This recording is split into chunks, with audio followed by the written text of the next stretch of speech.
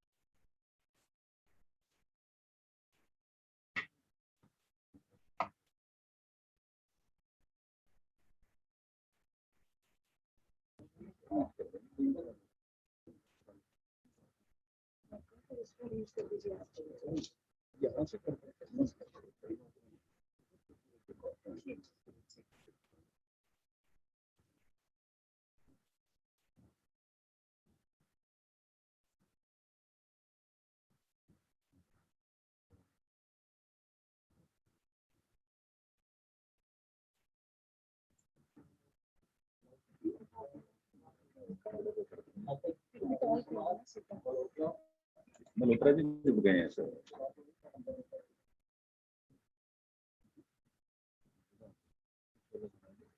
कर दिया सब कर दिया।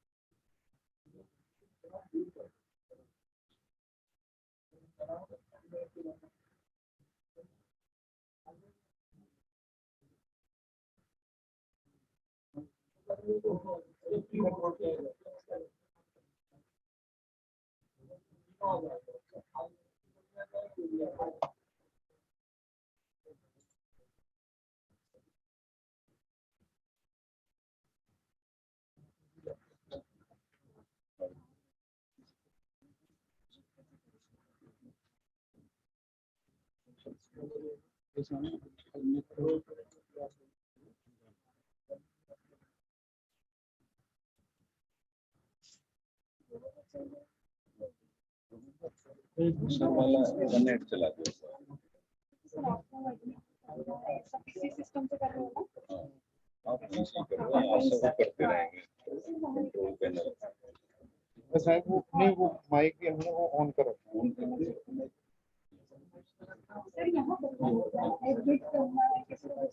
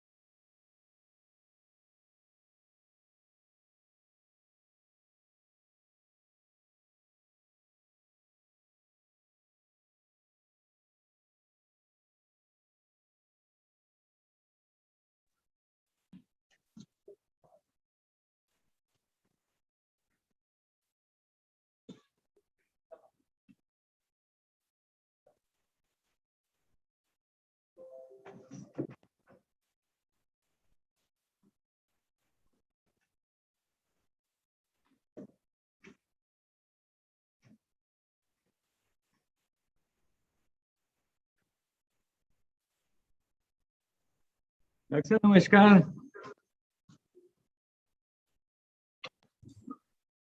नमस्कार मित्तल साहब, गुड मॉर्निंग। गुड मॉर्निंग, नमस्कार। ठीक ठाक sir. Doctor Malhotra, good morning. Good morning, Dr. Saab. Good morning. Namaskar. How are you? I'm good, Dr. Saab. Good to see you all. It's really an opportunity. इस बहाने से हम सब लोग मिल रहे हैं sir. Good morning Malhotra ji, कैसे हैं मल्होत्रा जी? नमस्कार। डॉक्टर साहब नमस्कार, कैसे हैं आप? बस बहुत अच्छा है, बढ़िया बारिश हो रही है आजकल। हाँ जी, बारिश तो हुई, थोड़ा लेटर स्टेज में हुई। हाँ, लेकिन चलो फिर भी है, जो टाइमली साउंड ड्रॉप थी उनके लिए फायदा है।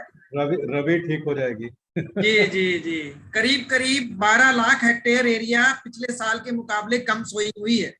नहीं, वो एक्चुअली में एक स्पेल हो गया ना, ड्राई स्पेल हो गया। करीब करीब 15-20 दिन का जो ड्राई स्पेल हो गया, दैट हैज अफेक्टेड। शुरू में बारिश ज्यादा हो गई, फिर एकदम से ड्राई स्पेल आ गया, अगेन इट कंटिन्यूड। तो क्वांटिटी इज ओके, लेकिन डिस्ट्रीब्यूशन में थोड़ी सी दिक्कत है।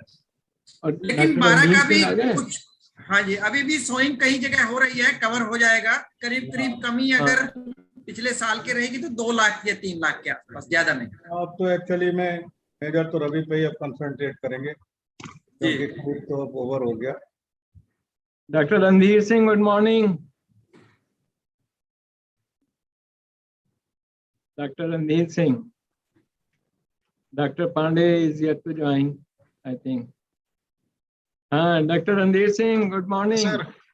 सर नमस्कार। नमस्कार। Good morning, good morning. नमस्कार डॉक्टर साहब। नमस्कार। सभी नमस्कार नमस्कार नमस्कार सर। हाँ, सभी लोगों को बहुत बहुत नमस्कार, सबको गुड मॉर्निंग।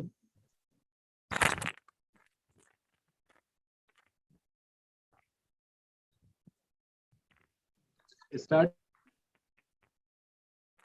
कर लें।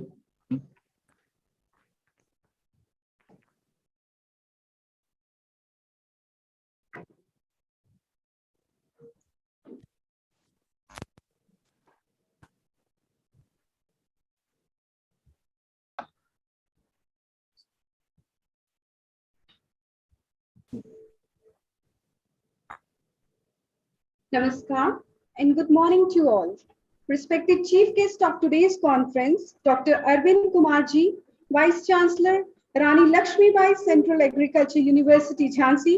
Respected Patron-in-Chief, Professor R.K. Mittalji, Vice Chancellor, Sardar Vallabhbhai Patel University of Agriculture and Technology, Meerut. Respected Dr. S.K. Malhotra ji, Agriculture Commissioner, Government of India. Respected Dr. P.S. Pandey ji, Assistant Director General, Education Planning and Home Science, ICR, New Delhi. Respected Dr. Randhir Singh ji, Assistant Director General, Agriculture Extension, ICR, New Delhi. Dr. B.R. Singh ji, Registrar, SVP UAT, Meerut. Dr. Vijender Singh ji, Conference Director and Dean College of Horticulture. Respected deans, heads of departments, professors, colleagues, students, and other worthy staff of the university, I welcome you all in the virtual 4th Global Meet on Science and Technology for staying healthy and feeding ever-growing population worldwide. The conference is being organized on 12th and 13th of September 2021 in this university on a virtual mode. May I now request Dr. Vijender Singh ji, Conference Director and Dean College of Horticulture, to kindly felicitate Vice Chancellor of this university and the Patron-in-Chief by presenting him a bouquet of flowers.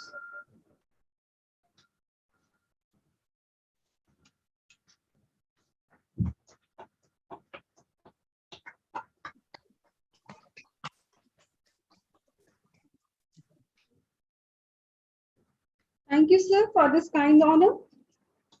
As we all know that Goddess Saraswati is a symbol of knowledge, music, art, wisdom, and nature. To make this event a successful and blessed one, Let us all see the blessings of Goddess Saraswati and respect her to shower all of us with knowledge and wisdom. In this regard, may I now request the dignitaries sitting on the dais to invoke Goddess Saraswati by kindly lighting the lamp.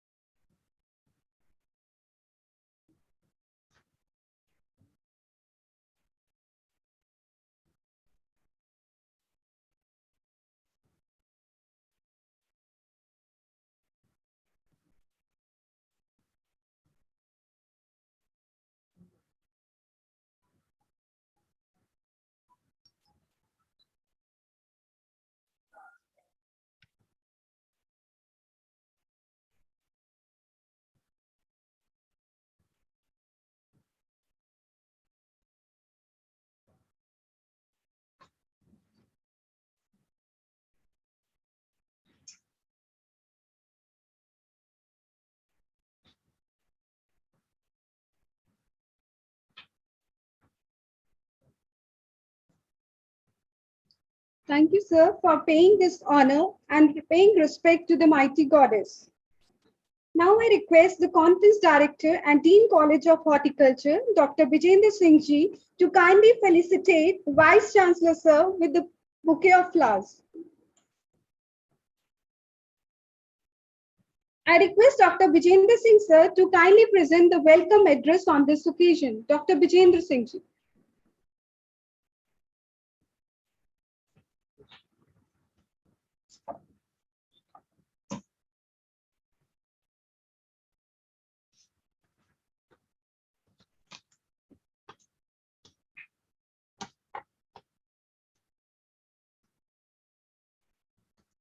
Good morning, everyone. I great pride in welcoming all the attendants to this fourth global meet on science and technology for staying healthy and feeding ever-growing population worldwide.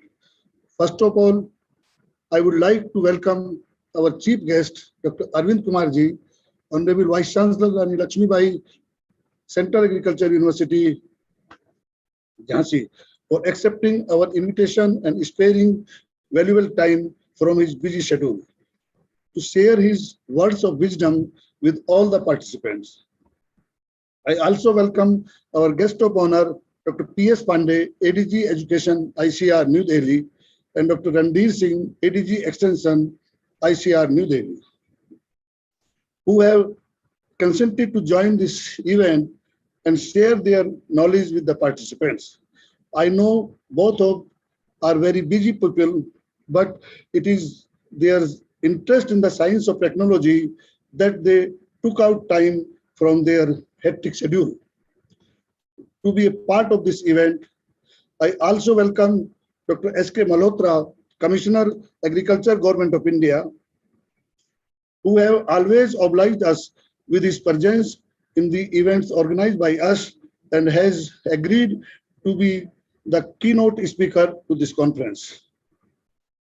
It is also my privilege to welcome our patron-in-chief, Dr. R.K. Mittalji, Vice Chancellor, Sardar Vallabhbhai Patel University of Agriculture and Technology, Meerut, who have guided us a lot in the preparatory phases of this event. It is also a pleasure to welcome all participants to this meet, which I think would provide an ideal academic platform for researchers to present the latest research finding and describe emerging technology and direction in the science. Agriculture in the first 21st century faces multiple challenges. It has to provide more food and fiber to feed a ever-growing population with a smaller rural forces. More feedstock for potentially huge bioenergy market contribute to overall development in the many agriculture dependent developing country. Adopt more efficient and sustainable production method and adapt to climate change. The world population is projected to grow to nearly 10 billion by 2050, an increase of 2 billion people from today. As governments across the global grapple with the impact of climate change and the rise to food insecurity due to COVID-19, an existential question is also coming into focus. How do we prepare now to feed 10 billion people? Not only to feed people, but also how to stay healthy. Although our current food system fails to meet the need of the people and planet, there are reasons to be optimistic about the future. Emerging technology present us with a growing range of for our food and agriculture system. To harness these opportunities, policymakers, scientists, entrepreneurs must identify the opportunity these innovations present for the health and nutrition of our natural environment and economies. Uncover an unintended consequences, trade-off, and gap in our understanding of these innovations. Assess their relative maturity and feasibility and identify those that hold the most transformative potential. Identify barriers and therefore the questions that need to be answered. To successful implementing new innovations globally and at scale, this global meet, we have attempted to explore these key areas. It is high time that such an event took place to highlight the remarkable contribution which science and technology can make so many areas of our lives. A glance those the list of the presentation planned for 2 days reveal the amazing diversity of these applications.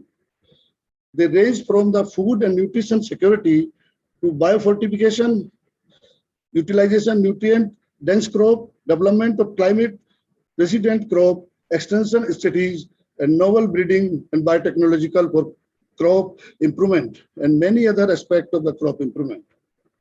I hope that this will be a very productive conference with exciting and encouraging discussion and exchange of knowledge so that together we can anticipate a future underground breaking knowledge, research and technology for humanities. May God bless us all with good health to make this event a successful and enjoyable one. Thank you all and welcome again.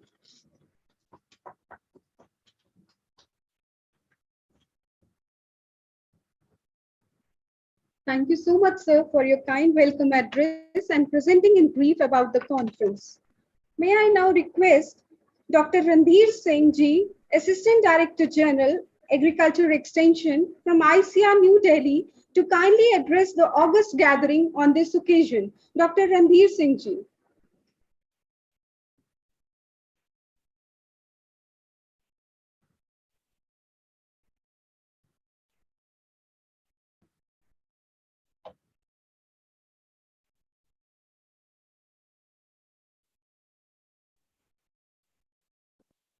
So please unmute your mic.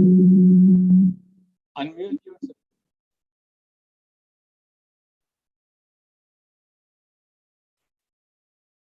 Can you listen to me now, sir? Is it audible? Yes. Excuse me. Yes, sir. Please continue. Okay, Yes, sir. no Okay. problem. Honorable Vice Chancellor, RLB Jhansi, Professor Arvind Kumar Ji, Chief Guest of today's global meet, Honorable Vice Chancellor, SVPUAT Meerut, Dr. Mittal Ji, Honorable Commissioner Agriculture, Dr. S.K. Malhotra Ji, my esteemed colleague, Dr. P.S. Pandey Ji, ADG Education, Dr. Bijender Singh Ji, all distinguished delegates, ladies and gentlemen. It's always a pleasure to be part of such a global meet and listen to all the dignitaries who have made class in their own field. Good morning to all of you. First of all, I would like to congratulate the organizers for inviting me and giving me an opportunity to share my thoughts. Look, COVID has created such a barrier that in such an important event, we were supposed to be together physically, but definitely it is difficult, and many of the delegates and speakers are joining in a virtual mode. So this is one of the limitations that the interaction which is physically possible and gives a personal link to all definitely missing in this, but we can overcome all this by sharing our thoughts. There is a sufficient increase in food grain production.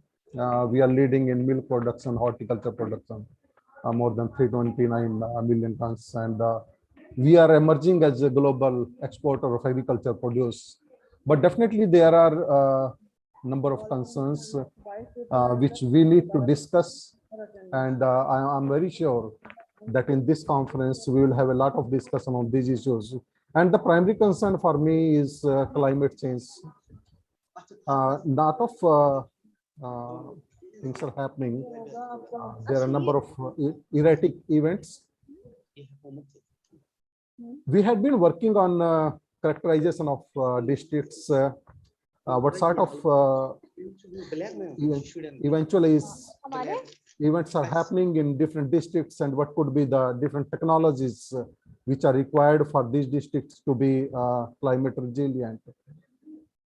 And apart from that, if I look at it from an extensionist point of view, we need to just look at, I mean, how to make people responsive about climate change. They know things about it, but definitely there are a number of things which we need to make them aware of, and that's important. A number of institutes have been developing a number of technologies, including climate resilient technologies, but some of the technologies are being adopted and some have not been, and it varies even from area to area. say for example, in Punjab, we could have a look at direct seeded rice. A lot of persons adopted direct seeded rice, but the major issue was which we need to look at, I mean, shortage of labor. And when you interact with the farmers, they will simply say that as soon as we get labor, we would prefer to go for transplanting rice. And some are saying that we will continue direct seeded rice. And the issues, say for example, weed control is a major concern for them. So mechanization and weed control, these are important issues as far as it is concerned, and we need to work on it and discuss to solve the farmers' problems. Another important issue which I think is natural resources, and declining water table is extremely important, and soil health is important. We had been working on different micro irrigation facilities, different programs are there. Dr. Malhotra is here, who might be talking about micro irrigation and the different initiatives taken by the ministry. But still, we have to go a long way and understand that the farmers need such technologies more now than in the past. And it's important that even in soil health, we had issued a number of health cards to the farmers, and we still have to make them understand the soil health cards, what these the figures mean to them, what deficiency level means to them, how to translate it in message, what sort of ingredients and how much ingredients we need to use in the soil. So it's important that providing information in a way that the farmers do understand is important from everybody's point of view. I just talked about that we made a lot of achievements in food grain production and other sectors, but still there is a lot of malnutrition, and we have initiated a number of programs, and I think our own farm, own food, which we had been doing for quite long, is extremely important. It was relevant, it's relevant now also, and we need to have crops, even millets. I mean, International Millet Year 2023, which we will be organizing and having a number of programs throughout this period.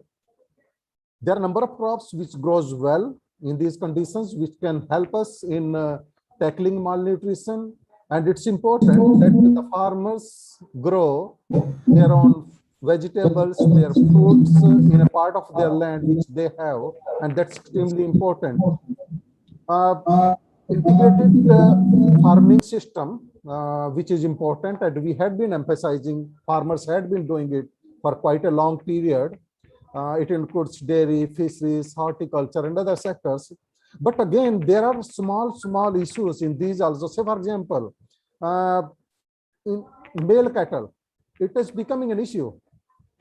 And the farmers do not know actually what to do with that. They can't be, slaughtered. And you will find that many of these are roaming around on the roads, having a lot of accidents. As scientists, as an extensionist, we need to think about these issues and solve these issues, how to tackle it. Similarly, in fisheries, we have been introducing some varieties from different countries, but as far as our own varieties are concerned and work of breeders possibly lacking in this area, even in dairy sector also, we had current freeze from NDRI, but definitely if we think of breeding program, still that has to take off. So these are some of the issues which are important. And when we talk about production and productivity and quality of the produce, definitely we have been emphasizing a lot on value addition and processing. The Agricultural Extension Division is working with different ministries, and we had been in contact with MSME, Ministry of Food Processing Industries, and they have sanctioned a number of programs to the Krishi Vigyan Kendras, wherein they can start their incubation centers, they can have small processing units so that they can train and incubate the participants there. Another important aspect which we have today is unemployment in rural areas, which is around, I think, more than 10%. It has grown because of COVID and other factors. So we need to think about the different startups which are getting in agriculture, and a lot of persons, experts coming from different sectors.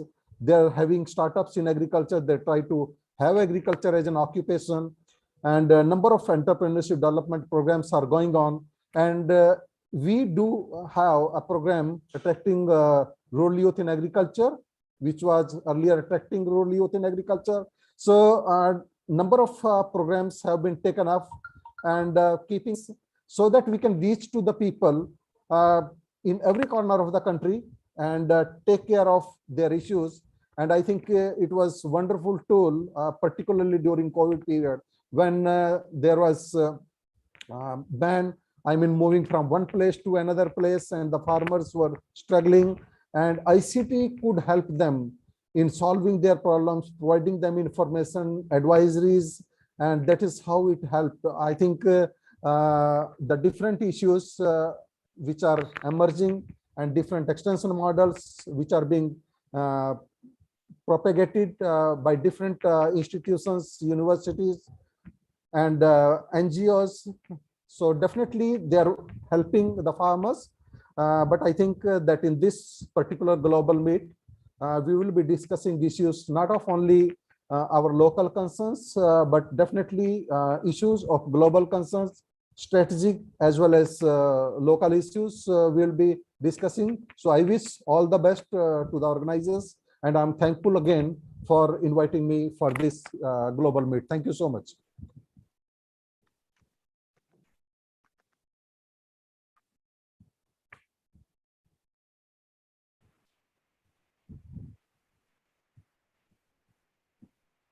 No sound, no sound. To our ever-growing population.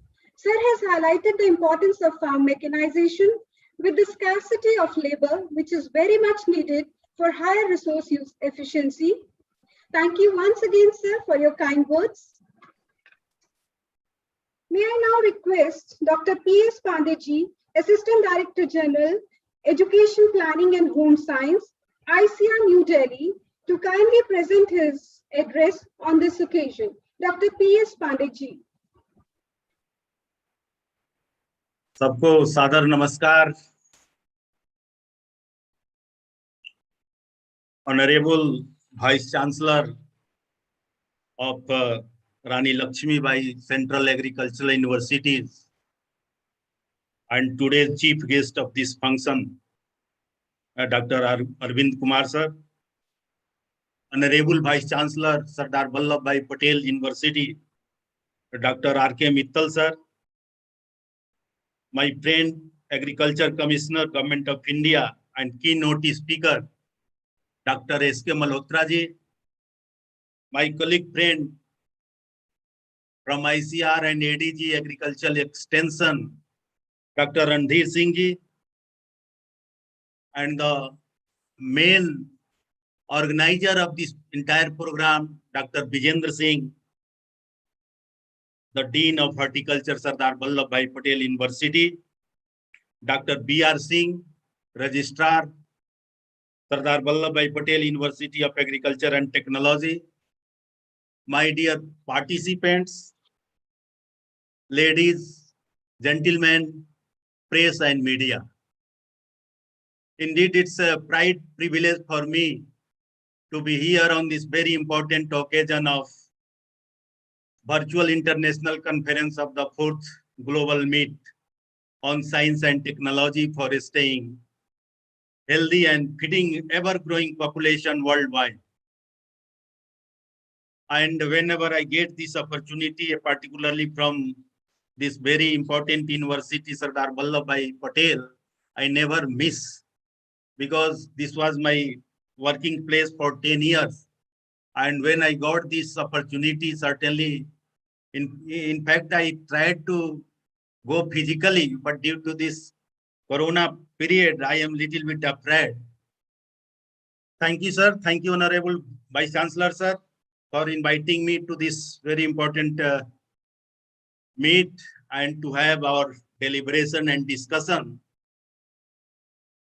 I really appreciate the initiative of this university. Every year, they organize this kind of program at international level. And this university is well known, not only in our country, but abroad also. And every year, people are waiting for this kind of program. And this year also, due to some problem last year, it couldn't happen. But always they are bringing some new topics and topics which are most relevant to the time. And this year also they have brought this topic, how we can have that our healthy life. If you see this Corona period during this more than 1.5 years, everyone is concerned about the how to live a healthy life. And now people have given more attention to have a good healthy life. And when we are organizing this kind of international program, certainly many recommendations will emerge out of this. All you know that our population is increasing with a very high speed. And once the way population will increase, until unless we think, we work, we perform, we transform our entire this food system, we cannot feed this population. And by 2050, as it is estimated that we have to make it double. And once we are increasing our food grain production, including horticulture and other production also, certainly we need a good quality of food. And for that purpose, many new technologies are emerging. As the topic is science and technology, we cannot imagine any technology without science. And that's why, if you see during the past few years,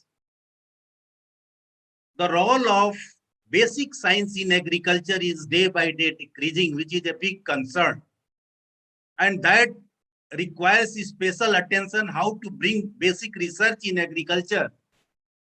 Until unless we bring the basic research in a very strong way, certainly we cannot imagine a good technology, very strong technology.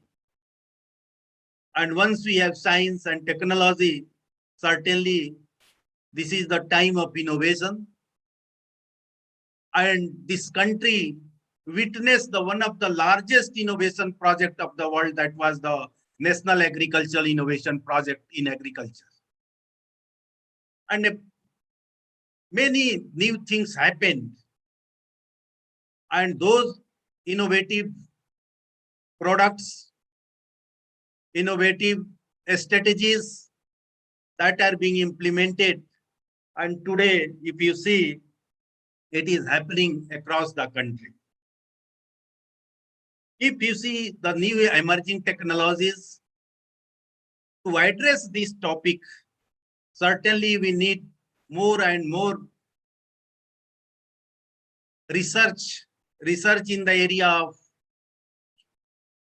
genetic enhancement, genetic modification, that can give a kind of momentum in increasing our production through genetic materials, whether it is a crop, it is a livestock. That is certainly one of the area which requires attention. As we see that a lot of several things are being put in our soil erosion, soil degradation, that is happening. So certainly this attracts our attention towards the how to put our soil healthy. And for that purpose also, already we have taken a lot of initiative. Certainly in this program also, we are going to deliberate how to improve our soil health. That is the another area. Post-harvest technology and agro-processing, the secondary agriculture. That is the need of our, until unless we address those food processing and post-harvest technology, the kind of losses, if you see, it's enormous. How to reduce those losses and how to process several, our unutilized resources are laying. So how to tap those resources in processing, that requires certainly to address this food accessibility. And certainly, I am sure that we are going to deliberate. As you know, that sustainable development goal, and that is the zero hunger. And if it is hunger, our, every ninth person is, undernourished. So to address that nutritional aspect, nourishing our population, we certainly need our biofortified varieties, not only in crops, but in horticultural crops and other areas. And in this regard, already, as you know, that ICR has previously on Foundation Day, they have released several varieties, more than 17 varieties, as far as this biofortification varieties for more nutritious food. Another area of concern, everyone talks about the climate change. Yesterday, you have seen there was no landing. Many flights were cancelled from the Delhi airport because there was big water logging. This is all what they are predicting through the heavy rain during this season. And this is all, climate change effect. To address those climate change effects, we certainly need a good science and technology. Good science and technology is required. Good innovation is required.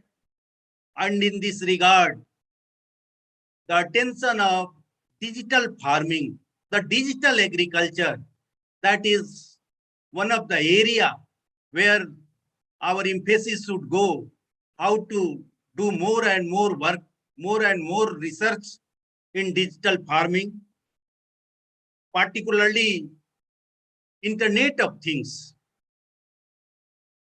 Just now, yesterday, I was discussing with one of the scientists from the Bears. And now, you see how the science is advancing.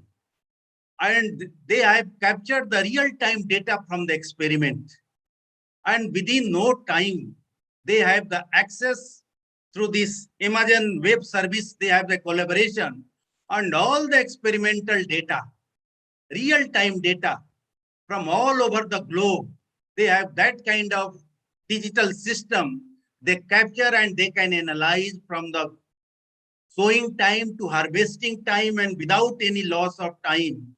The data is well automatically analyzed with all type of simulation models they have used. So this is the high time for the IoT's Internet of Things to apply in our agriculture. Artificial intelligence is going to change the entire scenario in agriculture, not only in agriculture, but each and every sector of our day-to-day life. And agriculture is not very far away, where the artificial intelligence, we need more and more research, focused research. A lot of projects are required as far as the artificial intelligence are concerned. Image analysis and geographical information system, that already we are using, but rigorous research is required. Precision agriculture, people say that in India we cannot go in mass scale of the precision agriculture. Yes, but precision agriculture research is required for simulating the entire this mass of the globe. So precision agriculture is also one of the area where, that we need our special attention. Early warning system and foresightness. Foresightness is one of the important areas where we can have a center in our agricultural universities, where that at least we can visualize what is going to happen in coming time with certain assumptions, and that foresightness for coming time, until unless we use this kind of technology in digital agriculture, certainly we need special attention. Each area certainly requires a good investment. Until unless a good investment comes, we cannot imagine this kind of research. So more investment from the government side, from the public and private partners, that kind of investment is required, where we can have a good human capital development. Whatever we see today's in agriculture, entire credit that goes to the, this good human capital of this country. Due to this human resource development and investment in agriculture, where all our graduates, postgraduates doing PhD, postdoctoral and becoming policy makers and decision makers, that is a big human capital we have in the country. And so big investment is certainly required. We need a good infrastructure. Government has already announced. I think Dr. Malhotra is going to discuss with what kind of infrastructure fund, agriculture infrastructure fund also government has announced a huge investment that has been announced. How we can harness these different facilities and different packages given by the government, creating environment for agricultural innovation. Until unless we provide the enabling environment in our system, enabling environment is very much required for this kind of sustainable development of our agriculture research. Certainly, that enabling environment, we have to work. We have to equally give the emphasis for the gender equality, because this is a big concern. If you see in our agricultural university, during our 1960, it was 5% participation of women. If you see today in our agricultural university, 47% women now they are admitted in our country, across the country. This is at national level. So certainly this kind of gender equality, gender empowerment, that kind of approach is very much required. And certainly the collaboration and with the national and international organizations, collaboration until unless we get. So these are the various areas. The very important when we are talking about the ever growing population feeding, certainly you have to tap the areas. You have to tap the geography, which are the area where the food insecurity is there in the country, in the other countries. Until unless we tap the insecurity of food in the various geographical region, we cannot have the kind of a strategy plan. So we have to tap their socio-economic and environmental challenges, why that is insecurity is there, food insecurity is there. So we have to tap those, keeping in view the nutritional aspect and SDG goals. Scientific and technological application, particularly in addressing the access issue. if you see that our farm produce, so we have to take the new application of new technology, particularly ICT technology, to see what are the availability of across the country. And those availability can be tapped and can be put to each users through this power of ICT. Similarly, their utilization, as I mentioned, that our post-harvest losses and how that utilization pattern is going. So accordingly, once we see the utilization pattern across the country, our supply and demand should be balanced. And important one is the stability, how to make it more stable. So these are the certainly issues. Until unless we reimagine our entire system in the food ecosystem and innovation system, certainly that requires a kind of facilitation and dissemination of technologies. I do hope that out of this important international global meet, we are going to have several policy consideration and strategic recommendations out of this program. And we have to tap what are the government initiatives, government policy plans, what are the private sector role in the policy, and what they have the plans, and other our stakeholders, institutions, how we can have the better our policy implementation up with the collaboration of all these partners.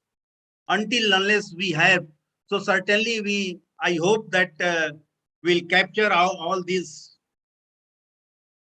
considerations out of the deliberations, and certainly the recommendation will come. We are trying to have, based on these areas, we are going to implement our new agricultural education policy in the country as envisaged in the National Education Policy 2020 for a better human capital and human resource development in this country. At the last, I am very much thankful to the Honorable Vice Chancellor for giving me the opportunity. And I wish all the very success of this program. I do hope many recommendations will come out of this program and will be shared.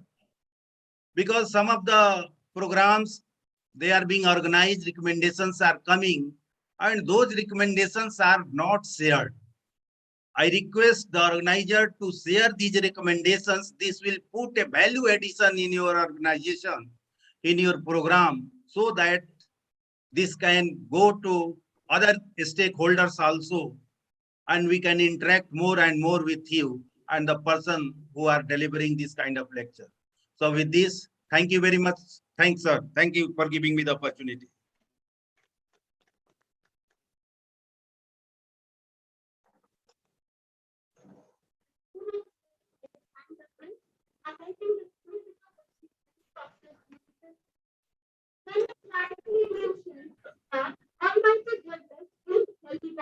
Sound mind. And for achieving this, we need to produce more from unlimited resources along with good quality. Basic research in agriculture should be promoted for more meaningful results. Definitely, sir, we the agricultural scientists and researchers shall put more efforts in genetic enhancement and modification to gain a momentum in agriculture production. Thank you once again, sir, for your kind words of wisdom. Thank you. I now request Agricultural Commissioner from Government of India, Dr. S.K. Malhotra ji, to kindly address the gathering on this occasion. Dr. S.K. Malhotra ji. Good afternoon, everybody. Good morning. I think still we can say good morning. It's 11:51. Namaskar to everybody. I'm really happy to be here with you all on the occasion of this inaugural program. I could see that Honorable Vice Chancellor, Dr. R.K. Mittal Sahab, Sardar Vallabhbhai Patel, University of Agriculture Sciences, he is hosting this very important global conference. I must give my congratulations to him for such an initiative. And then I could see that our Honorable Vice Chancellor from Central Agriculture University, Dr. Arvind Kumar, very senior person. He was a senior, I should say, colleague, where I also passed out my degree from Pantnagar University. So we are both alumnus from that point of view. And being a member of the Board of Management, I got the chance to have interaction with him several times. And then I could see many of our colleagues, Dr. P.S. Pandey, ADG Education, he is also available with us. So I remember when I was ADG, we used to have an interaction together. And Dr. Randhir, again, we discussed many times. He is ADG Education, Extension Education. Recently, when we discussed about the new KVK's formation in the country. So many of the senior colleagues from the university are available. Dr. Vijender Singh, who is the Dean, as well as President of the High Tech Horticulture Society. Really, I'm very happy to be here with you all. And I'm really very happy that Sardar Vallabhbhai Patel University of Agriculture Technology, the Honorable Vice Chancellor, he is providing a good leadership to this university. And this is an important seat, I should say, in the area for research and education in the area in the sector of agriculture. So I must give my congratulations to Dr. Mittal for the wonderful contributions being made by this university. Well, friends, as it has been mentioned by my previous speakers, that yes, a lot of good production is happening.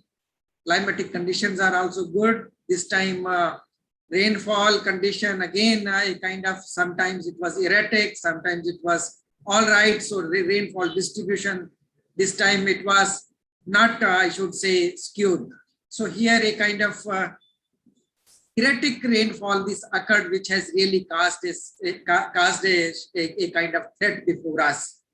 So I must again congratulate everybody for important contribution in achieving the 306 ton for the food grains, but not be, I should say, that it's not sufficient for us, because we need to see that some kind of crop diversification should happen.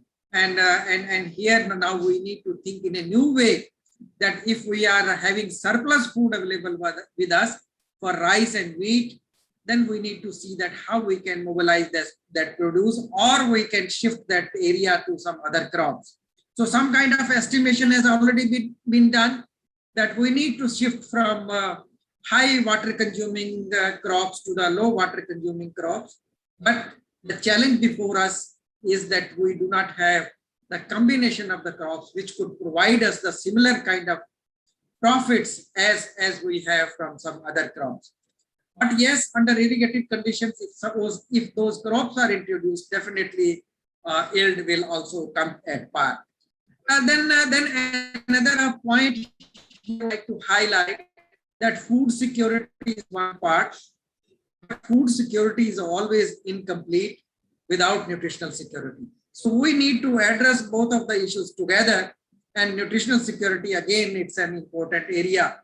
And whenever we will speak about the nutritional security, then the point of promotion of horticulture crops will come into the picture. And horticulture, if we speak about, recently I chaired the meeting where we discussed about the production level which we are going to achieve. Then we released the final figures, and the final figures are really very encouraging. We have reached to the level of 326 million ton for horticulture crops. Again, it's a record production. So we are achieving the record production from the last 3-4 years.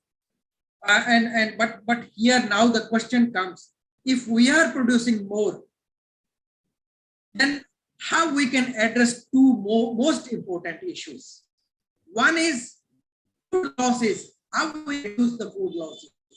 Another issue is how we can produce the safe food, how we can make available the safe food to the people. Let me discuss one by one. First issue, that is the food losses, how we can minimize. So food losses, first we need to have the scientific figures available with us, that how much losses are occurring in real sense. When a study was given to the CFET Institute, Ludhiana, to conduct such studies, because there are time and again people will speak 40% losses, 30% losses, 50% losses. Sometimes it's unbelievable and these are unscientific. Then the scientific figure which came to us, it's a 5.6 to 18.6% of the losses are occurring to the crop, depending upon the different commodities, depending upon the different stages of its handling and etc. etc. These are the points. So how we can reduce the loss? To reduce loss, definitely we have several components, several interventions which are very much available with us. For horticulture crop, if I speak about, because perishables, they are more prone to the losses. How we can prevent them from losses? So what I believe that food saved is food produced. So this could be done through an efficient integrated cold chain system for horticulture crops. In particular, I'm mentioning. For food grains and others, no issue. We have a system. We can do that. But perishables, it's a more challengeable. So from that point of view, integrated cold chain, not only simple cold storage. We need to have a complete system, complete chain, where a kind of infrastructure should be available for reducing the post-harvest losses through pre-cooling, packaging, cooling chamber should be there, where grading, sorting, etc. should be done. Then finally, it should move towards, I should say, cold storage for further its storage. And for this purpose, we need to have sufficient storages in the country. So as one of my colleagues was mentioning, that infrastructure fund that has been started. Under that infrastructure fund, cold storage capacity is required to be increased. So we have done a kind of mapping that what kind of scenario is there in the country. If we need to look into, then we came across that till today we have 36 million ton capacity in the country for storing potato. 90% is for potato, then remaining is for spices crops and some other crops, apple, etc. Mandarins are also stored for a little area. So these are the crops where we are utilizing this system. So, but we need to have multi-chamber cold storages, where we need to have a kind of provision, multi-commodities could be stored into it. Not only potatoes, some other commodities should also be. So this will help us in reducing the post-harvest loss, and further it will help in providing a good income to the farmer through selling at a very right time, and then the produce could be taken out from the cold storage for selling in the market. So then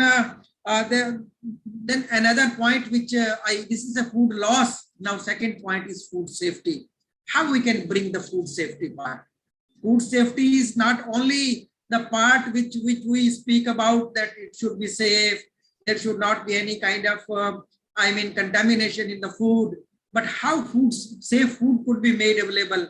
We used to have complaint that our vegetable crops whatsoever are being delivered, those have a kind of contamination of pesticides.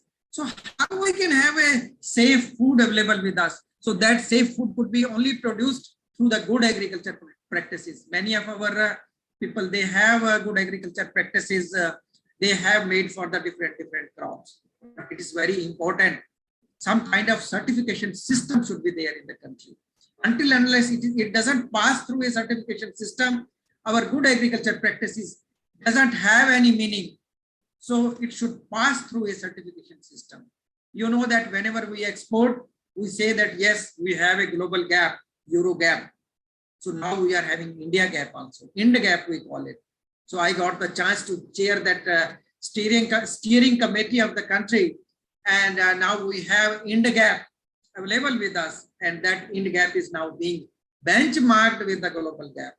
So here basic objective is that how a production system could be certified right from sowing till harvesting. A complete certified system should be there, where we should get a good agriculture practices, and finally the good produce, which should be made available in the domestic market also. To start with, we have identified few FPOs, and now on a validation basis, Quality Council of India, they have taken the initiative, and such kind of system will be there in the country where we will do that. So biofortification, that has also been discussed. We have 73 varieties were released so far. And recently, Honorable Prime Minister also released those varieties for use by the nation. So there are many varieties which have proved for their high nutritional value. So that nutritional value is required to be regarded from that point of view. So now we are passing through a corona phase where pandemic situations are there. Now people are demanding for the high value food. High value, when I speak about, then the point will come into our mind. That's turmeric, ginger, garlic, lemon, sweet oranges, and oranges, several other fruit crops. These all are in high demand. And there are several spices crops, even black pepper, cardamom. So these all crops, they are in high demand because of immunity boosting. Everybody is keen to do that. So this immunity boosting will come through plants. Yes, now we believe our 80% of the population still believe that yes, remedy could happen through our own through plants, I should say. So that's the meaning for it. We are having a strong research institutional setup in the country. National agriculture research system is very strong in the country. We have so many agriculture universities, and central agriculture universities are also there. They are contributing a lot. Indian Council of Agriculture Research Centers are also there. So many varieties and production and protection system which we have. So that system is now being utilized. Their technologies are now being utilized. Government of India has started mission programs, National Food Security Mission Program, National Mission for Oil Seeds and Oil Palm. And then we have a National Horticulture Mission also. So through these mission programs, new technologies are taken forward, and those are now being promoted. That's why the production has increased, where these technologies developed by our national agriculture system have been taken forward, and large scale adoption has occurred in many cases, but in many cases, many things are yet to be done. So these all are the things where we need to put more emphasis that how we can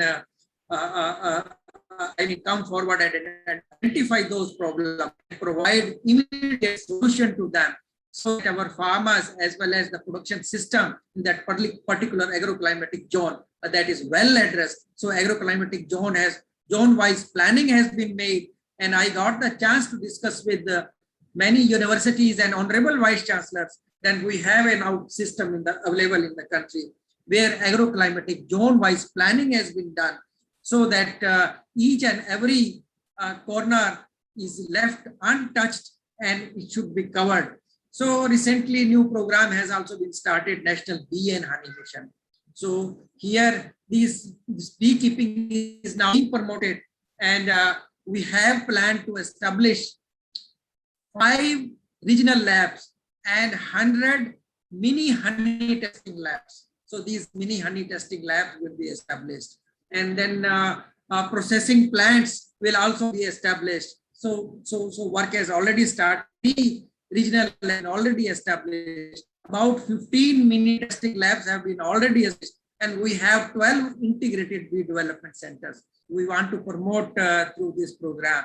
And if universities, they come forward, we are ready to provide support in establishing the honey testing lab. So honey testing lab, mini honey testing lab, if anybody wants to establish. So we welcome them. Kindly submit the proposal to us. We have already made it open, and any application is received, definitely we will. But the university should ensure that they have a kind of expertise available with them to do all kind of such analysis, and further infrastructure support will be given. In the country, we have a strong regulatory system for pesticides. We have Central Insecticide Board and Registration Committee. And then we have another fertilizer control order. We have under that order, we have a Central Fertilizer Committee. Then we have biostimulants. For that purpose, we have Central Biostimulant. Then we have one technical committee in the country which look after Central Seed Certification Board, we call it. So these are the 4 essential inputs where regulatory system is existing in the country. And the important responsibility of this regulatory system is that we need to register the important new molecules for pesticides, new formulations for the fertilizers, and similarly new biostimulants. And our universities, I'll just share with you all that none of the university or research institution have come forward with a new formulation. We don't have any new formulation. Whatsoever pesticides we have till today, all are from other countries. So never even a single molecule have been invented in India. It's really a matter of challenge before us. Formulations are so many, but in real sense, no molecule has been invented. So now the time people are asking for the safe food. People are asking for the safe solutions. So biosolutions are the solutions which are needed to be provided. Where universities, they need to come forward for the new isolates for as a biopesticide, new isolates for the biofertilizers. Being a chairperson of 4 regulatory bodies in the country, I assure you, if such proposals come to me, I will definitely give them approval. If they have potential, and if such isolates are there, they should come forward. And our system, I must say that our researchers, they do research, but they never get it registered. So until unless they do not get it registered, they will not get the recognition in the country. And if they do any kind of commercial activity, that is illegal otherwise. Because trade is being done without any registration.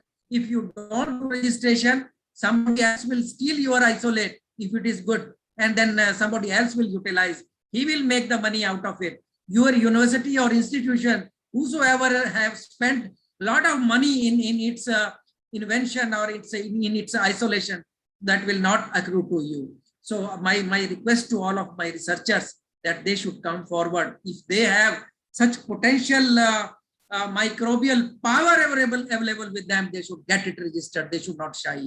So our scientists, they need to learn those parts also. Even biostimulants, I remember when I was asked that do our country need biostimulants? It's a matter of 2 years back when this question was put up before me. Then I put this question back to my colleagues in Indian Council of Agriculture Research when we were holding a meeting. Please guide us and tell us, do India needs biostimulants? Industry is time and again asking us for the biostimulants. Do you have any kind of available with you for biostimulants? Have you conducted trials, researches on biostimulants? What are biostimulants? Biostimulants are those products which are bio in nature, and some of those products, and these products, when they apply to the plant, then they provide a kind of strength to the plant, that metabolic system is made strong, and plants become so strong that their nutrient use efficiency will increase, and their abiotic stress resistance power will be more comparatively if these biostimulants are sprayed on them. Some of the biostimulants are humic acid, fulvic acid, amino acid, and seaweed extract. So these all are the I should say biostimulants which are available in the market. So none of our agriculture university has made any biostimulant.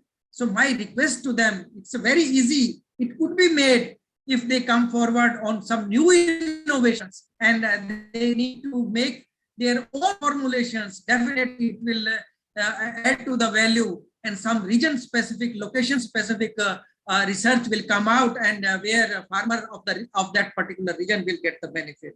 So here a separate biostimulant committee has been now made. I am the chairperson of the Central Biostimulant Committee, where we have set the guidelines, and now industry is coming forward, and now new products will be registered for this purpose.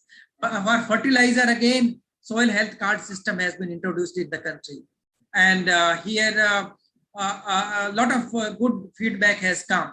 And I remember when I was making a presentation before the 5 ministers, Minister of Fertilizer was also available there. So there I gave one recommendation that along with chemical fertilizers, it should be made compulsory that farmer will have to buy biofertilizer also. And biofertilizer is not going to cost much, only 10, 20 rupees or 15, 20 rupees. He can buy that. If we make it compulsory, then I think definitely a kind of habit will develop with the farmer that yes, biofertilizers are there, which are once they are applied, our requirement will also decrease to 25%. These are the figures which have been provided by Indian Council of Agriculture Research, and they have come out through some researches only. State agriculture universities also have given the feedback that yes, if biofertilizers are used, our requirement will come down to 25%. I mean, 25% reduction will be there in the total requirement. So for that purpose, our import that dependency will also reduce. So it is our national duty that we need to come out with such technologies where our dependency on other countries will reduce. Infrastructure was also spoken here. I remember my colleague, he mentioned about infrastructure facilities. Infrastructure fund has been started by Government of India. 1 lakh crore infrastructure facilities are required to be created. That kind of funding arrangement has been made.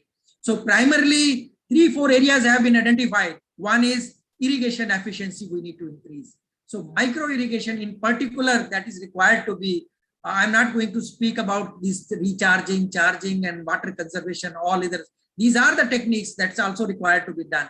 But micro irrigation, another area which is emerging. And I remember when I joined as a horticulture commissioner in the ministry in the year 2014, I was given the assignment to make the guidelines for Pradhan Mantri Krishi Sinchai Yojana. I was the administrator of this new scheme. And then now as a result, today we are having in the country 13 million hectare area covered under micro irrigation system. The target which we have fixed for the next 2 years, we need to reach to the level of 20 million hectare area under micro irrigation system. Definitely we will be. We proudly say that our 100% of the grape orchards under micro irrigation system. 90% of the orchards under pomegranate are under micro irrigation system. 70% of the orchards in sweet orange are under micro irrigation system. This is a kind of achievement that has been made, that country has made, and not only water will be saved, our nutrient use efficiency will increase. I remember I made it compulsory that each and every micro irrigation system will be with the fertigation system. So we need to address the issue of both water use efficiency, nutrient use efficiency. So this is a kind of, our institutions, they have not done much work on fertigation. None of them, as Dr. Pandey was also speaking about precision farming, have we worked out a precision farming technology? No, we are not having any technologies available with us. Only private sector, they have done it at their own. So our system should also come forward with such new innovations, new technologies, where new formulations, fertigation technologies, even I was asked whether we have organic fertigation system, fertigation system, we have. So I have hold one discussion. Recently, we are going to discuss biofertigation systems for organic systems we need to have. So this we are going to discuss, and we want that such new novel products should come in the market and farmers should take benefit out of it. So then another one is micro irrigation, another is cold storages. I have already spoken that 36 million ton is the capacity, and 40 million ton I think we will reach within the next 2 years. But our requirement is 65 million ton. 65 million ton. But we should promote multi-chamber. Sometimes people say about onion. Onion, again, it's a crisis, but onion could not be stored in the system as we have for potato, because their requirements are altogether different. Potato needs 90 plus relative humidity, and onion needs 60 plus 65% relative humidity. If you need to have less humidity, it means you need to have dehumidifiers. If you will make a provision of dehumidifier in the cold storage, your cost will increase because energy requirement will enhance. So these all are the problems. But then I recommended to the government of India to resolve this issue. We need to have a storage of buffer stocks of about 1 lakh ton to 2 lakh ton for few of the storages, because country cannot afford it. Only naturally ventilated system will work at a large, which farmers are still practicing. And climate change was also discussed. Climate change, yes, flood, drought, hailstorm, landslide, cloud burst. These all are the disasters which have occurred. I got the chance to chair interministerial central team, and I surveyed as and when some kind of disaster has occurred. I got the chance to visit Maharashtra, Rajasthan, recently and made it Kapute affected area in Gujarat also. So these all are the problems which are existing. We are not an exception. So we are encountering many such problems, but how we can resolve them? Drought is the aspect which could be resolved. Flood, yes, we have one submergence variety for 15-20 days, it can tolerate. But for drought, that is a major part, rain-fed ecosystem. For that purpose, drought-tolerant varieties are needed. Some kind of system is needed. Contingency plan we have available with us. For 670 districts, we have contingency plan. So at the end, I would like to mention about that this present year is celebrated as International Year for Fruits and Vegetables. So this program is also a part of International Year for Fruits and Vegetables. And then another year which is going to be celebrated, that's the International Year for Millets, 2023. I got the chance to make presentation. I took that proposal before the Committee on Agriculture at Rome, FAO Rome. I made that presentation of International Year for Millets proposal that India wants to take lead for observance of this year. And I was given 7 minutes. I made that presentation, and now we are happy that United Nations has ultimately accepted that proposal on 5th of March, and now 2023 has been declared as a International Year for Millets. And core committee has been constituted. Being a member secretary of the core committee, the responsibility lies with me for the preparedness, and we are going to organize the first event, which we call it run up event on 17th of September, where we will discuss with the all stakeholders the blueprint plan. I'm going to make a presentation on the blueprint that how this International Year for Millets will be celebrated in the year 2023. We are going to discuss with the all stakeholders. Finally, we will come out with a kind of document which will be presented to the Honorable PM by our minister or by our secretary. So this is a kind of approach which we are following, and I'm confident this conference will definitely discuss many such issues, and they will help us in providing solution to them. And all my best wishes are there for fruitful deliberation. They have divided this whole program into the 3-4 sessions, and I'm confident that these all sessions will discuss issue one by one in a big way, so that it could be inculcated into the roadmap. Thank you so much for giving me chance and further inviting me for giving a keynote presentation putting before you all. Thank you so much, and namaste to everybody. I'll be very happy to answer to the questions. If at the end any question comes, I'll be really very happy to do that. Thank you so much. Thanks once again to Honorable Vice Chair, Dr. R.K. Mittal sir. Namaskar.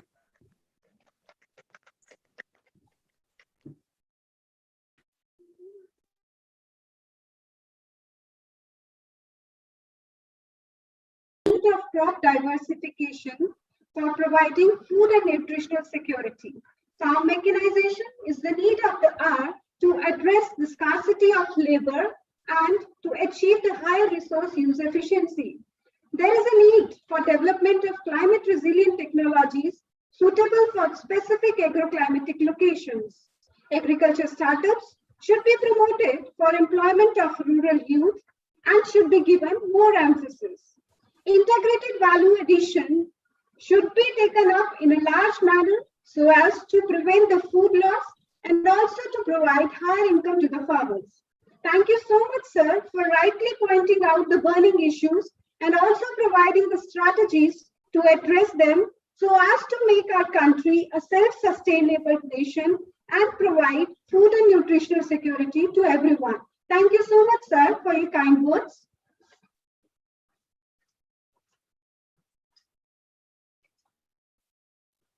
It's now the time for announcement of High-Tech Horticultural Society Awards. Before starting this session, I would like to apprise everyone that Hukum Singh Ji was born on 5th April 1938 in an Indian family. He was an Indian politician, was the Member of Parliament from Kairana constituency in Uttar Pradesh. He had been elected member of Uttar Pradesh Legislative Assembly for 7 terms.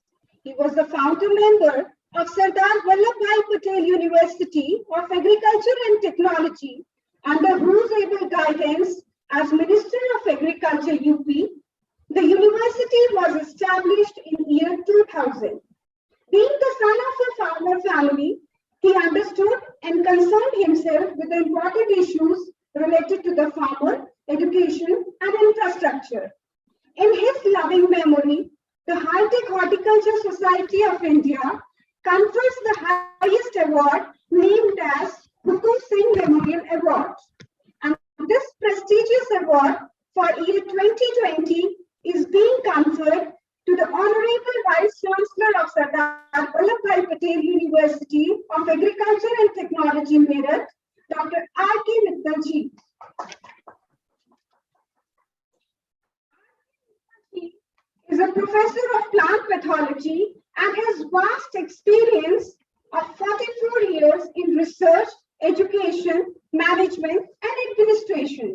He has served as Vice Chancellor of Rajendra Prasad Agriculture University, Pusa, Samastipur, Bihar, Officer on Special Duty International Relations, Assistant Director General, Education Quality, Assurance and Reforms, ICR, New Delhi. He has significant policy-level contribution in enhancement of quality of agriculture education and international cooperation in agriculture research and education. He has worked in the field and seed pathology of pulses and oil seeds in different agroclimatic conditions of the country. He has developed many crop varieties, identified several new diseases and pathogens. He has been a visiting scientist in Canada. He has a long list of awards and publications to his credit. May I now request the conference director, Dr. Vijendra Singh Ji, to kindly honor the Vice Chancellor of this university with Hukum Singh Memorial Award. Dr. Vijendra Singh Ji, kindly present a trophy and a memento as a token of love from High-Tech Horticultural Society.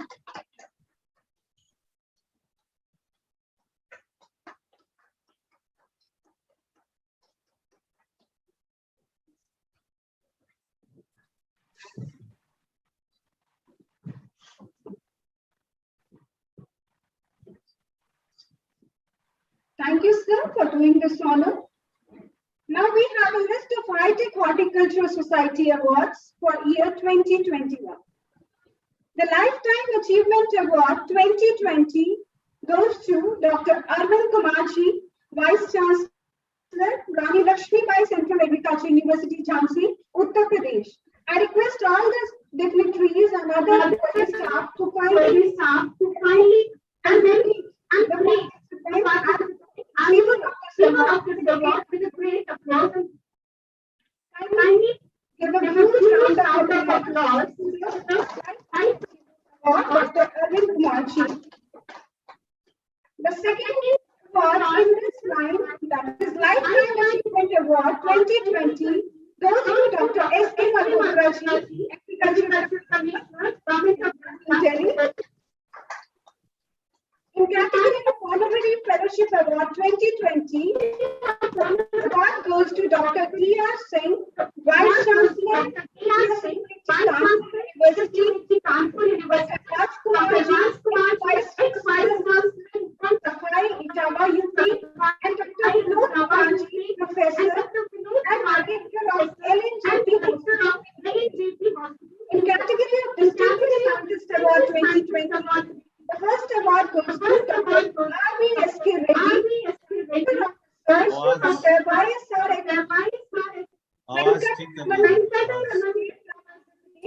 and Dr. H.G. Prasad, Director Research from CSUAT University, Kanpur, Andhra Pradesh. In category of Agriculture Award 2020, award goes to Kamlesh Kumar from CSUAT University, Kanpur, Dr. M.P. Professor Horticulture from Dr. and Dr. Arvind Kumar, Professor, CSUAT Kanpur University.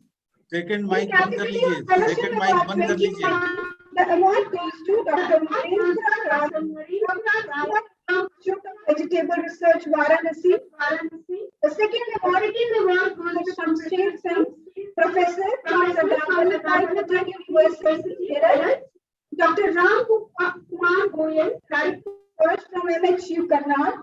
And Dr. Lakshmi Bhaji, Professor from CSUAT, Kanpur. In category of HTS Gold Medal Award, the award goes to Dr. Bipin Kumar, Associate Professor from Sardar Vallabhbhai Patel University of Agriculture and Technology, Meerut. Dr. Namita, Senior Scientist from ICR, Indian Agriculture Research Institute, New Delhi. Dr. Gurinder Singh Kochar, Department of Microbiology from Punjab Agriculture University, Ludhiana. And Dr. Poonam Kashyap, Senior Scientist from ICR IFSR, Meerut. In category of Young Scientist Award 2020, the award goes to Dr. Rakesh Kumar, Associate Professor from Banda Agriculture University, UP. Dr. Akansha Goswami, Assistant Professor from SVS University, Meerut. In category of Young Scientist Associate Award, the award goes to Shri Abhijit Devnath, Subject Matter Specialist Horticulture from KVK Dhalai. Dr. Sheesh Pal Singh from SVPUAT Meerut, KVK Amroha, UP. Dr. Arusa Khalil, Assistant Professor from SQUAT Srinagar. Dr. Vikas Ranjan Chaudhary, Scientist Horticulture from KVK Mainpuri, UP.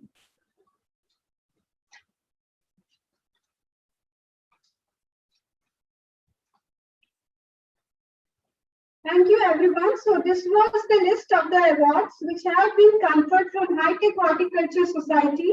I on my personal behalf and on behalf of this High Tech Horticulture Society, take honor in congratulating all the awardees.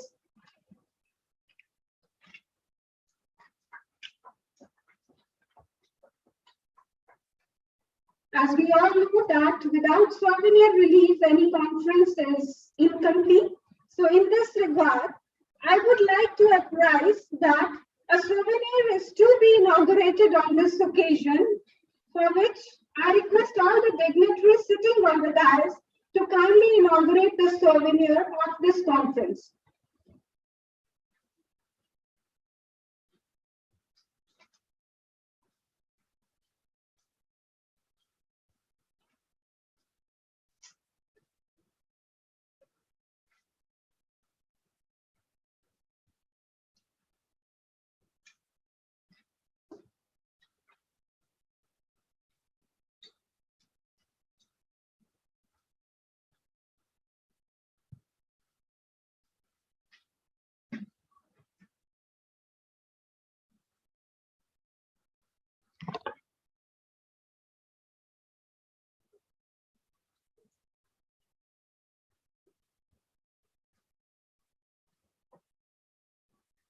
I would like to apprise the August gathering that the souvenir has more than 250 pages comprising of 24 full and invited papers, 52 abstracts of oral presentation and 84 numbers of poster presentation covering the topics from field of medicine to the burning issues of agriculture challenges and addressing them through new innovation and technologies. The articles have been contributed by eminent personalities from the relevant fields, researchers, students, and professionals throughout the country. Thank you, sir, for doing the kind honor.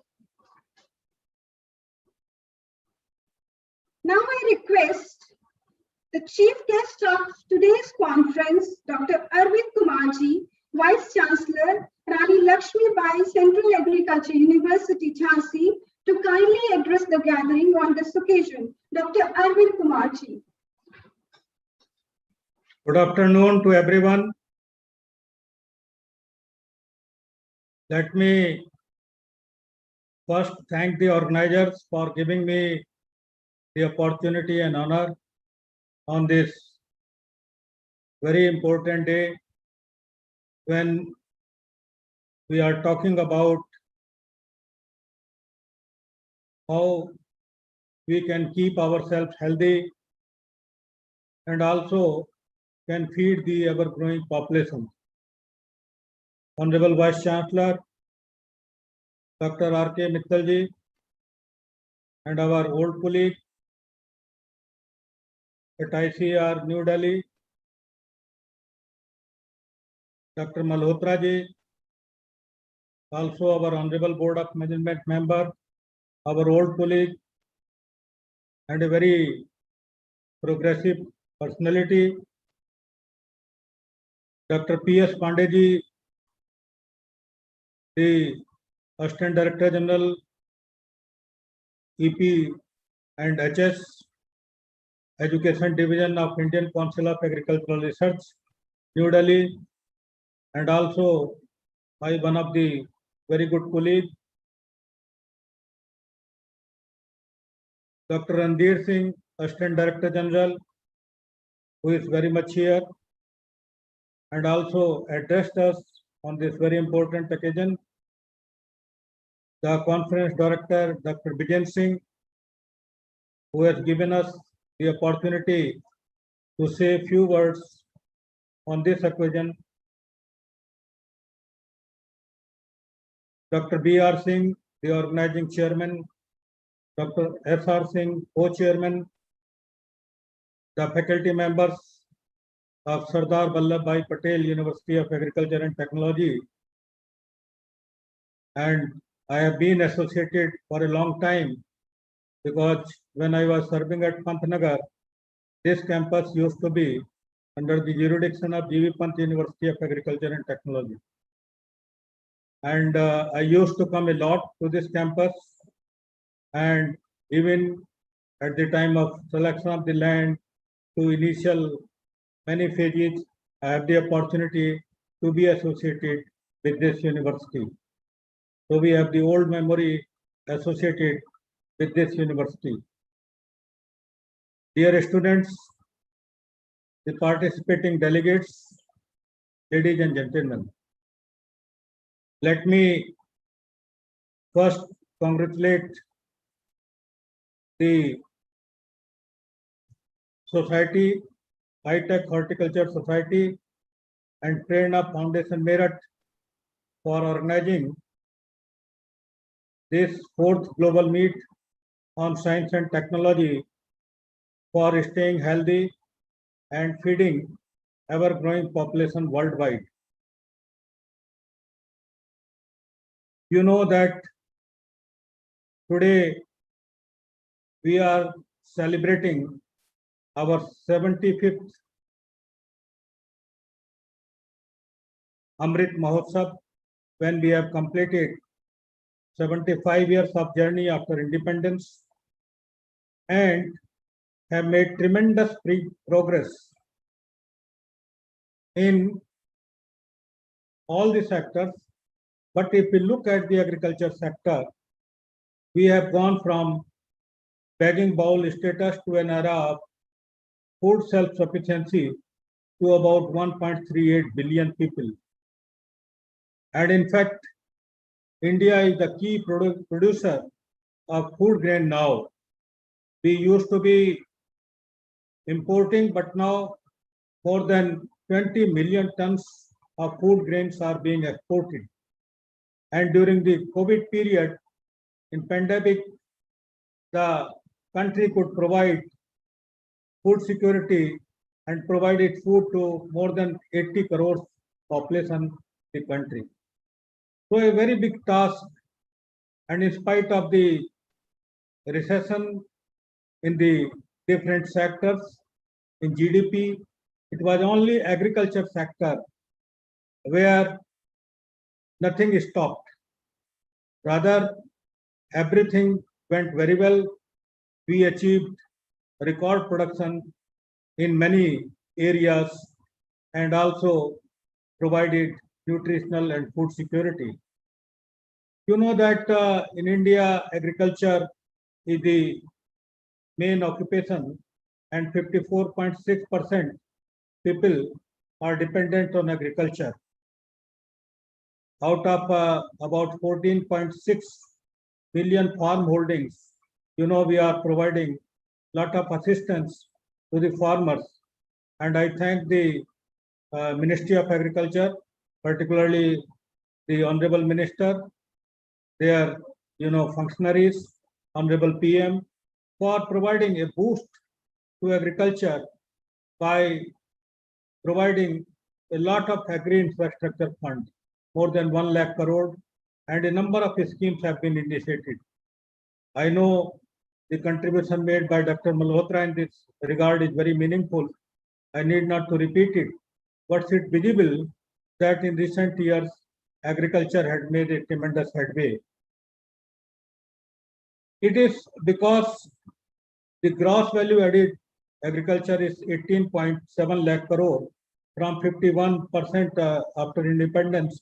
It has now gone to 19.9%. So now the country has become the 7th exporting country, worth US $40 billion export is from the agriculture.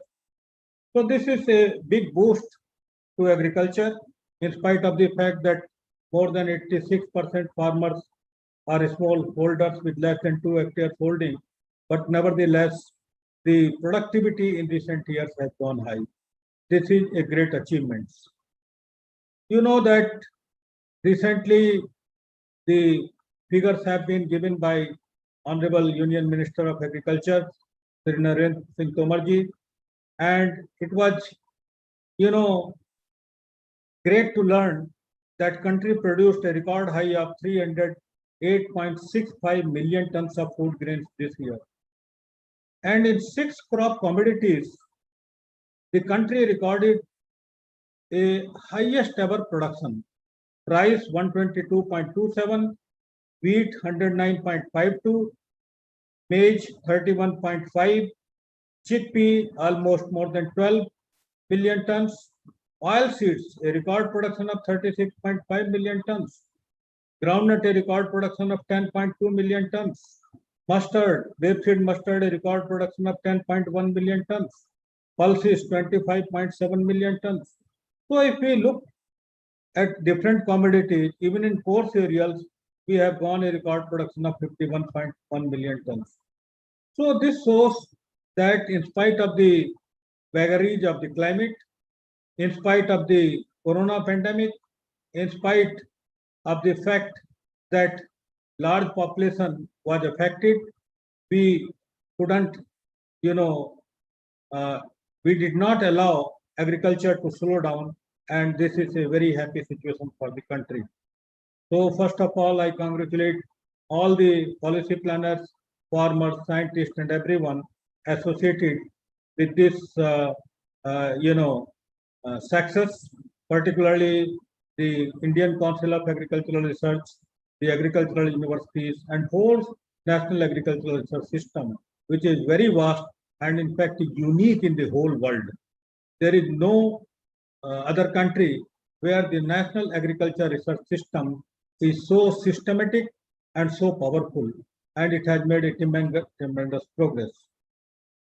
Now, if we look at the food security, you know that earlier we used to talk about Millennium Development Goal, and in 2015, the Millennium Development Goals were replaced by Sustainable Development Goals, and the resolution was adopted on 25th of September 2015, when UN, said that 17 sustainable development goals are to be achieved, where no poverty, zero hunger, and good health. These are 1, 2, 3.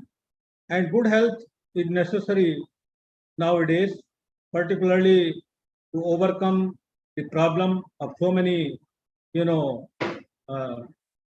incidences of corona. Also, the varying mutants, and even the corona problem has not gone.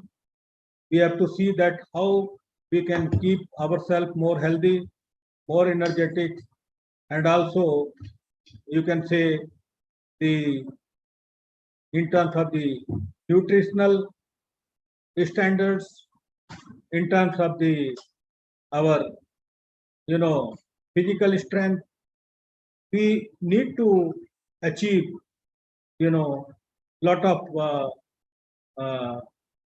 way forward, and we have to see that the country is able to grow in a much better fashion, much better way. And this is really unique that the country has almost got success in handling the second wave, which was so devastating in Delhi. We could see every day it was really sometimes look very odd to see that most of our scientists, most of our senior people were also affected, and we have lost many of our scientists and many of our colleagues. So this is really a great loss to agricultural fraternity of the country. Now, when we talk about the food security, let me give you a figure whereby FAO 2020, when they published the food security and nutrition across the world, it was indicated that in India, 18.92 crore population is malnourished. That comes to about 14% of the total population. Malnourished is both. Malnourished means either underfed or overfed. So anyway, this is a large population, and in the age group of 15 to 49 years, almost more than half, 51.4% of the women are anemic. So this is a real situation where we need to understand that what we need to do and where we are. Even less than 5 years children, 34.7% are stunting. Stunting means less weight compared to age. And 20% children are wasting, means less weight compared to height.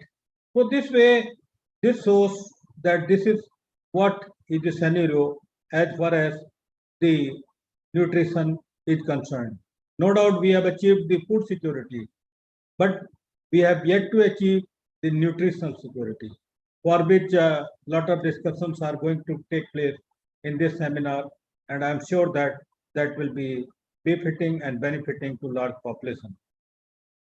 Now, if we look at the figure that about 80% of the rural and 70% of the urban population are calorie deficient. They are not getting required amount of calories, because on an average, the caloric requirement is 2,400 kcal, and it is again heartening to note that about 10% of the population is not getting even that, and only 1724 kcal is the availability to 10% of the population. It means much below the caloric requirement. Even the protein requirement, even the fat requirement, of course, the fat intake has gone high, and per capita availability of oils and fat is going high and high. In that context also, the government has taken a lot of initiative by launching mission on oil seeds and oil palm, and especially allocation large amount of money. So we are sure that this time we shall be able to reduce the import of edible oils. So big efforts, particularly in case of oil seeds. Then, as far as protein nutrition is concerned, mainly India pulses provides protein nutrition to large population, and even the requirement of protein on an average should be about 60 grams per capita per day, and an individual is getting 10%, population is getting only 45 grams per capita per day. So protein deficiency, the total caloric requirement deficiency, and also the uneven availability of the edible oils. Some people are consuming more. Many people, they are not able to get required amount of fats and oil. So this is really an imbalance. But the efforts made by the government of India, as I talked about, by having the mission and lot of emphasis on the pulses, on the International Year of Pulses. Now we have International Year of Fruits and Vegetables, particularly horticulture crops has played a lot of role. And 2023, where people have talked about, even Dr. Malhotra was talking International Year of Millets. So this is on the initiative of Government of India that the International Year of Millets 2023 has been declared, and these are known as nutri-millets. Dr. Swaminathan used to talk every time. These are not coarse cereal, but nutri-millets. Lot of nutrition, lot of minerals, micronutrients, and earlier we used to grow a lot these millets. But even in Bundelkhand region, for example, it used to be a lot of millets area. But now, with the availability of water, people shift to rice and sugarcane. So this is not a happy situation. And certainly, we need to educate that we need to grow the nutrient-dense crop. We need to grow more and more pulses and oilseeds to meet the requirement and reduce the import. Now, as far as the horticultural crops is concerned, it's again a very happy situation that horticultural crops, according to the latest estimate, we could get 329.86 million tons of horticultural crops. This is a remarkable achievement, even much more than the food grains. Horticulture crops never exceeded than the food grains. But in recent 4 or 5 years, horticultural crops have made a tremendous headway. This is because of the National Horticulture Board efforts, horticulture mission, and also recently horticulture cluster development program where 53 clusters are being developed.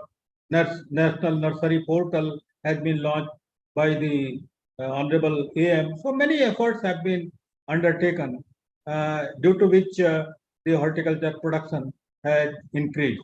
Particularly in fruits, we have been able to achieve 102.7 million tons, vegetables 196.2 million tons, even medicinal aromatic plants, a special emphasis by the government of India, which is very important in the corona period, the role of medicinal aromatic plants, which has saved a lot of population. We talk about ayush, we talk about kadha, we talk about many spices and herbs, which has really saved a lot of population. 0.78 million tons, even spices 10.5 million tons, which has proved to be very beneficial. So these horticulture crops are very beneficial as far as the nutrition is concerned, as far as their characteristics to keep the people, large population healthy. And this is, the strength of our country, that we produce a lot of spices and medicinal aromatic plants. And in fact, India is a country where a lot of diversity is there. And we need to naturally conserve and preserve our biodiversity. And a number of initiatives have been again taken by promoting these medicinal aromatic plants. Even many small activities, as I have told you, more than 1 lakh crore under the Agri Infrastructure Fund have been made available. Efforts by having 10,000 farmer producer organization, lot of investment of about 6,865 crore. So many such initiatives have been taken, which is giving a lot of impetus to agriculture and providing not only the food security but the nutritional security to the large population at large. If we look at the total availability, now as it was being talked about that the world population is to grow, and we are soon to reach by 2050 maybe by 10 billion population. Now to feed the large population, ever growing population, India has to play a very significant role. And that the Honorable Prime Minister launched a scheme to double the farmer income, and in 2017, and the purpose was by 2022 we will double the income. But certainly the productivity, production in many cases, as I have given the example, has enhanced. The farmers' income has enhanced. Lot of emphasis on the MSP. Recently, you must have heard, never in the history 400 rupees per quintal increase in case of rapeseed and mustard, and in case of the lentil. Never it has happened. Even MSP in other crops has increased tremendously. So this would certainly help in enhancing the income of the farmers, as the many initiatives, farmers law, and also contract farming and many other issues which have been innovated, which have been now which are now in place, would certainly help in enhancing the income of the farming community. Many times it is quoted. I was reading an article of Dr. Ramesh Chandra, where he has indicated what was the income where we need to double it. It is 96703 rupees at the time, and we need to double it. You can see that how much efforts we need to make it. And as I have told you, the the various initiatives are on, and various schemes, various strategies have been developed by Ministry of Agriculture, and they are all paying a lot of dividends. We are producing, if we talk about all the edible, I'm not talking food grain, fruits, vegetables, cereals, whatsoever. The estimate is 822 million tons we are at present consuming. And we need to, by 2030, need to have 1156 million tons. So we need to, continuously grow. Land is limited, almost 141 million hectares or so. The resources are limited. The 30%, land is degraded. The climate change impact is there, as it was being talked about. We have increasing concentration of carbon dioxide, about 31% compared to last 1 century. Even methane by the extent of 150%, nitrous oxide by about 18%.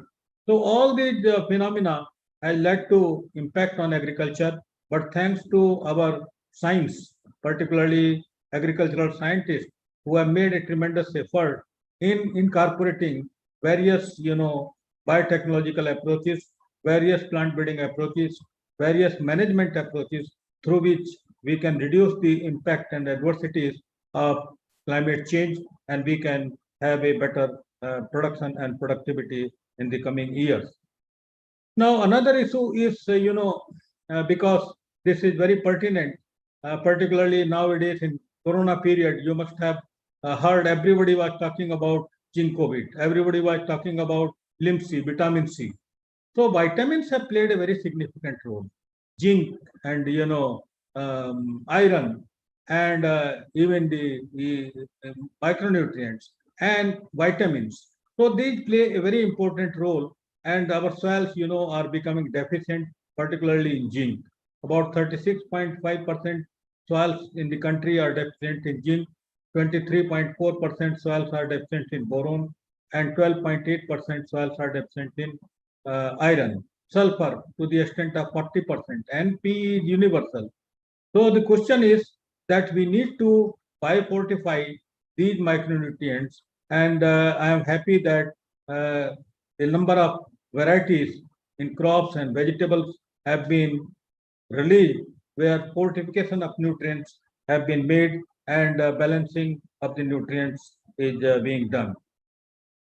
Now, there are other aspects which we need to deliberate, because nowadays, if we want to be healthy, we need to incorporate certainly the vegetables and fruits in our diet. That is must. We cannot skip. We need to reduce the cereal intake, and we need to rather diversify some of the area from cereals, because it is cereal based economy. 51% area is under cereals. So from the cereal we need to diversify. We need to diversify under fruits and vegetables, where area is still less, and we are, although having a availability of 100 grams fruits and about 329, 300 grams of vegetables, but we need to have minimum of this much value. And out of the 300 grams vegetables, we must have 50 grams of green vegetables in our diet. So this is what is the requirement we need to have, and certainly the fruits and vegetables in coming years have to play a very significant role in enhancing the overall well-being of the large population. Now there are some more issues. While concluding, we can talk about that we need to reach the soil organic carbon, which is one of the very important issue, and this can be again raised by having conservation agriculture, and we need to increase the area under conservation agriculture from presently about 3.5 million hectare to about 20 billion hectare, and globally it is increasing. This is one of the way through which we can conserve our lot of resources. Then the carbon sequestration is another issue. We need to increase area under forest cover, and according to the National Forest Policy, almost 1/3 area should be under forest. At present, it is 21.7%, around 71.8 million hectare area under forest cover, and we need to sequester about 2.5 to 3 billion tons of carbon dioxide equivalent by 2030, for which we will require about 5 million hectare more area under forest cover. So this is again a issue to mitigate the adverse impact of the climate by having more and more plantations, and this is also a very important aspect as far as horticulture and forestry is concerned. Again, agroforestry, we need to increase the area under agroforestry. Alternate source of energy, bioenergy, it is very important, like biofuel. The government has already paid a lot of emphasis. Mapping of natural resources, it is not once we have done, frequent mapping needs to be done. Then agricultural diversification, I have talked about. At least we need to have area under cereals, we need to have under vegetables and fruits, forests, and also area under protected cultivation, which is a very important area under high-tech cultivation. And presently, it's estimated we have around 0.5 lakh hectares, almost 50,000 hectares, and we need to increase it tremendously, 0.5 million hectares, almost more than 10 times. Then micro irrigation system in fruits and vegetables. This is again very important. And micro irrigation, we have hardly covered 9.2 million hectare area. We need to conserve water because it's a previous commodity, and the water availability is going down. We are also below the 1700 cubic meter per capita per annum availability, below that, and we had 1820 cubic meter per capita per annum in 2001, which reduced to 1700 long back in 2007, and now we expect that by 2050 it will be only 1140, and lot of area would be under absolute water scarcity.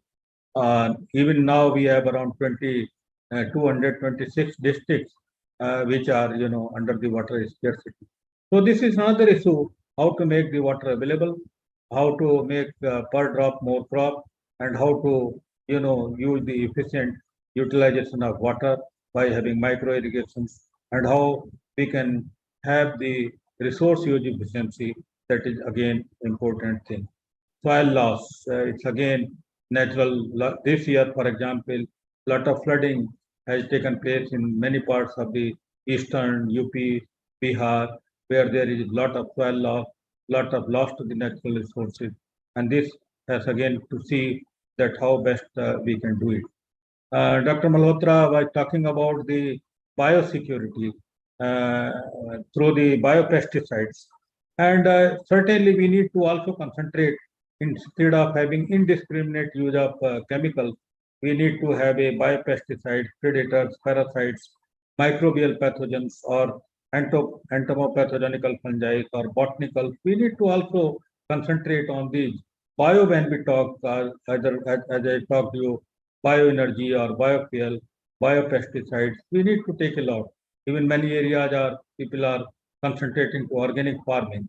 Again, we need to have a certified organic system. We need to educate. Even DG Education, Dr. Pandey was talking about human resource. Human resource capital is again very important. We need to teach them. We need to tell them about the adverse impact of the climate, how it is affecting, what we need to do, how we can go in organic farming. Even PG program, now there is one separate discipline in organic farming.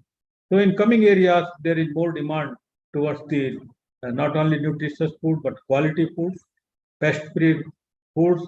And when we want to export it, we need to have a, residue, pesticide residue commodity so that it is acceptable in world market. So there are many issues which we need to talk about.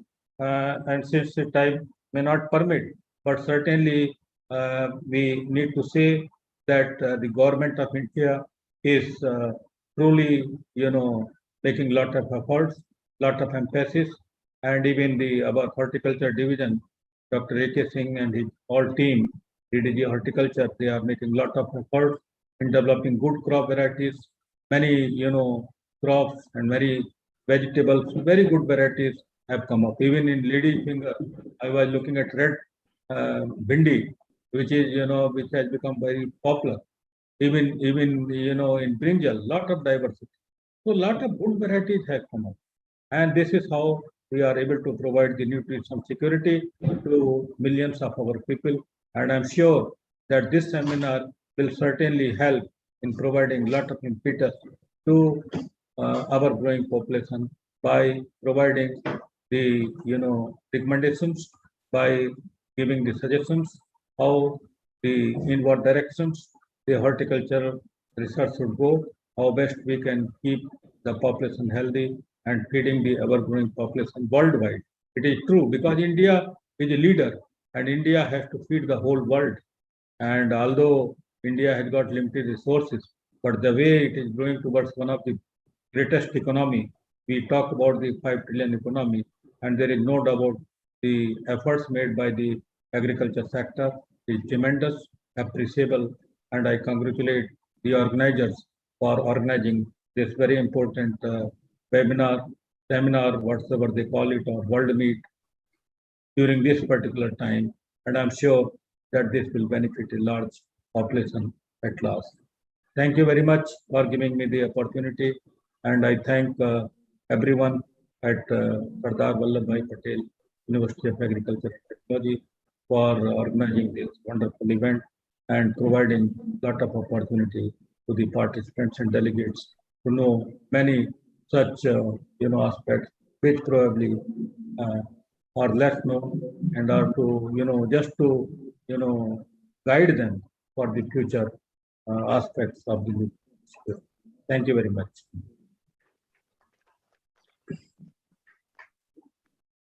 Thank you, sir, for addressing the elite gathering and guiding us with your kind remarks.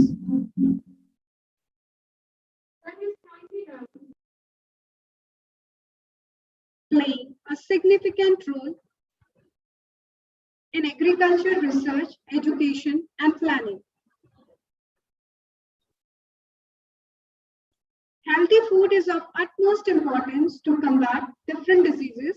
Hence, we need to work in providing a healthy food to our nation, addressing particularly the horticultural crops. The country has surpassed production of fruits and vegetables last year. Hence, post-harvest value addition and marketing must be promoted to reduce the crop and monetary loss.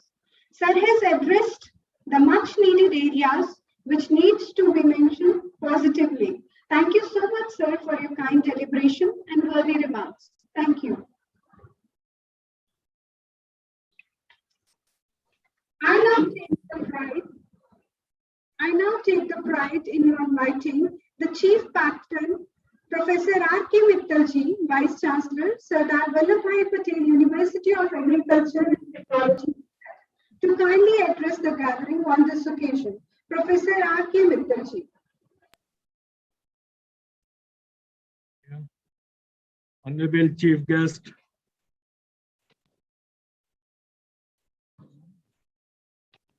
Honorable Chief Guest of this inaugural function of 4th Global Conference on Science and Technology, for staying healthy and feeding ever-growing population worldwide, respected Dr. Arvind Kumarji, Vice Chancellor Rani Lakshmibai Central Agricultural University, Jhansi, and my senior in ICR, where I worked as Assistant Director General with him. My old colleagues from ICR, Dr. S.K. Malhotra, Agriculture Commissioner, Dr. S.K. Pandey, Assistant Director General, Education, Dr. Randhir Singh, Assistant Director General, Agriculture Extension, distinguished delegates, my esteemed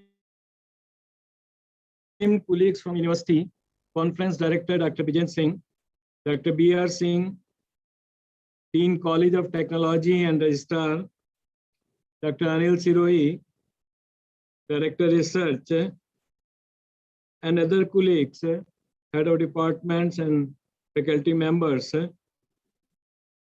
participants who have joined through virtual platform from different parts of the country, dear students, ladies and gentlemen.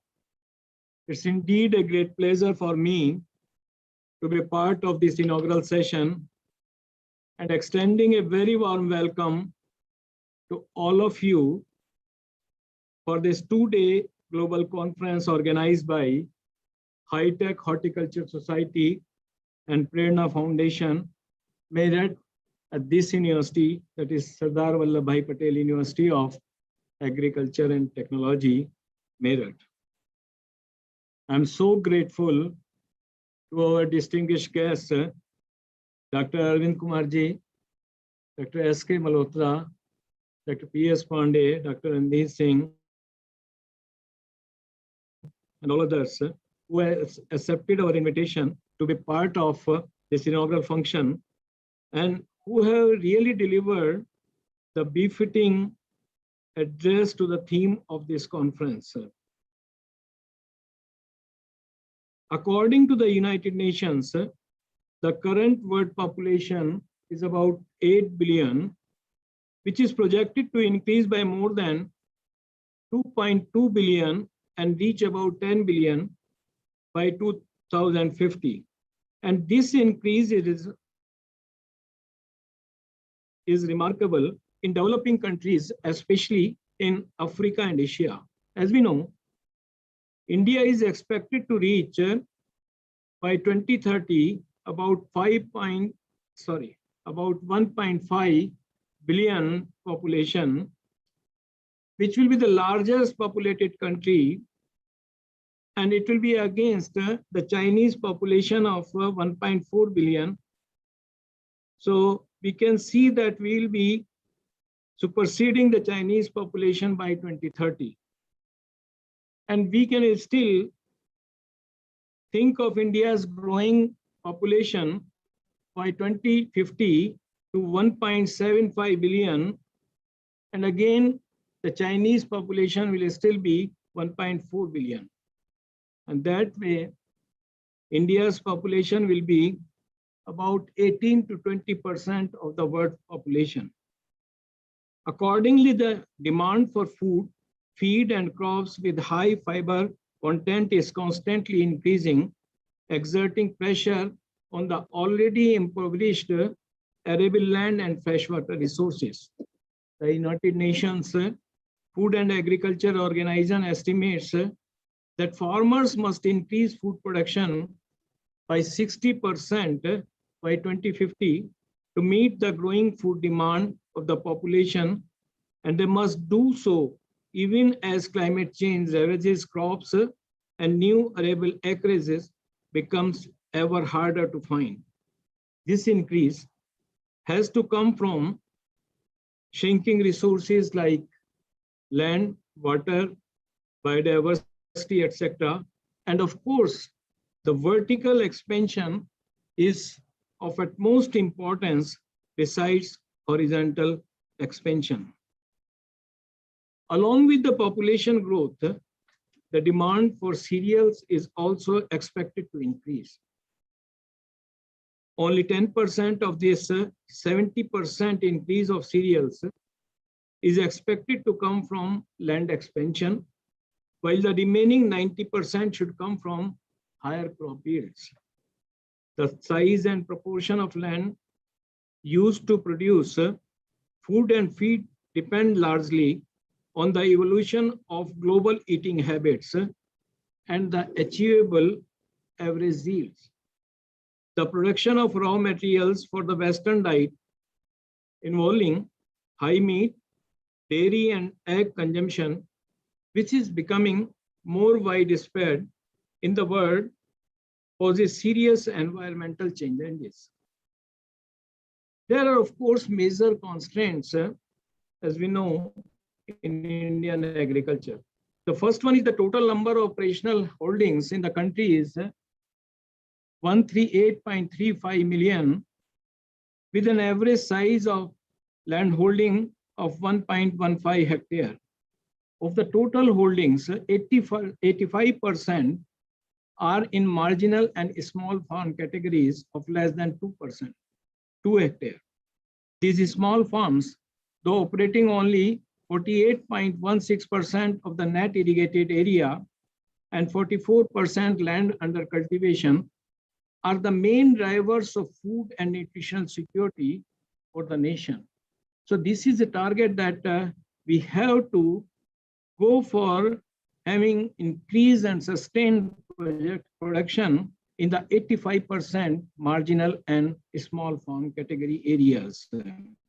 Then the another aspect is the farming is considered to be for subsistence level, which makes a scale of economy in question with majority of small holdings. The third important aspect is low access to credit and prominent role of unorganized creditors affecting decisions of farmers in purchasing of inputs and selling of outputs. An important aspect is less use of technology. Our agriculture is still constant with the lesser use of technology. So less use of technology, mechanization, and poor productivity, then very less value addition, which has already been talked by Dr. Arvind Kumarji, Dr. S.K. Malhotra, Dr. Pandiji, and Dr. Randhir Singh ji, that very less value addition as compared to developed countries and negligible primary level processing at farmers level. That's very important factor for having the lesser farmers income and increase in the farmers productivity also. Then poor infrastructure for farming, making them more dependent on weather, besides poor access to marketing and supply chain suitable for high value crops. Dr. Malhotra has already discussed in detail about the Infrastructure Development Fund. So that's another very important aspect. Under these circumstances, there is need to intensify agriculture by diversifying the production systems. Diversification is thus very important, which has already been talked about by my predecessor. So diversifying the production system through complementary, supplementary enterprises for maximum efficiency in use of local resources while minimizing environmental and economic risk to meet the future demands of the commodities. India is today transforming as digital India. It's a vision of our Honorable Prime Minister to make India as a digital India. It is evident that during the COVID-19 pandemic, the country could successfully go for online education and communication. There are several new initiatives based on technology development, like practice of conservation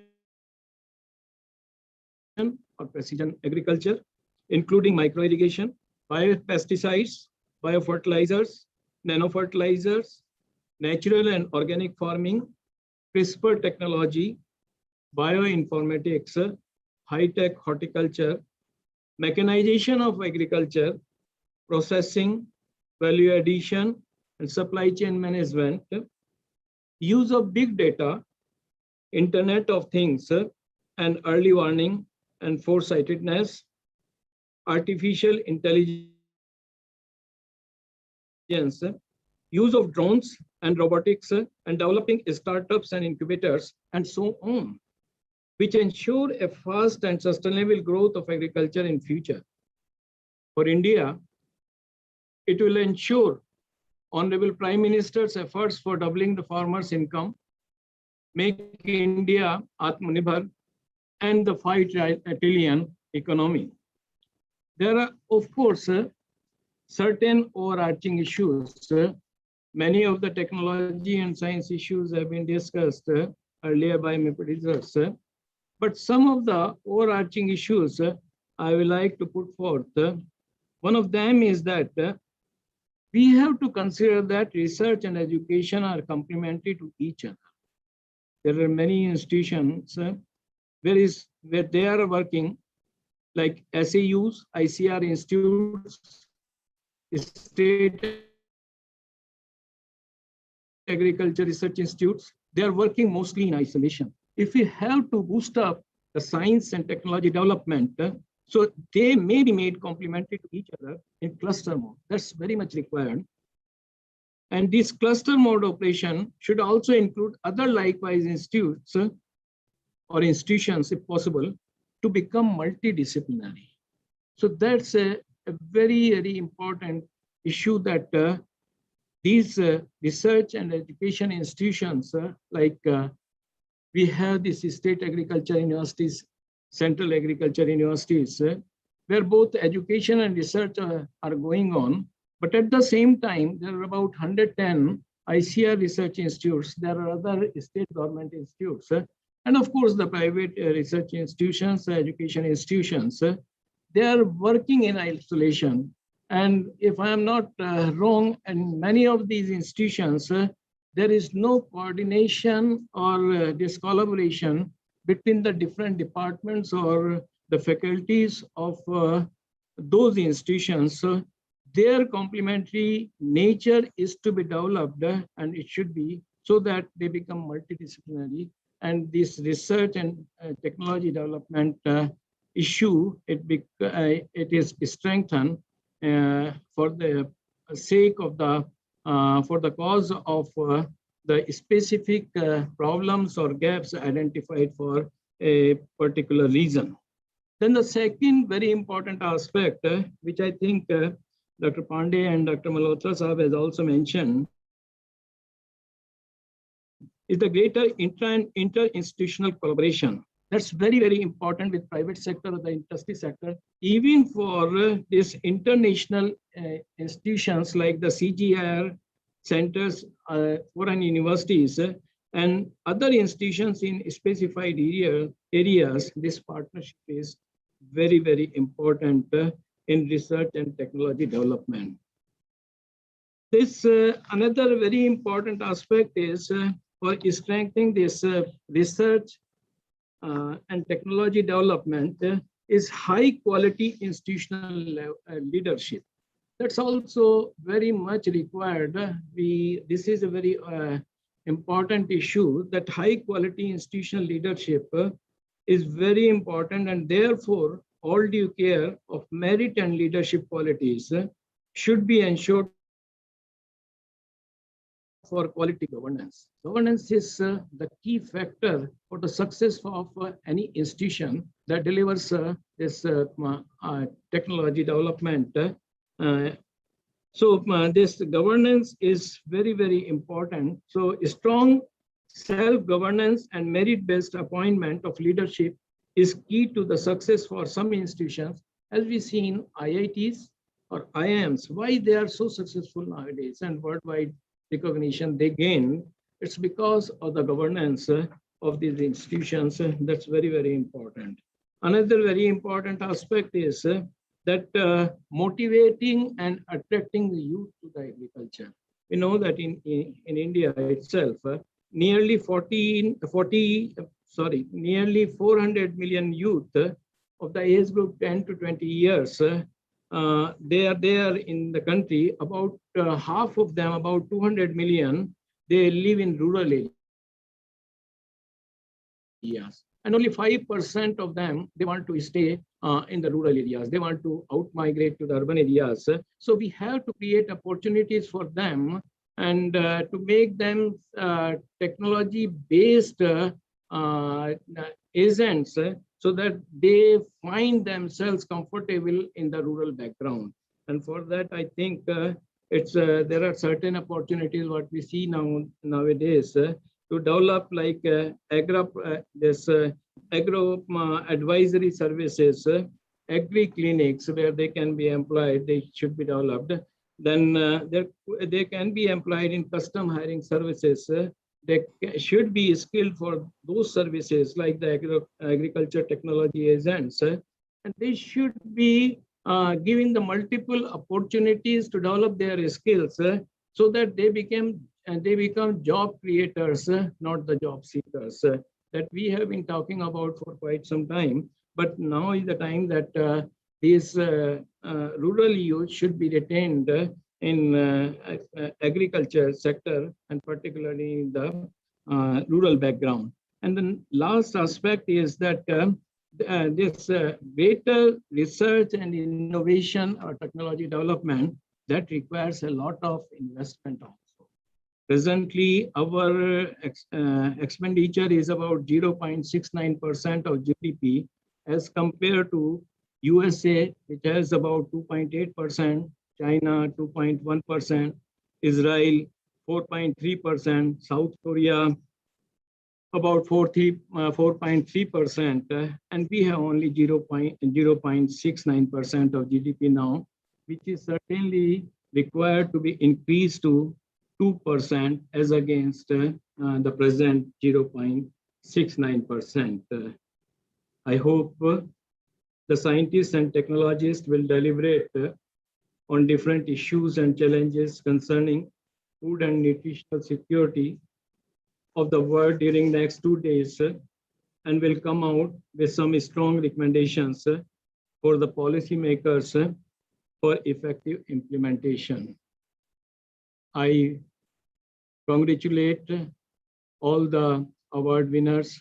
This conference, they have been awarded by this high-tech horticulture society as well as by the Prerna Foundation. My compliments to all of them, and I wish all the success to this 2 days conference being held at my university, and have the pleasure to welcome you all once again to this inaugural function of this conference. With these words, thank you very much.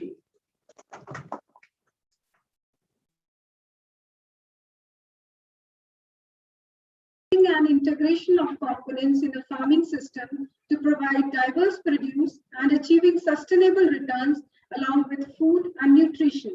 Sir has rightly mentioned that farm mechanization, value addition, processing, supply chain management needs to be promoted for providing higher incomes to the farmer.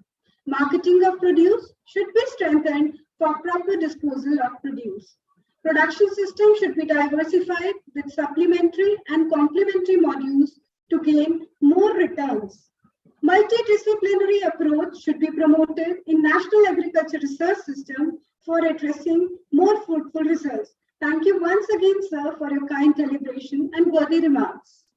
May I now request Dr. B.R. Singh, Registrar from Sardar Vallabhbhai Patel University of Agriculture and Technology, to kindly propose formal vote of thanks. Dr. B.R. Singh.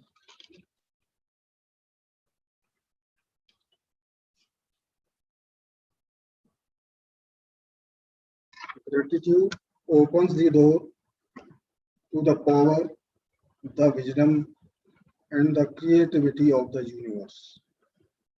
Good afternoon to all of you. I feel honored and privileged to get the opportunity to propose a vote of thanks on this day.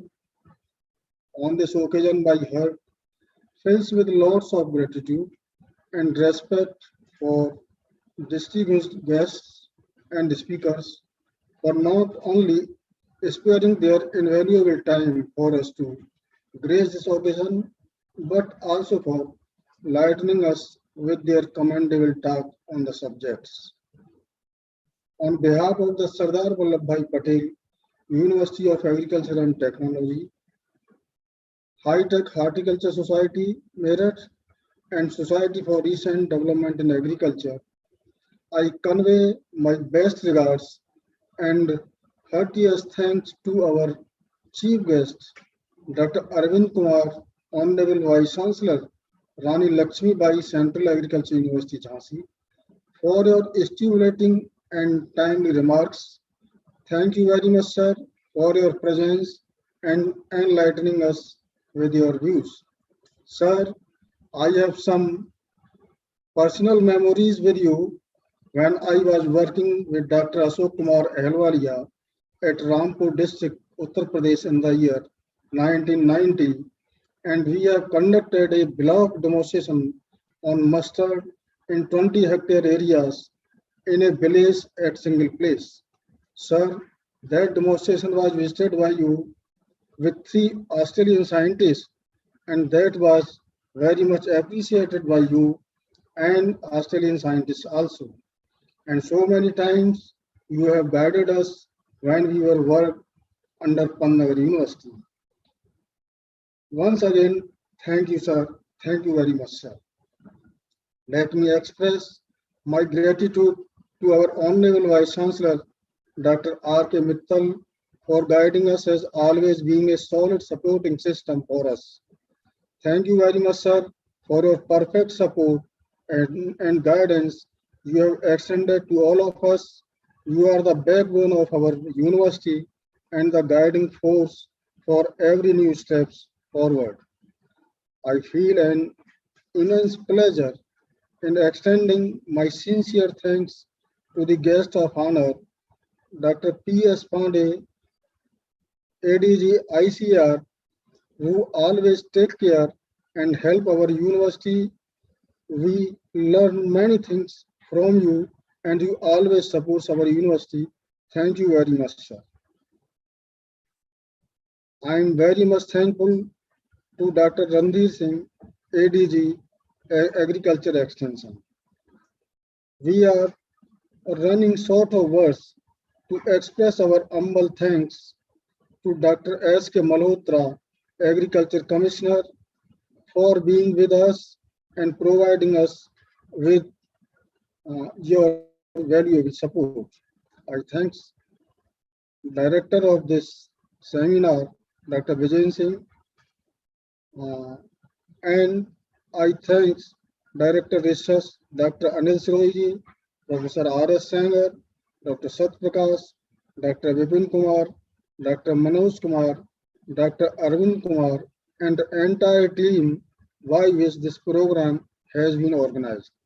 I owe special thanks to all our guests, invitees who have joined us from different destinations for their supports and cooperation and sharing their views with us. Thanks to all the speakers for adorning the occasion and sharing their opinions today.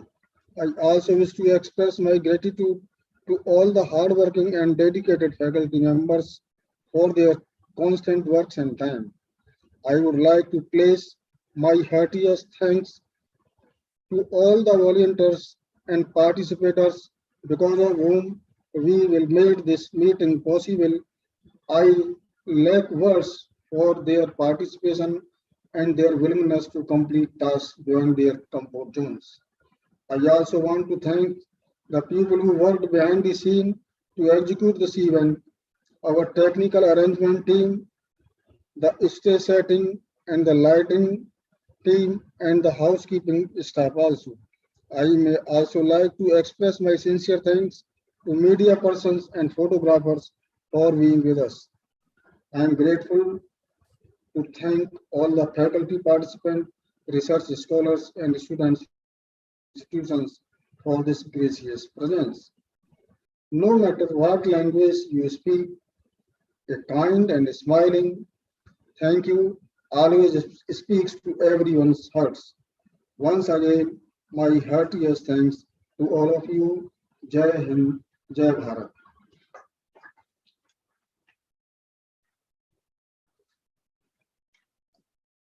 Thank you, sir, for proposing a formal vote of thanks. Thank you, everyone, for sparing your valuable time, especially when it's a holiday today, and gracing the occasion with your kind presence. Thank you once again. It's now the time to break for lunch for 1 hour. The technical session will resume at 2:30 p.m. Thank you, everyone. Thank you. Thank you. Thank you. Thank you. Thank you, Thank you, sir. Doctor. Thank you. Thank you very much. Thank you, everyone.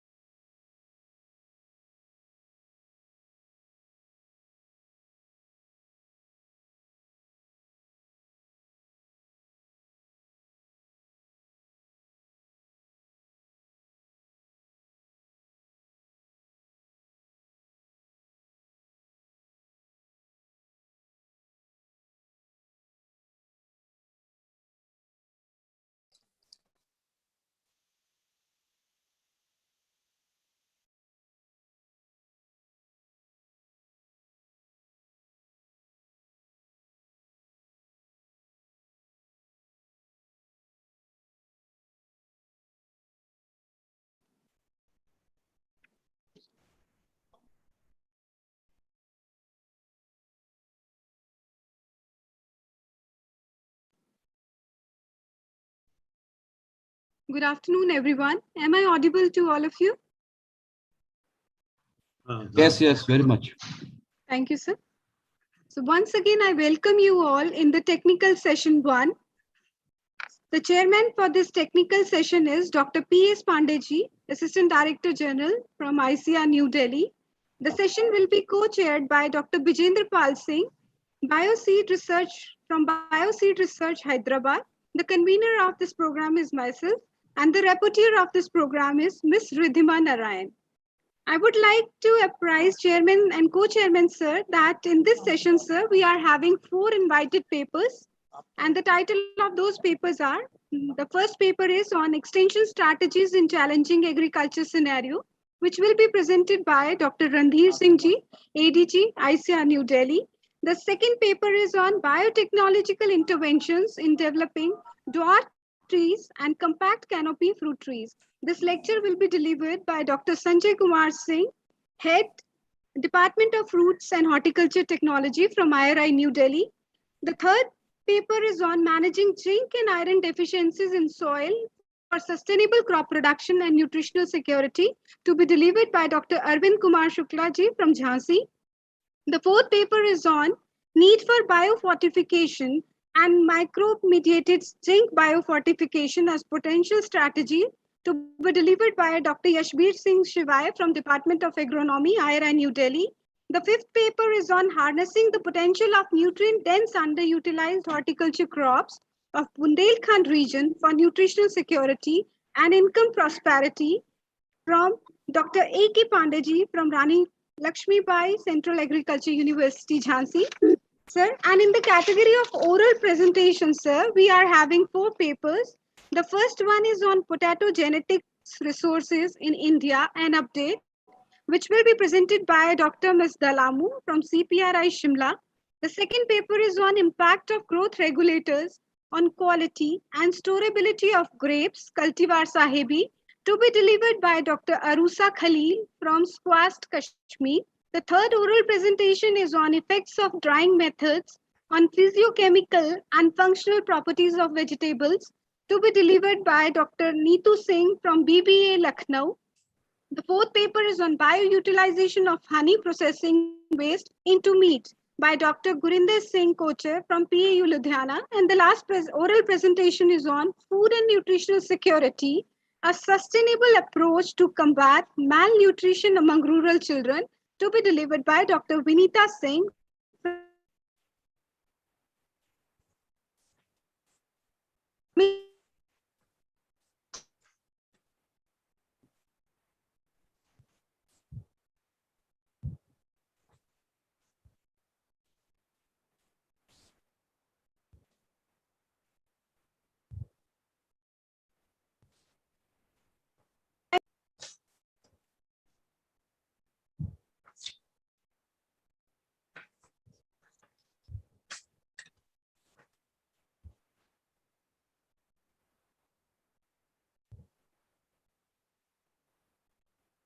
Who is co-chairing the session?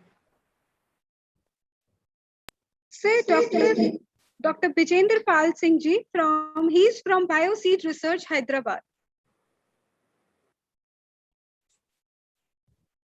I think, sir, there is some technical issue. Maybe he is joining in short period of time. So should we start? Yes, sir. If you permit, sir, shall we start the presentations? Yes. Thank Yeah. you. So thank you very much, and welcome to all of you in this very important session, that is the technical session 1. And we have very learned personalities that they are going to deliver talks on very important, most emerging areas. And I know most of them, almost all I know personally. They are well known in their areas of research, and it's our privilege to have this kind of uh, lectures and presentation by these researchers. We have, 2.5 hours altogether. We have around, 150 minutes, and we have 5 presentation in the invited paper, and then we have the 5 presentation under oral presentation. So we can distribute like 15 minutes we can give for the invited paper, and then 15 minutes presentation. If it permits, we can have the discussion also simultaneously. Otherwise, we can take at the last all the any queries and question session. Then we have the 5 presentations. So for the oral papers, we can give 10 minutes to each of the presenters, and 10 minutes includes everything, that including discussion and other. So now we have very dynamic convener of this program, Dr. Poonam Kashyap, and we are still waiting for the Dr. Singh, BP Singh from the BioSeed Hyderabad. So he will be the co-chair. He is not here at the moment, and we have the reporter, very experienced reporter, because many of the symposia I have seen these reporters. So Resu Chaudhary and Akanksha Goswami.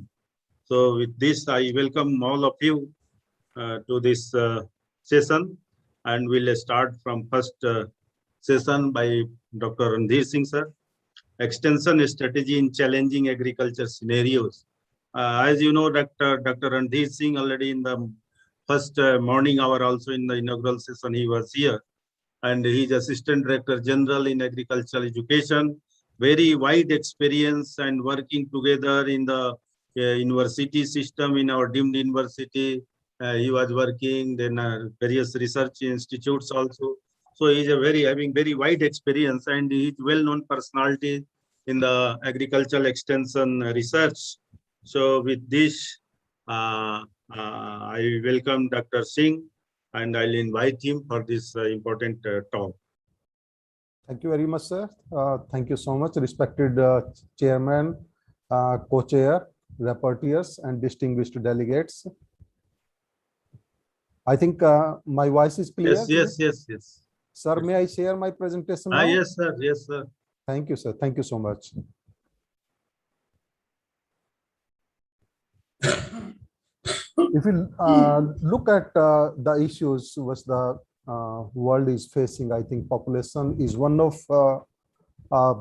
greater issues which everybody is facing, and most of the problems are related to that. If we talk about in South Asia, 1/5 of the population is here with a lot of density, and we have less area compared to other parts of the country, of the world. And even if we think of the well-off people, we have a large number of persons who are living below poverty line. And I'm sorry, 75% of the BPL, below poverty line, people, they're living in villages, and that's important. And we being working in agriculture, and most of the persons in rural areas, they are dependent on agriculture. So that's a priority wherein we have to work on. And India is having highest number of malnutrition. So our challenge is sustainability, and we are interested with the task of enhancing food and nutritional security, and extension plays a key role in this.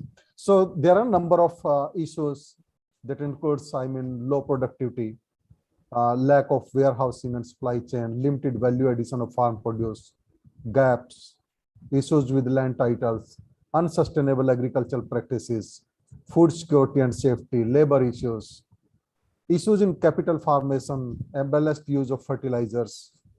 And farmers are very vulnerable, and they have poor access to technology, input, services, markets, and extension has a key role to play in these issues. I had been talking in the morning also, and I told that climate change is a major issue. And if we take just an average of different research studies, different models, there is expected of 8% decline in crop yields in different crops, particularly in Africa and South Asia, and that's a huge loss.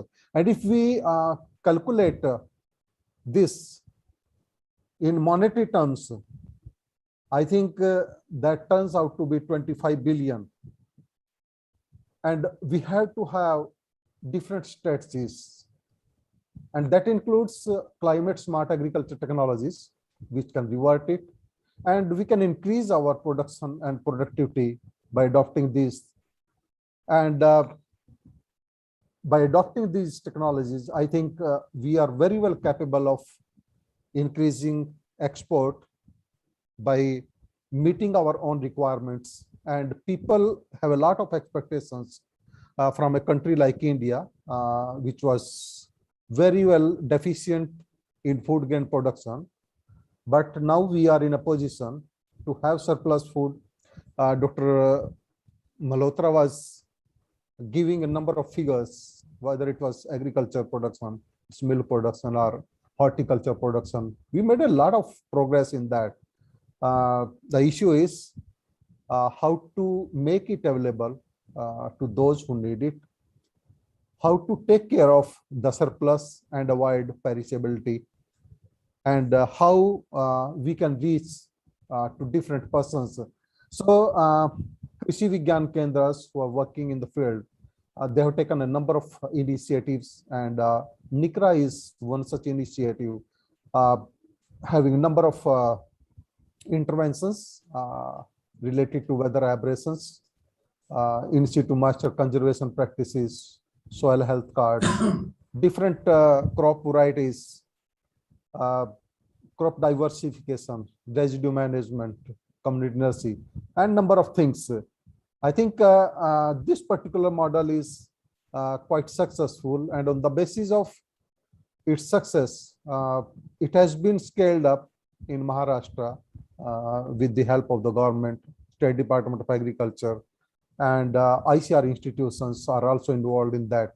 So that's important, that whatever success is being made in this particular sector, we take it to other areas. It's not only limited to 151 climate resilient villages, and we have increased it to more number of villages and district level, so that all those who are affected with climate change, they get advantage of the technologies, the interventions, the success of these interventions at the farmers level.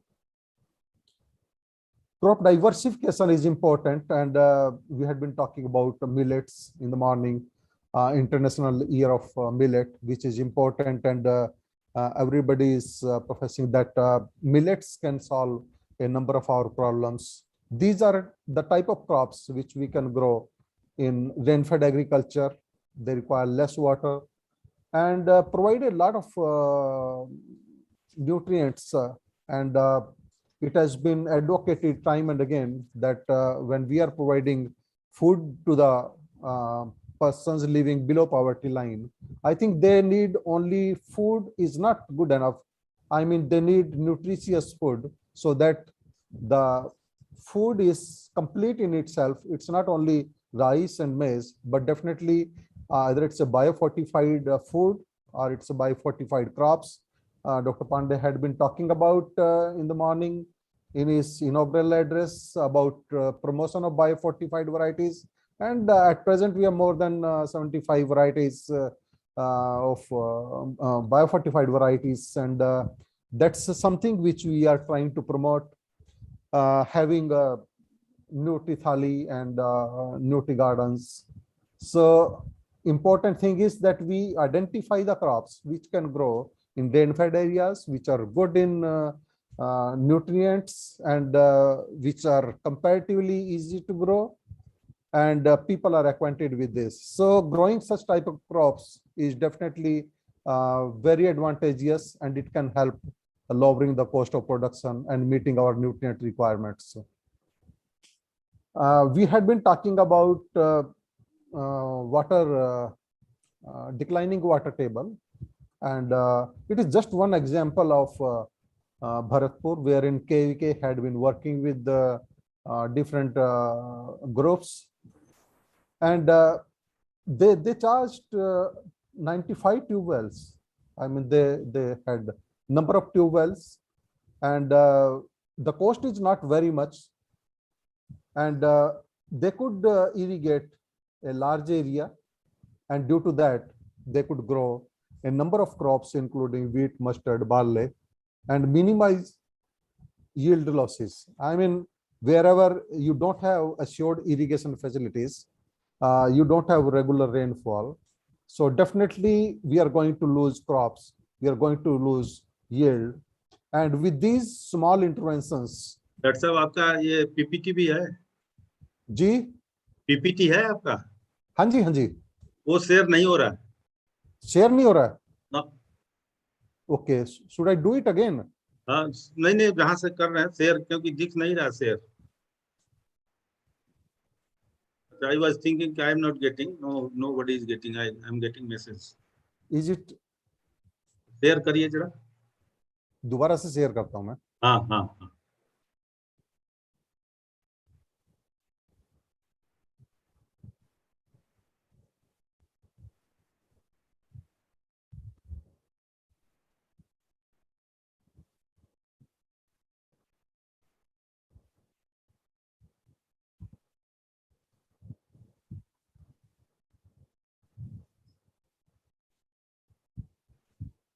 क्यों नहीं आ रहा है? नहीं, अभी दोबारा से share करता हूं मैं.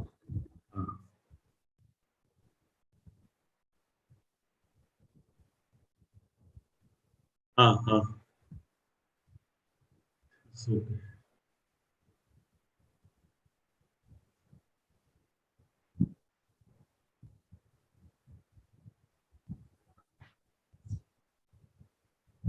अभी दिखाई दिया?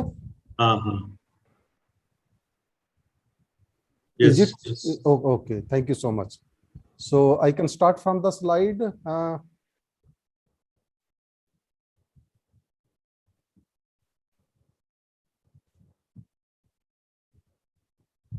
I was on this slide, I think, on groundwater recharge. Is it okay now? Okay, thank you so much, and sorry for inconvenience to all. I was just giving an example of KVK work with Bharatpur, and how they could motivate people to have 95 tube wells and recharge it successfully, and at a very low cost. And a large area was brought under cultivation, which was good enough, and the farmers could, have a number of crops there, and they could get regular income from that. So these small interventions, even in Kathal district, CSSRI was working on that, wherein when they had, because it's alkaline area and water stagnation is there, so they had a number of recharge tube wells there. So with excess water going down, and they could harvest the crop successfully. So these small interventions help the farmers during these periods, and they could have a regular and consistent income. Bamboo drip irrigation, it's an innovative technique to save water, and particularly KVK Riboi, Meghalaya, they had it. And in this particular technology, the water is refilled 2 to 3 times in a week. And this irrigation method has covered 2,500 Khasi mandarin plants that are 10 to 12 years of age. And new plantation is possible because of Jalkund and others. And water is an issue, critical issue. We had number of programs for different situations, and it is one of the local interventions. And we had been listening in the morning that most of the micro irrigation facilities that is there in horticulture crops, and it's comparatively easy to do it. In other crops, there is definitely, but it's better used in horticulture crops. So having these small innovations at farmers' field, that's making a lot of changes locally. Organic farming, Dr. Malhotra was also talking it about. They have different, results, different viewpoints. But here we could bring 6.1 lakh hectare area under organic farming, covering 15 lakh farmers. And we plan to have 1.2 lakh hectare on either side of river Ganges under chemical free in 4 states, particularly UP, UK, Bihar, and Jharkhand. And we have natural farming certification on this. Recently, I had been studying a report from Sri Lanka, wherein they stopped importing chemicals and pesticides, and there is a lot of criticism that it doesn't have to be 100% organic, because different crops requires the different crops have different requirements, and it has to go in a phased manner rather than having at one go, and the system has to be resilient, and we have to take corrective measures. When we talk about organic farming, there are natural areas wherein we had been working, say hilly areas are there, even rainfed areas are there. You can have less inputs, and you can grow in these kind of crops, and you can have a lot of income from these areas. So it's better that we emphasize on those areas wherein farmers are basically working on organic farming, and those crops which are not very intensive for nutrients, they are grown in that areas. I'm giving an example of even small farmers. Some large farmers are doing, but there are small farmers even who are working on organic farming. I visited his farm personally, and he's growing vegetables, and controlling pests, disease, weeds in organic crops. It is a difficult thing to do. And these are the issues. Farmers need different package of practices. This farmer has developed his own biopesticides, having different nutrients, and he's sharing his knowledge with different farmers. He has made a group of 125 farmers. Everybody can't be a businessman, so he has provided a platform to the farmers in the local areas, and providing employment opportunities. So they are selling their produce in Delhi market, in Chandigarh, and he has been awarded Haldar Organic Award by the ICR. So there are farmers who are a source of motivation for other farmers. Keeping in view the development of organic produce, so value chain development in any region is important. The government has initiated different projects, and this is one of them. So there are a number of crops, includes ginger, turmeric, chilies, pineapple, large cardamom, black rice, sticky rice. Different crops are there, and we have been propagating farmer producer organizations, and 170 have been working with almost 1 lakh farmers. So creating a post-harvest infrastructure, collection, grading centers, processing is important. And the government is working on these aspects. And if you listen, Dr. Malhotra in the morning, because he's Commissioner of Agriculture, and he has been emphasizing that we need a complete value chain, right from production to marketing, complete chain. And if we miss any of the component, we are going to suffer somewhere. So it's important that each and every aspect of it is taken care of. Again, there are challenges of field gap, and we had been talking about good agricultural practices. We have been talking about diversification, and if you look at the crops, I mean, 82% land is contributing 44% of value. Whereas if we grow horticulture, and it's grown in less area, but it contributes 33% of value. So that's important. And if you look at this graph, there are gaps, large gaps in different crops, including rice, wheat. It is just an example of these crops, but all crops having some gaps, and it's important if we could bridge these gaps. And some of these gaps are knowledge related. I mean, farmers are not even aware of what are the reasons, I mean, what are the technologies. And hence we talked about production and productivity, profitability, but definitely quality is a concern. And we worked on improving the quality of wheat. You know that we had been importing quality wheat, particularly for bread making. We are self-sufficient in bread wheat. I mean, chapati, what we call flat bread. But as far as bread is concerned, I mean, you are importing high value wheat from Australia, and that's what we had been emphasizing. So there are number of issues, including climate and genetics. So we could improve the quality of wheat with best management practices. We are also working on integrated development on horticulture, and we made a lot of progress, increasing a lot of area under horticulture.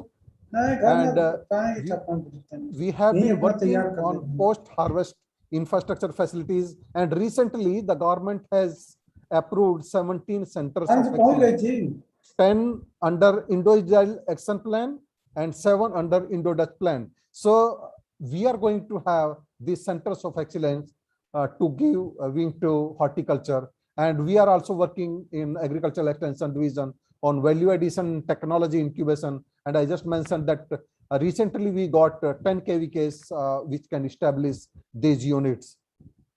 And there are successful FPOs. These are just 2 examples. Number of FPOs are successful. I don't say each and every FPO is successful. There are a number of reasons for that, because everybody doesn't have that skill of running a business. That's why there are a number of persons who are involved in farmer producer organization. Someone is looking after production aspect, someone is looking after marketing aspect, someone is looking after another aspect of business activities. So it's important that we have a look at different FPOs, study them, failures as well as success, so that we are ready for this. It is again malnutrition, a challenge, global issue, which I mentioned in the previous slide also. And apart from that, the issue is obesity also. Many persons are getting overweight. That's also an issue. So we have to change our strategies. I mean, we have to educate people not to consume more, but at the same time, we have to provide food and nutritious food to those who do not have it. And biofortification is one such approach which can provide cheap food to those who are having this kind of a problem. So Agricultural Extension Division is working on NARI, that is Nutrition Sensitive Agriculture, Resources and Innovations. And we have been establishing NutriSmart villages, and we have been promoting biofortifications. We are imparting training to women. We are imparting training to Anganwadi workers and all those who are concerned with this. So it's sort of a family farming intervention which can make a difference. Employment generation is another issue, and I think every person is concerned, and particularly this program was more visible during COVID period. And because we had been working early with the farmers through ARIA program, so we could impart training and provide some opportunity to the rural youth to have their own enterprises in the village. This is again a successful group who's working on farm mechanization, totally run by women, and they are proving to be a motivational force for the farmers of their areas.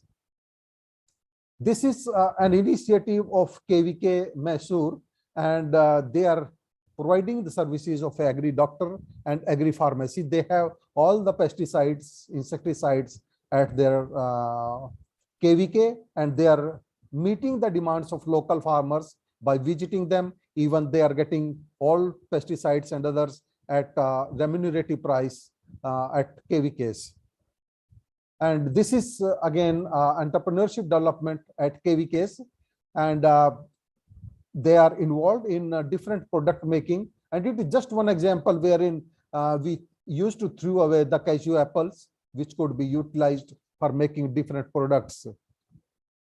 Sultan is known for his fisheries entrepreneurship, and he's one of the person who made fisheries a successful profession as far as Haryana is concerned.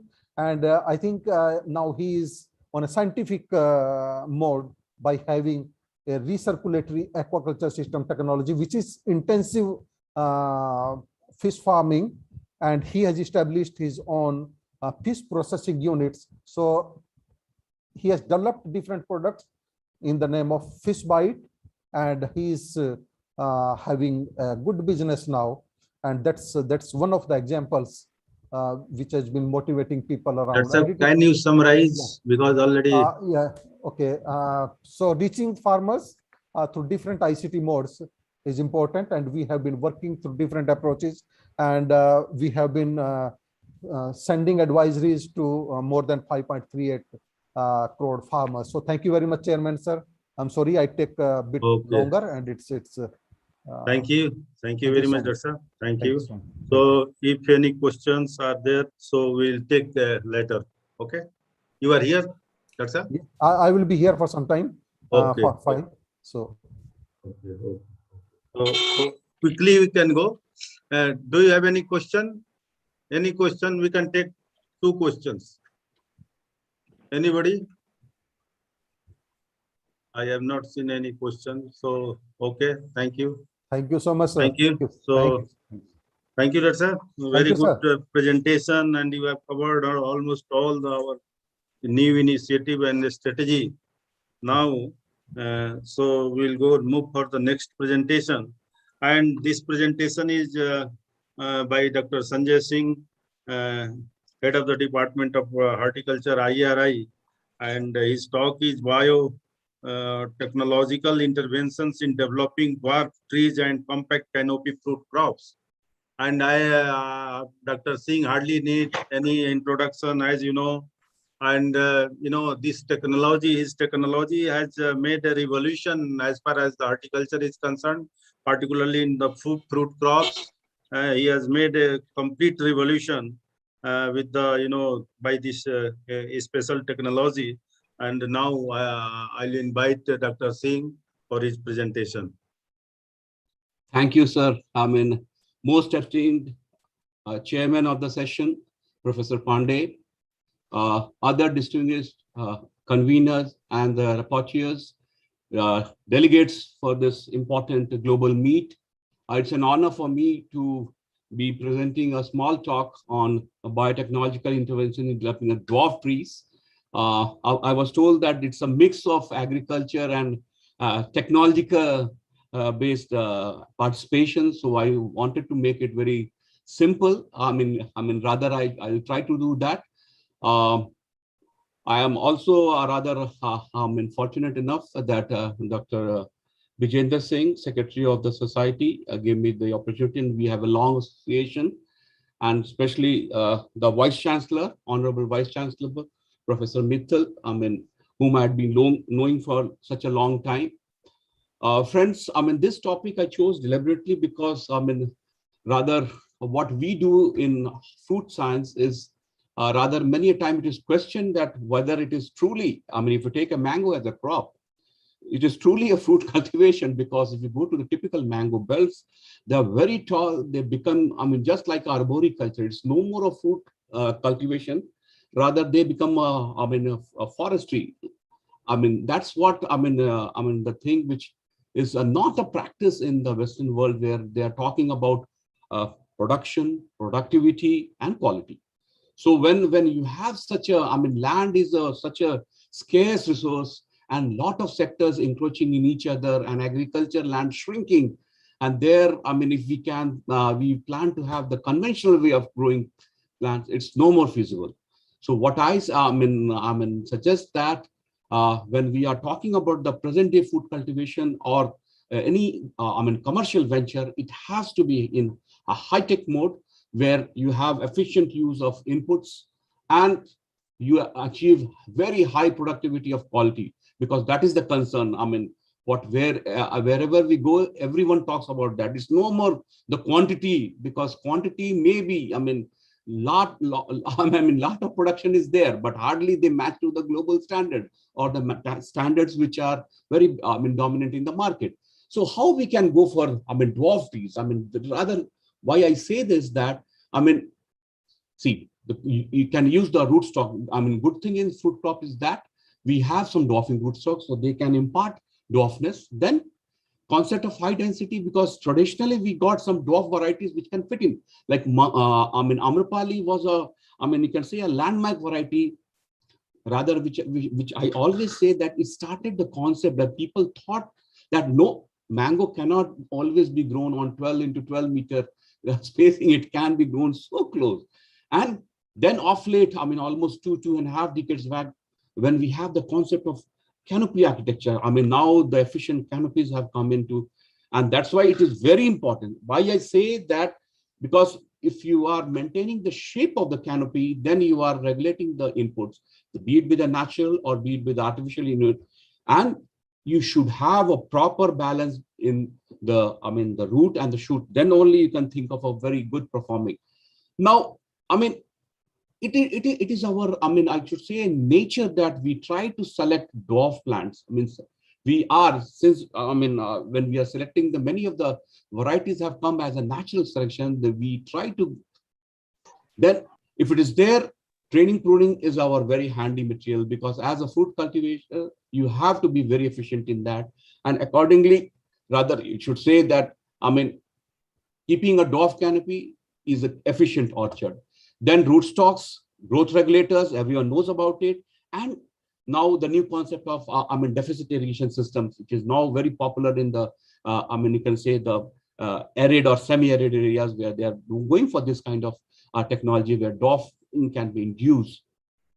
Now, there are, rather, I should say, very, advantages of short or semi-dwarf trees. I mean, you see, one way you talk about mechanization.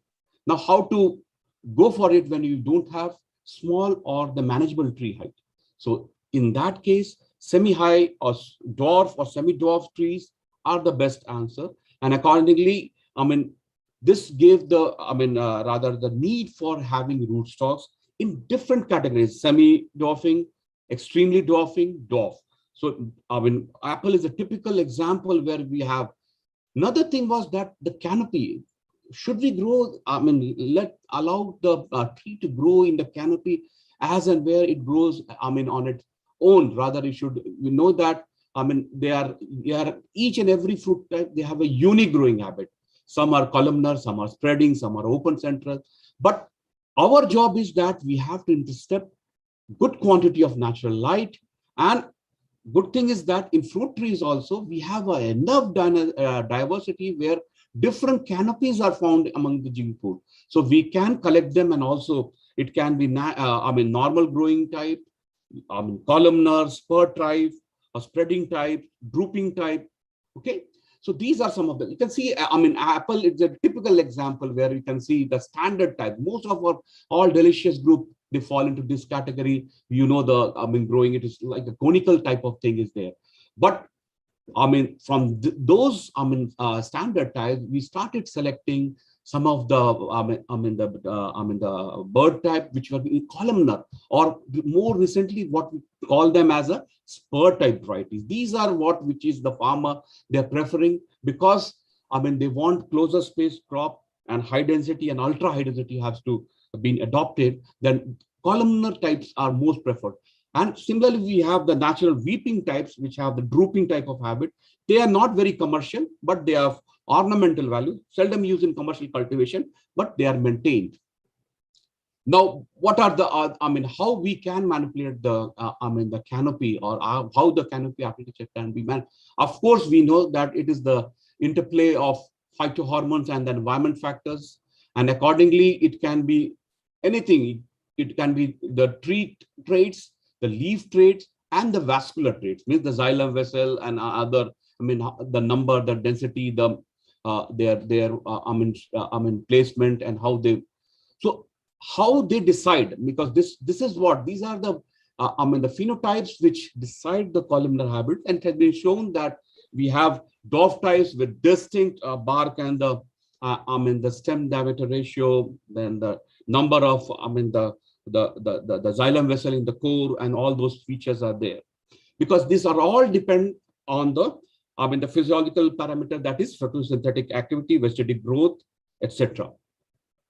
And accordingly, now we know that canopy manipulation through the genetic rather the conventional method and biotechnological intervention, it is now being done. And good thing is that with the advent of omics, now many of the rather the genes and their expression and how they are upregulated and downregulated in a particular situation, and your hybrid material, how to get them screened in the early phase, because tree science is fast developing, and that's why now the candidate gene approach have been up. Now I'll start with the conventional thing, because this we have been knowing, and this rather still we are yet to, because in many of the Western world, they are all commercial. There is no plant which they sell it on a random seedling. It is always on a particular seedling which is indexed and it is certified. So you can see some of the, it is well worked out in case of, temperate fruits, but mango still, many of them rather I should say, they are polyembryonic types, they are clonal, but yet to, see the light of the day, because nurserymen who do it in a big way need to be sensitized on these aspects. Of course, high density orchard have also started coming up in India too. Now, one way is that, we try to have the genetic material screened and try to have the new canopy types, take those material, go for the hybridization, conventional hybridization. And it's a very long and tedious process. So where, these, approaches sometimes, of course, they are very important. I'll say how. And more, of course, the, the advent of molecular tools are very essential, especially in the, rather polyembryonic,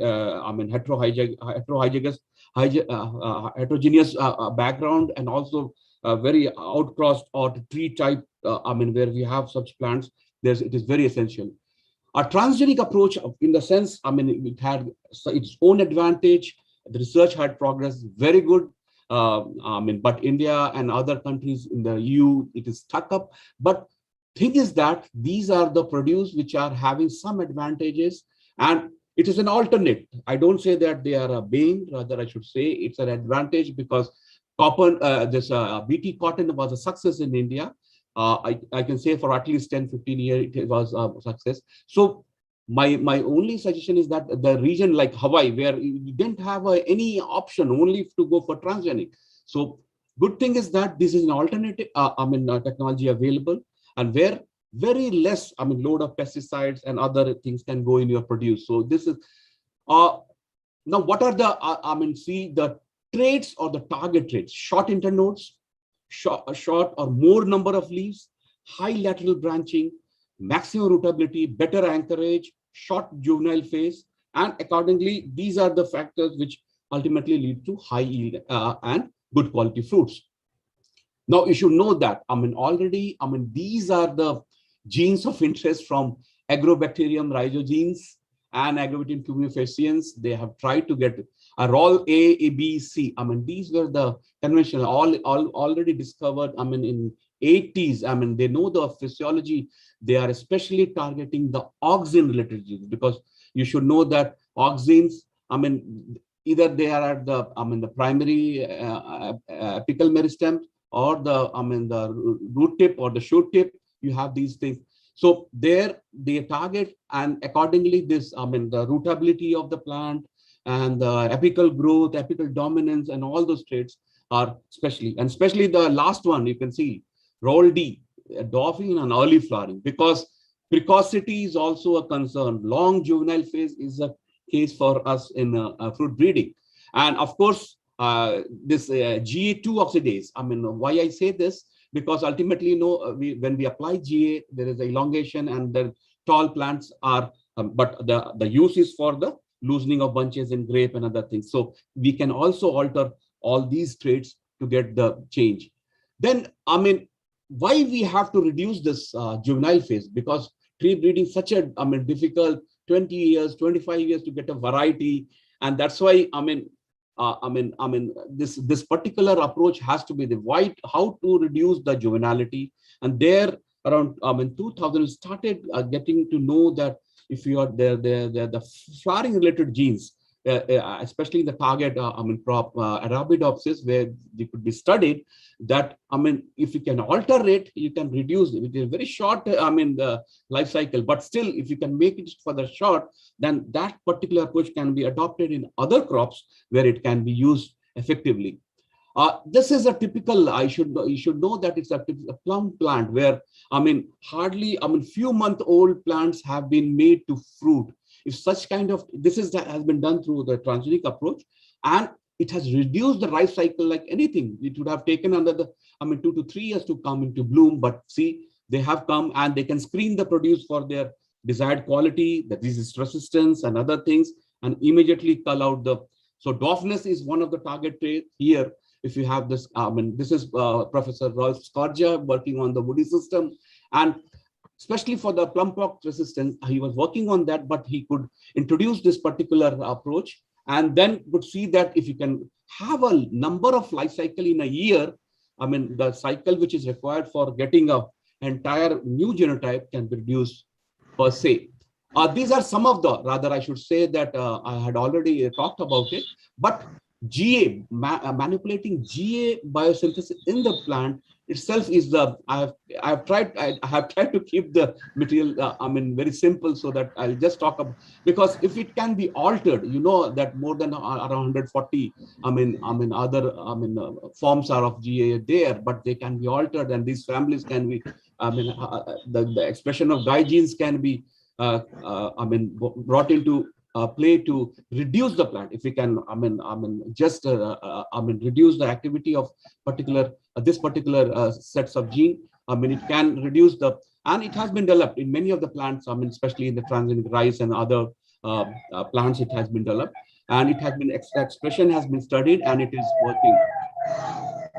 Similarly, what are the other, we can always use the NGS, techniques are there. The techniques are evolving. Only thing is that the crops in which you have to take it, this technology, it should have a very good in vitro regeneration system. Then only, you can, and especially, rather I should say that now the genome sequencing work has been going on, on world footing, because many crops which are of direct use to the humankind has to be deciphered, and the genome data is available, can help us in making crop breeding more, rewarding and exciting. These are some of the crops where we have the, the sequence data available, and the new crops are being added to the. And my only thing is that a suggestion is that means in natural population also you have these cases that some are very dwarf, some are very vigorous type.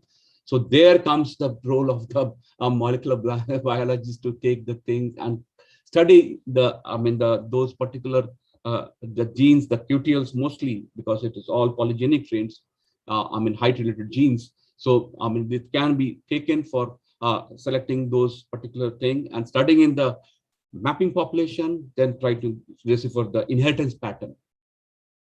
This was in the some examples I'll show that already. I mean, they have used in case of the segregating population old home. We know that it is a dwarf type, so they have used it in the rootstock development, and they have tried to get the the different population, the variation, and they have studied in these particular plants. And this is the different crops where this dwarfing phenotypes have been approached using the manipulation of those rather the population, and using the markers for especially the dwarf related genes, what I have talked about, apple, apricot, and pear.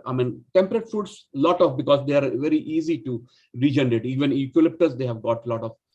And there, I should say that similarly, FT genes, flowering, regulatory genes are there. If you can make a very small seedling plant flower, that is also highly precocious. And this FT plums means they are ready to, easy to manipulate. So already at Srinivasan and Ralph's Koza group, they worked on it, and they have shown that they can get a dwarfing type, ultra dwarfing types from such a material through transgenic approach, and which can flower within a few months of its planting, and they can take at least 2 cycles per year, which is not possible, 2 to 3 cycles in the conventional. You can see the habits, variation, branching, drooping, multiple branching. These are some of the traits what they said. Similarly, in case of plums, you can have this shut internodes, and the birds also spur type. These are some of the traits which they have got. And similarly, rather in other crops too, like citrus, a lot of work has been achieved, and there they are trying to have the genes from the dwarfing types like Fortunella, Poncirus, they are taking, and they are working on these, because it is a distinct thing. You know that in Fortunella, we have the Carizo, we have they are slow growing types, and when they are using in the transgenic expression, they could get very slow growing types, so that where apical dominance is completely lost. This is an apple, because they wanted to have something which, why some of the apples they don't root, some some of the species they root very easily. That is the problem with the Malling series. So they have worked on it, and by using the ROLB gene, they have tried to have the things. This is the cycle. I don't have to go into the cycle that how this family of GA genes are. They are working in the plant system, and accordingly they are giving the tall plants. So how, if they can be down regulated, many of them they can, rather I should say that they can regulate the tree height, which is of our concern as a fruit breeder. This is part of that only. Then also rather the very profuse rooting, and also dwarf plant. So if you can use the MIR technology, especially for modification of some of the plants in apples, it has been demonstrated it works well. This kind of profuse rooting, so definitely it will add to precocity even. Early flowering, early fruiting will be there. So otherwise, it's a very difficult to root. So what is the future? From this, that of course, even gene editing and other CRISPR-Cas technologies are coming up. So diversity, the natural diversity for any particular crop species, if it is there, we can use them, and we can even go for the cisgenic approach. Then improving the protocol for regeneration system, then functional characterization of the candidate genes and its phenotypic effect on the tree height or the columnar height, or for the drooping height, that can be studied. Then stable expression of the inserted genes, what we have in the modified canopy architecture. Then the sets of pleiotropic genes, which is affecting, because flowering, fruiting, and fruit quality traits, of course, it will be linked with that only. If there is a precocity, then they are all linked. And of course, last but not the least, the CRISPR-Cas CS9 gene editing technology, especially. So the final words will be that identification and use of novel canopy-related genes in tree fruit crops will bring bright perspective in near future through evolving compact, dwarf genotypes to fit in efficient high-density planting system, and also being highly productive. Thus, smart and input-efficient varieties, rootstocks are the need of the day, which should be which as a breeder we should be looking for. Of course, many, people, they don't touch this crop because they are perennial system and they have their own limitation, but nonetheless, we should keep on trying our best to achieve them. Thank you very much for your patience. Thank you, Dr. Sir. Thank you very much. Very nice presentation, very crisp and very informative. And really, the canopy architecture management is one of the area where the people now, they are really, they are inclined to join this group and to do more and more work. You have covered many things. So I compliment for your presentation and thanks for this one. Before we go for the next presentation, can we ask any queries? One or two questions we can have. If anybody is having any queries, please raise your hand. Yeah, yes, Dr. Saab, I think I can do it one. Yeah, please. Who is there? Yes, please ask. Co-chair. Yeah. Oh, Dr. Pal. First of all, okay. So welcome, Dr. Vijendra Pal Singh ji. You have joined now. Dr. Singh, for such a nice, presentation. Sir. Please go ahead.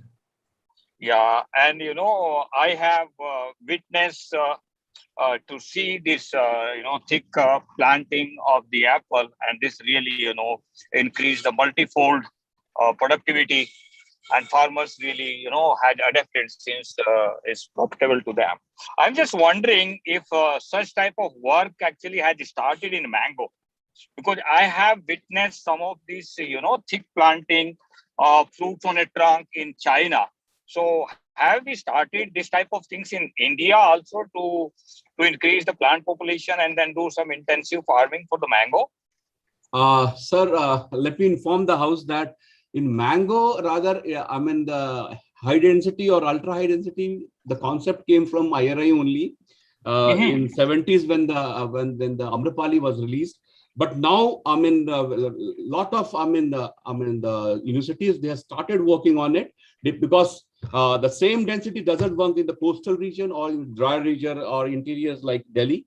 But now high density orchards are now established, and bulk of it, you should be knowing that the biggest farm in world mango farm is in Jamnagar. You should be knowing from the Reliance group. They have around 600 plus acres of land, greenbelt, all under high density mango.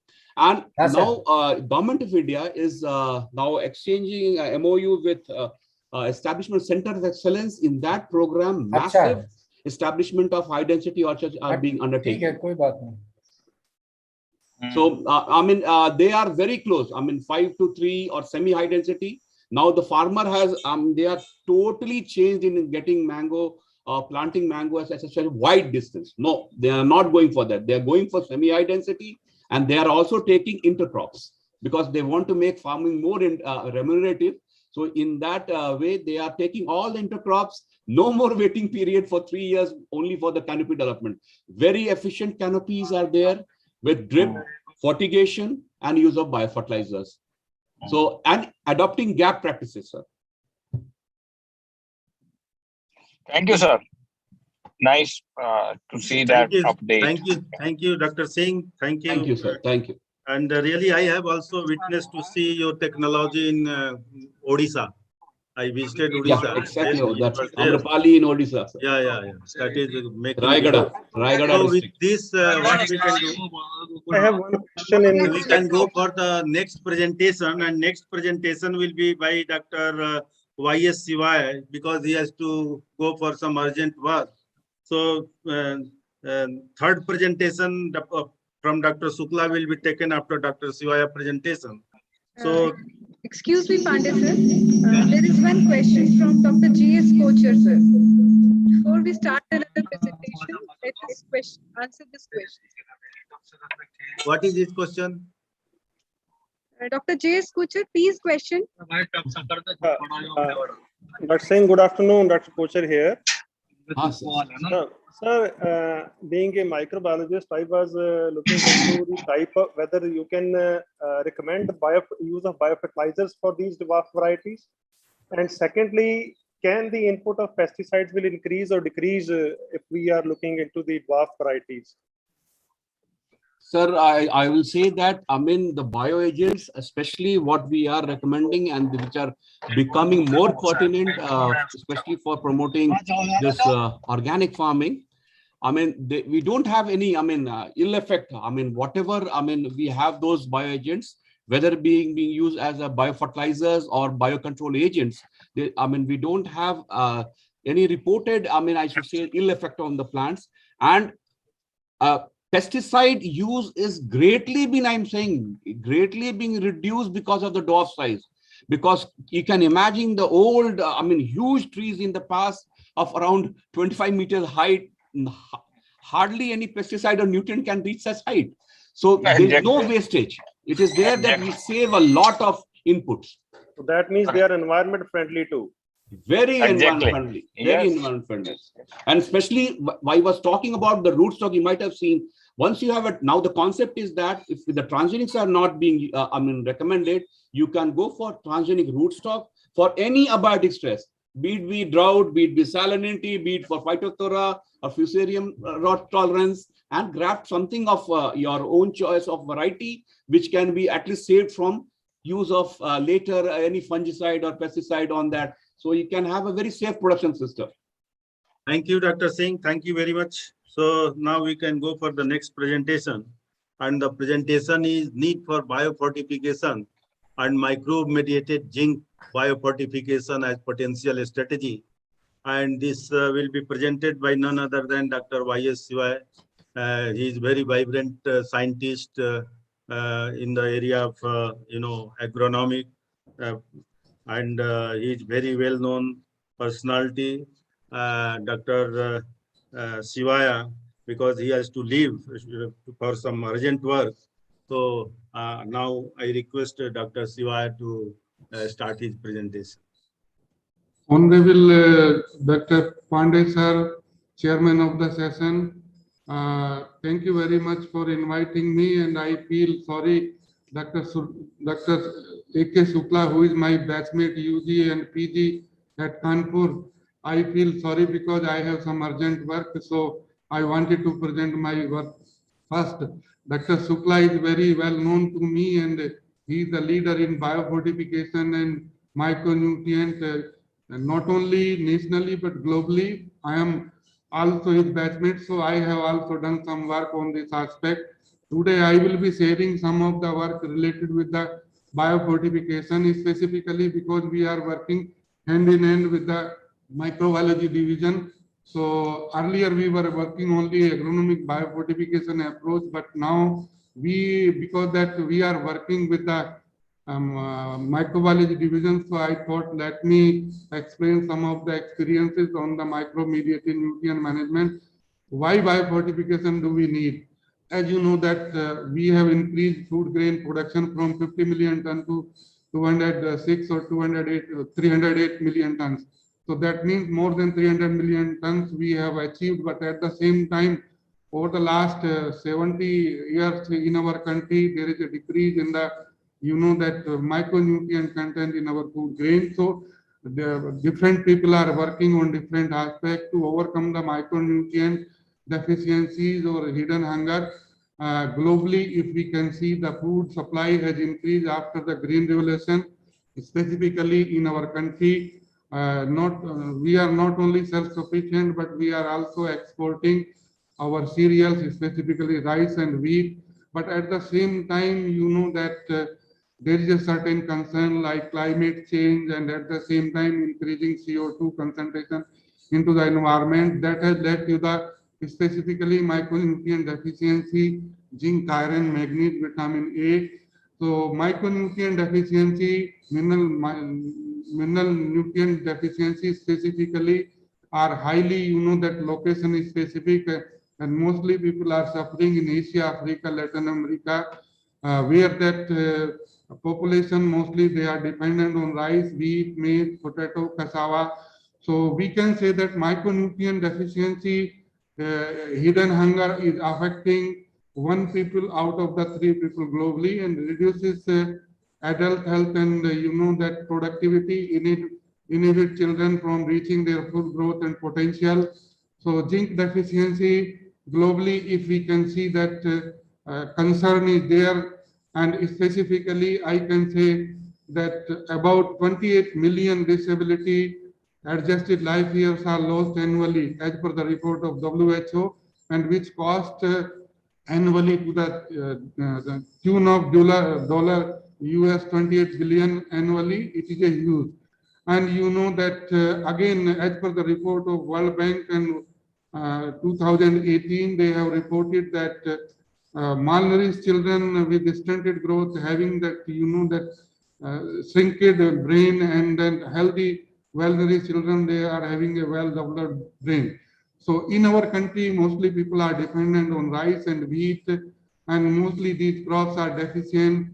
And nearly half of the, that population, children in India, they are suffering because of that micronutrient deficiency, and this represents approximately 36% of the stunted children and globally. And there is another concern of rising carbon dioxide into the environment. And why it is concern for the Indian? Because that rice and wheat, they are becoming less nutritious, and millions of people are at the risk of malnutrition.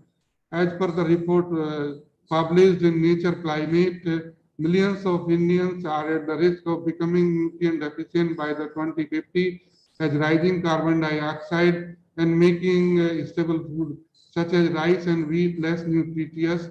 And they have reported that rising carbon dioxide from the human activity, anthropogenic activities, is causing or resulting 175 million people globally zinc deficient in 120 million, that people, again, they will be becoming protein deficient. And there is a relationship between the zinc deficiency and protein deficiency, because nitrogen and zinc, they are having synergistic effect. So as per the latest report, 50 million people becoming the zinc deficient in the times to come 2050. And again, concentration of protein and iron and zinc, that will be becoming lower, at least 3 to 17% when we grow under, that high CO2 concentration as compared to the normal or ambient carbon dioxide. So we need a long-term strategy to overcome this problem. So there is a relationship between the zinc in human nutrition and zinc in the soil and plant in continuum. And Dr. Sukla always speak about the One Health. And then, that is specifically, but here I would like to say that first time zinc deficiency was reported by Prasad in the associate, and in the humans in 1961 and 63, and later on when he was deported in the Egypt and Iran, he found that there was problem of dwarfism, delayed sexual development, hypogonadism among the adolescents. So specifically, it was the cause of the zinc deficiency. So since then, zinc deficiency is a major concern in our country and globally. And the major reasons, as I have discussed, but again, that 75% calorie intake comes from the rice and wheat in our country. And presently, the zinc content in the polished rice is 8 to 14 milligram per kg in brown rice, and then or white rice, I can say, and wheat 15 to 45 milligram per kg in wheat. And comparatively, if we see that these crops in maize, again, there is a very less concentration of the zinc. So our problem is not to feed only 1.3 billion population, but at the same time, 536 million bovine or cattle population. So ISRA is equally important for us, and presently the zinc status in our rice and wheat varies from 10 to 30 milligram. But what we need any approach involving or employing to increase its content 14 to 60 milligram. Then what are the strategies? There are different strategies to overcome hidden hunger. Dietary diversity, generally we should have the, the diversity dal instead of, that only rice. We need dal and also we need fruits, vegetables, and at the same time fish, milk, and milk product. The supplementation may be like, that we are having zinc tablet or iron tablet, that can be fortification physically. Now, I think government is taking initiative for fortification of the rice, and that will be made available under the public distribution system. But biofortification is very important. So biofortification is the process of increasing the density of vitamins and minerals in the crops through plant breeding or agronomic approaches or micro-mediated, so that the biofortified crops, when consumed regularly, will generate measurable improvement of vitamins and minerals status.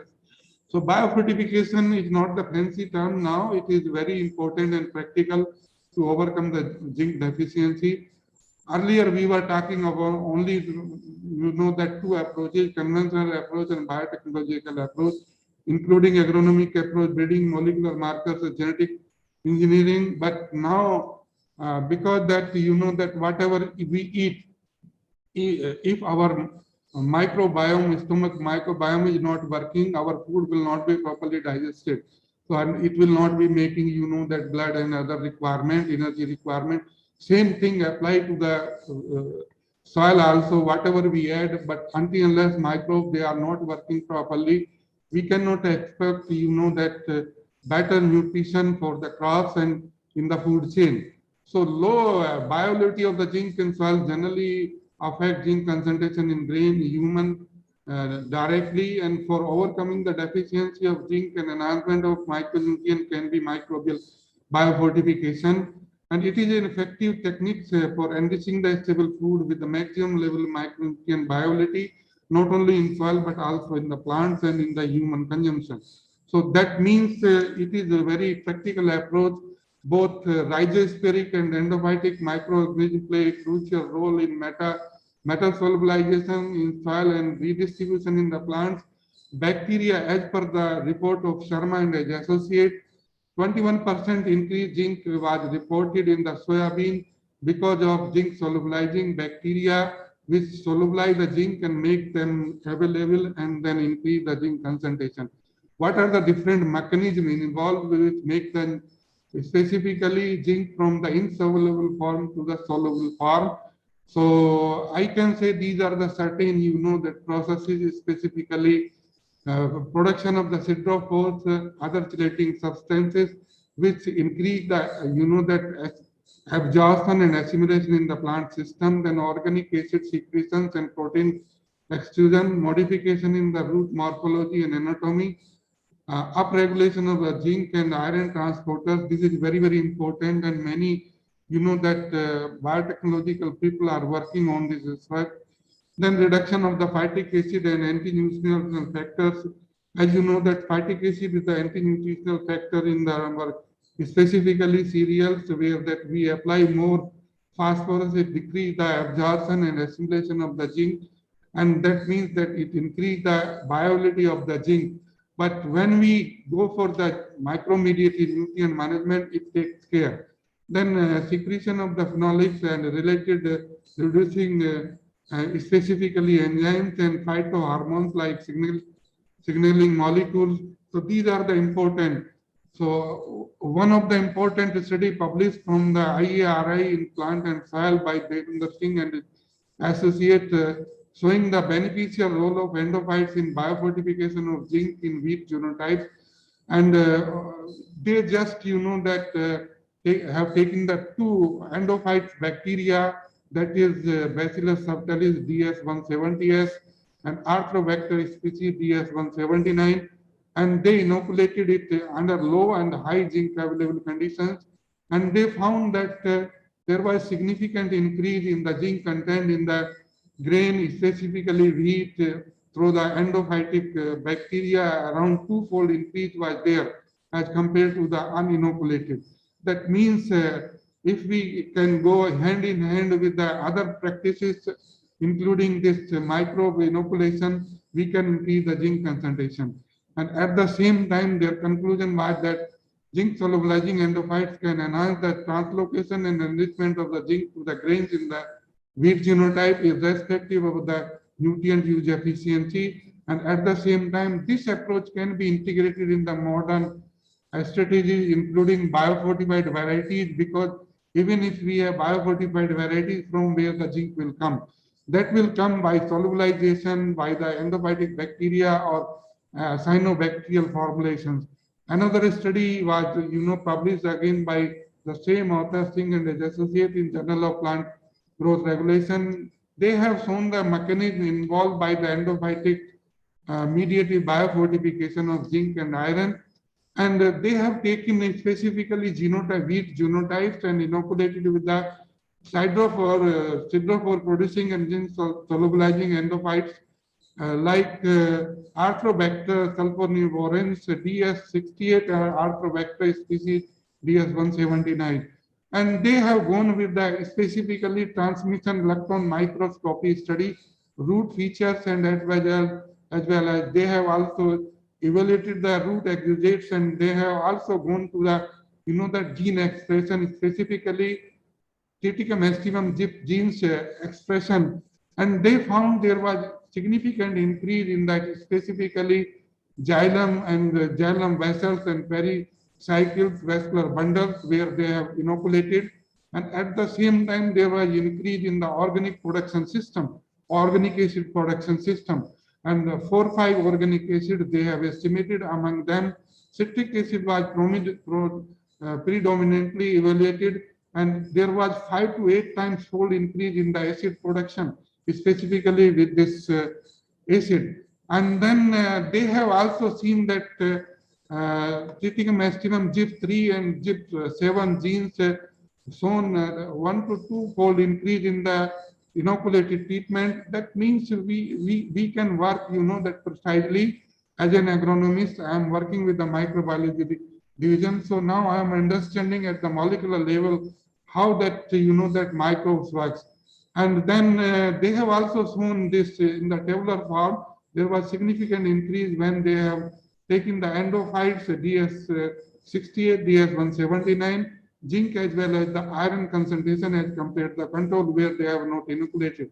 And similarly, organic acids they have taken citric acid, malic acid, succinic acid, acetic acid, and total acid, and it was significantly higher as compared to the control when they have inoculated.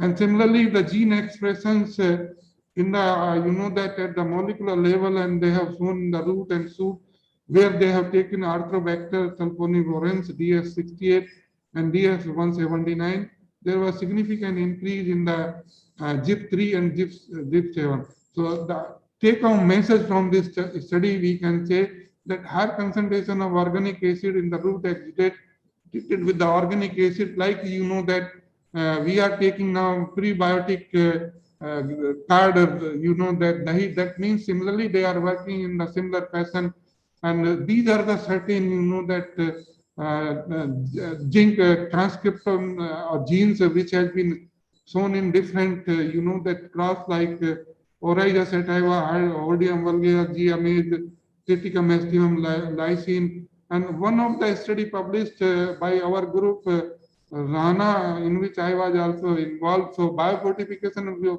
of wheat grain through inoculation of plant growth promoting rhizobacteria and cyanobacteria, and we have taken 2 types of bacteria. One was the bacterial formulations of PBW5 and 3 cyanobacterial strains like CW1, CW2, CW3, that is Anabaena species, Calothrix species, Anabaena species, and we found that there was significant increase in the iron concentration as well as the zinc, specifically with the PW5 strain, which has increased almost, I can say, 10 milligram per kg zinc in the wheat grain. And also there was significant increase in the protein concentration. So take home message from this study, we can say that approximately 18% protein enhancement, and similarly there was zinc increasement, and also that can be, that one of the strategy. Another recently study, one of my students conducted taking that Mesorhizobium AM and phosphate solubilizing bacteria, and we have reported there was significant increase in the zinc content in the seed stover and zinc uptake, total zinc uptake, and zinc harvest index. And similarly, we can say if we adopt this micro-mediated nutrient strategy along with other innovative approaches, we can have better, that high yield, increased resistance to disease, decreasing seedling rate, improving human nutrition, and improving biotic abiotic stresses. The take-home message from this, that all micro-mediated nutrient management studies, I can say we should understand the intricate networking between soil, plant, and microbiome of the soil and plant that is responsible for crop productivity and soil fertility. So we should work hand in hand, not in isolation, involving biotechnologists, soil scientists, physiologists, microbiologists. So we can adopt the seed priming, we can understand the interaction between microbes, between soil and plants, and we can explore the that conserving specifically native germplasm, wild species, and their synergistic technological innovations employing at the that farm level is very, very important. So with this, I would like to thank you very much for your kind attention, and thank you very much, Dr. Pandeyji, giving me this opportunity. I am thankful to the organizers also to present my work in front of the audience. And thank you, Dr. Suklaji, also A.K. Suklaji. I have taken your time. I am grateful to you. Thank you very much. Thank you, Dr. Suhas. Very nice presentation. And really, you have touched many issues. And that is the time in the multi-faculty work together, until unless we do together with different disciplines. So certainly it will be benefited. So I'll request if any queries or questions are there, we can take 2 questions. Anybody? No. Okay, thank you. Then thank you very much. So we can go for the next presentation. And that presentation is by Dr. Sukla. Yeah. So the presentation is the management of zinc and Fe deficiency in soil for sustainable crop production and nutritional security by Dr. Arvind Kumar Sukla. As you know that Dr. Sukla is a very well-known personality as far as the micronutrient concerned, and he is an international scientist, very well-known personality all over the, not only in our country but abroad also. He has contributed a lot of research papers and products he is having in the area of soil science, and particularly in the this micronutrient. He is the national coordinator of this All India Coordinated Research Project on Micronutrient, located at Indian Institute of Soil Science, Bhopal, and many credits under his name. He is a recipient of many awards, I know personally. So I am not going in detail many things. So with this, I welcome Dr. Sukla and I request him to give presentation. I'm sorry that his time was taken, and then we have substituted because Dr. Sivai was supposed to go. So excuse for this kind of delay and shifting of the little bit schedule. So Dr. Sukla, please. Thank you, sir. Thank you very much. I am most respected rather Dr. P.S. Pandey, National Coordinator and ADG Education. And I would like to thank the organizer for inviting me for this prestigious global meet. I will try my best to sum up my talk within 15 minutes because Dr. Sive made my job easy. As if you see that our talks are a bit matching to each other. In fact, actually, if you see the change in agriculture, there is a paradigm shift from 1970 to till now. In 70s and 80s, we had a problem of the food security.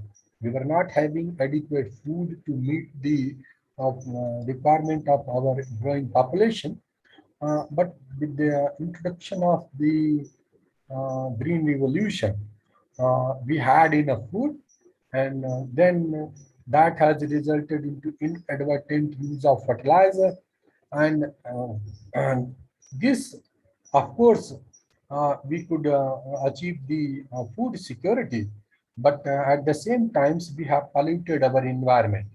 So, but for the last 10 years, if you see seriously, the whole world is talking about nutritional security, the quality of the produce.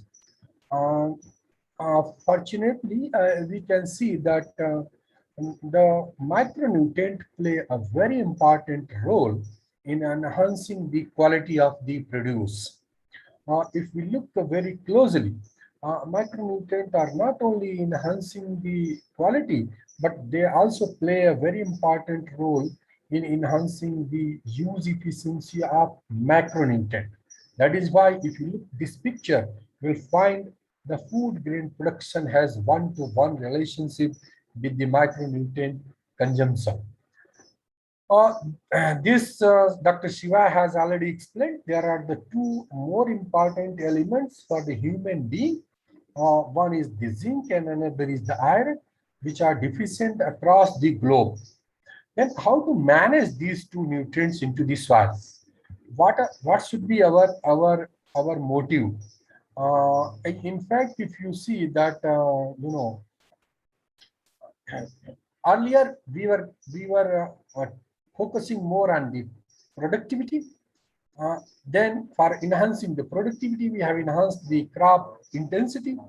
And while increasing the crop intensity, we have decreased the nutrient use efficiency.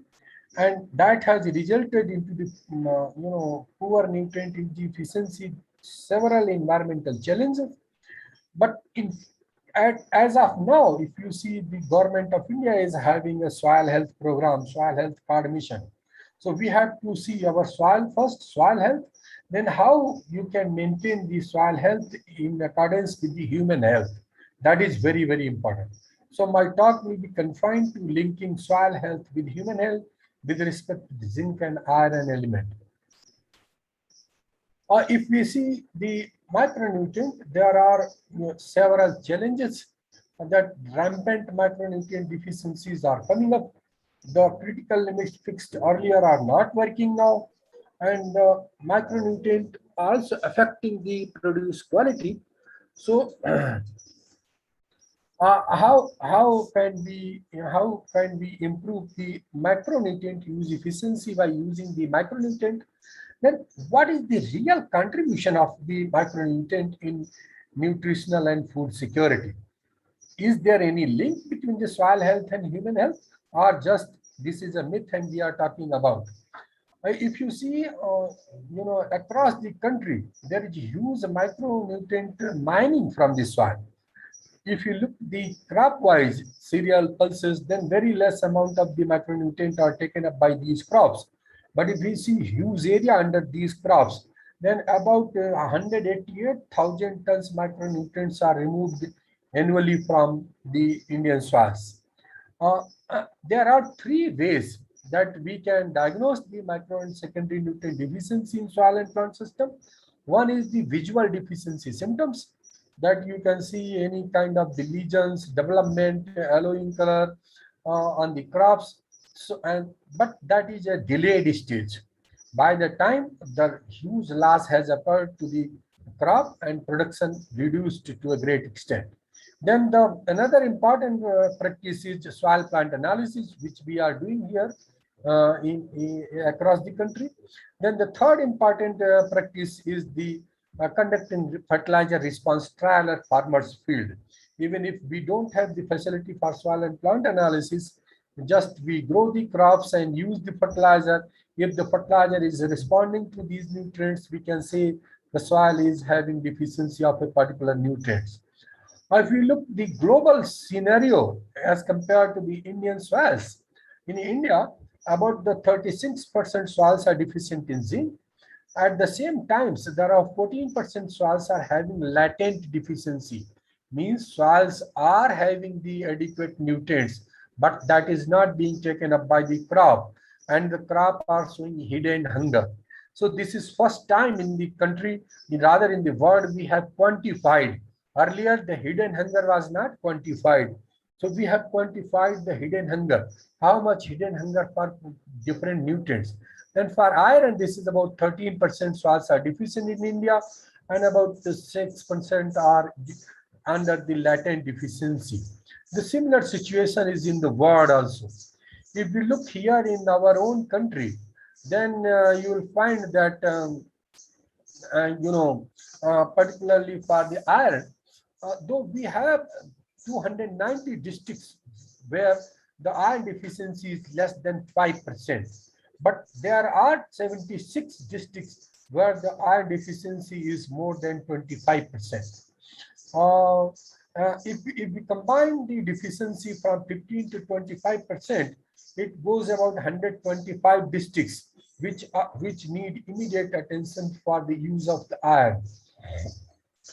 If we see the district-wise deficiency of the zinc, then a lot of zinc fertilizer are being used in the country.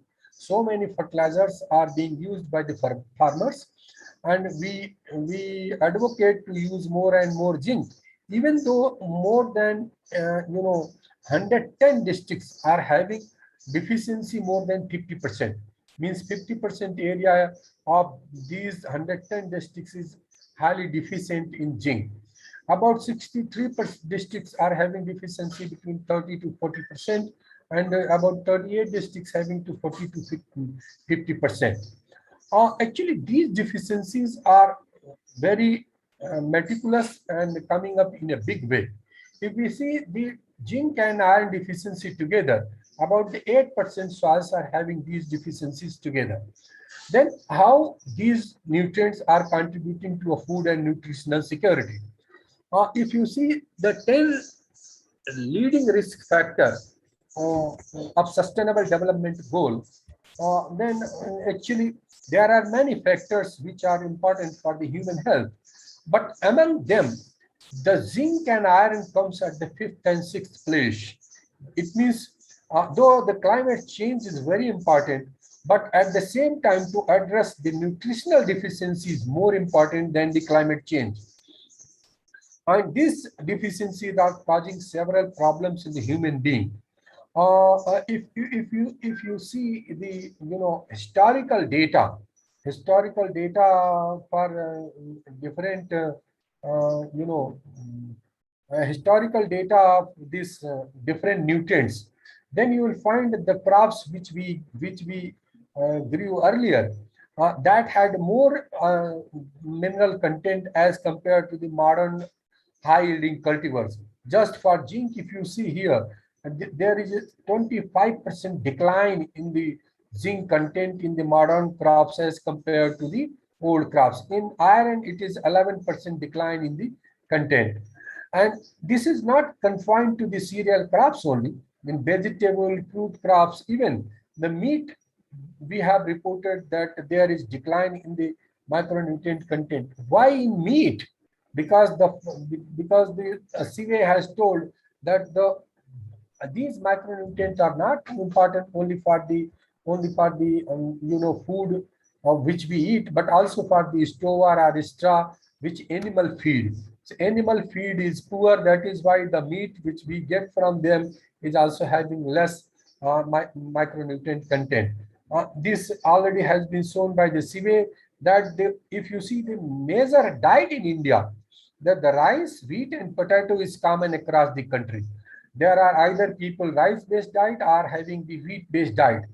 Fortunately or unfortunately, if you see, all the three are having very less content of the zinc and iron across the country. Another important point which I would like to show is that actually earlier we were thinking that recommended dietary allowance, there are two terms. One is estimated average requirement, another is recommended dietary allowance. So recommended dietary allowance has been fixed by the ICMR, and we were thinking that whatever recommended dietary allowance if we feed to the people, there will not be any deficiency. But things have been changed. There have been a report from the medicals. We are working with the AIMS Bhopal and also with the AIMS Delhi. and we could find that estimated average requirement has been shifted. If you see this shift in the estimated average requirement, so intake has to be shifted there, but somehow intake has not been shifted. That is why we are not able to, meet the nutrient requirement of these peoples. The one very beautiful calculation we have made, that if a person is fed with the rice or wheat and a rice-based diet or wheat-based diet, taking the rice, dal, vegetables, and here also rice, dal, vegetables. So either the deficient seeds or enriched seeds. If we are having deficient seeds, then none of the diet is able to meet the zinc requirement of the people. If we see the wheat-based diet, if this is in this diet, in this dal, in this wheat, then we are able to meet the requirement of the zinc for the people. But we are not having enriched food in as of now. So that is why the CBA has emphasized there is immediate need of the biofortification of the food. If you see the total contribution of zinc fertilization, then it comes about the 29 million tons to the national food grain production. If we withdraw the zinc applications, that is 176,000 tons we are using regularly. If we withdraw those, then 29 million tons production will decline immediately, will drop immediately. The CBA has pointed out very good point that phytate is a very important point to which create hindrance in the human intestine, particularly for absorption of the zinc. But I would like to add something here, that this is not the phytate actually. In fact, this is the phytate and particular mineral ratio. For example, phytate and zinc ratio. What should be this ratio? If the ratio is 1:15 or less than that, then absorption is 100%. If ratio is 1:25, then the absorption is 75%. If the ratio improves, means further goes down, that is more than 25, then the absorptions further reduced very to a great extent. One interesting thing is that we could done a lot of research and found that the nitrogen applications is very important along with the micronutrient application. Why? Because this is the protein act as a sink for the zinc absorption, and for iron, phytate work as a sink for the iron absorption.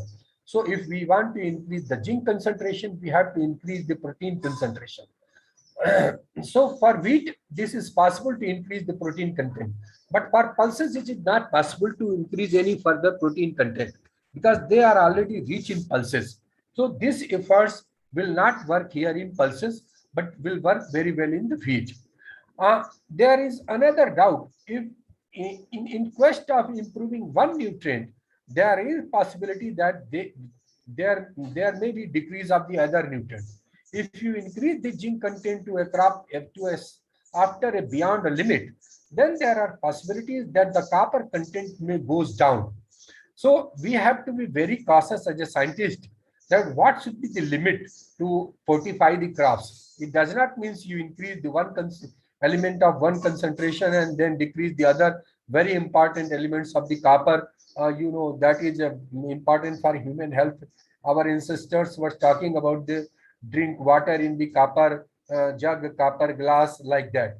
So in fact, the foundation of human health lies on the quality of food we eat, which relies ultimately on the vitality of the soil on which it is raised. Soils deficient in these mineral content cannot produce or maintain a good life. That is why, sipping away of large number of the concentration from the soil is creating a big problem for the future. If you see some data, that this is not the medical science that has contributed only in the improvement of the human health. This is the agriculture most that has contributed the change in the human health and change in the nutritional quality of the people. For example, I would like to tell you one example for berry. Before 1970s, there are some cases from the Andhra Pradesh that people were having a severe deficiency of berry, that is vitamin B1. While nearby state in Tamil Nadu, there was no deficiency. Then a team was visited from the ICR and inquired that why this is happening. Then they found that the Tamil Nadu people were eating the rice, the hand hulled rice, means their huller were different, rubber huller, as compared to the this Telangana people were eating this polished rice. So in polished rice, we just remove the epicarp of the pericarp of this rice. That is why all vitamin B1 is washed away and causes lot of deficiency. So there is a lot of changes made in the agriculture that has contributed in this. For example, in zinc, I would like to tell. Earlier, this element was considered a toxic element for human health before 1963. But in 1963, Dr. A.S. Prasad told that zinc is required for human health, and it is now the scientist has discovered about all the the systems, taking from the respiratory system, digestion system, physical growth. The zinc is very important in developing the immune system of the human being.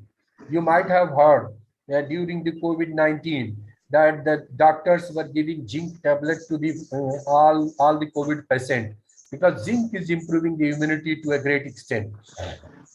Then thereafter, some reports comes that excess zinc use has caused the black fungus. Very recently, we have signed one project with the AIMS, and we found that this is not the excess zinc which is causing black fungus in the human being. That is the excess iron which is causing the black fungus. If you see the iron deficiency, that is also in India, 50 to 80% people are deficient in iron, while the only 13% soils are deficient in iron. Why this much mismatch in this? Because the absorption of iron in the crops is very, very important. Absorption of the iron in the crop is not there to that extent which we are to. Then we have conducted one study with the AIMS Bhopal, that is improving the use efficiency of these all CBA has already told. Then you see in those study we found what is zinc intake by the animals. Actually, this study was done in the rat model. In rat model, then when we have supplied the zinc enriched wheat, rat eaten it more because it was very tasty. So the zinc also play important role in developing the taste in the crops. So it was very tasty. Although secretion was also high, but very interesting thing is that the absorption was also high. So we are interested in absorption. But this was not true in case of the iron.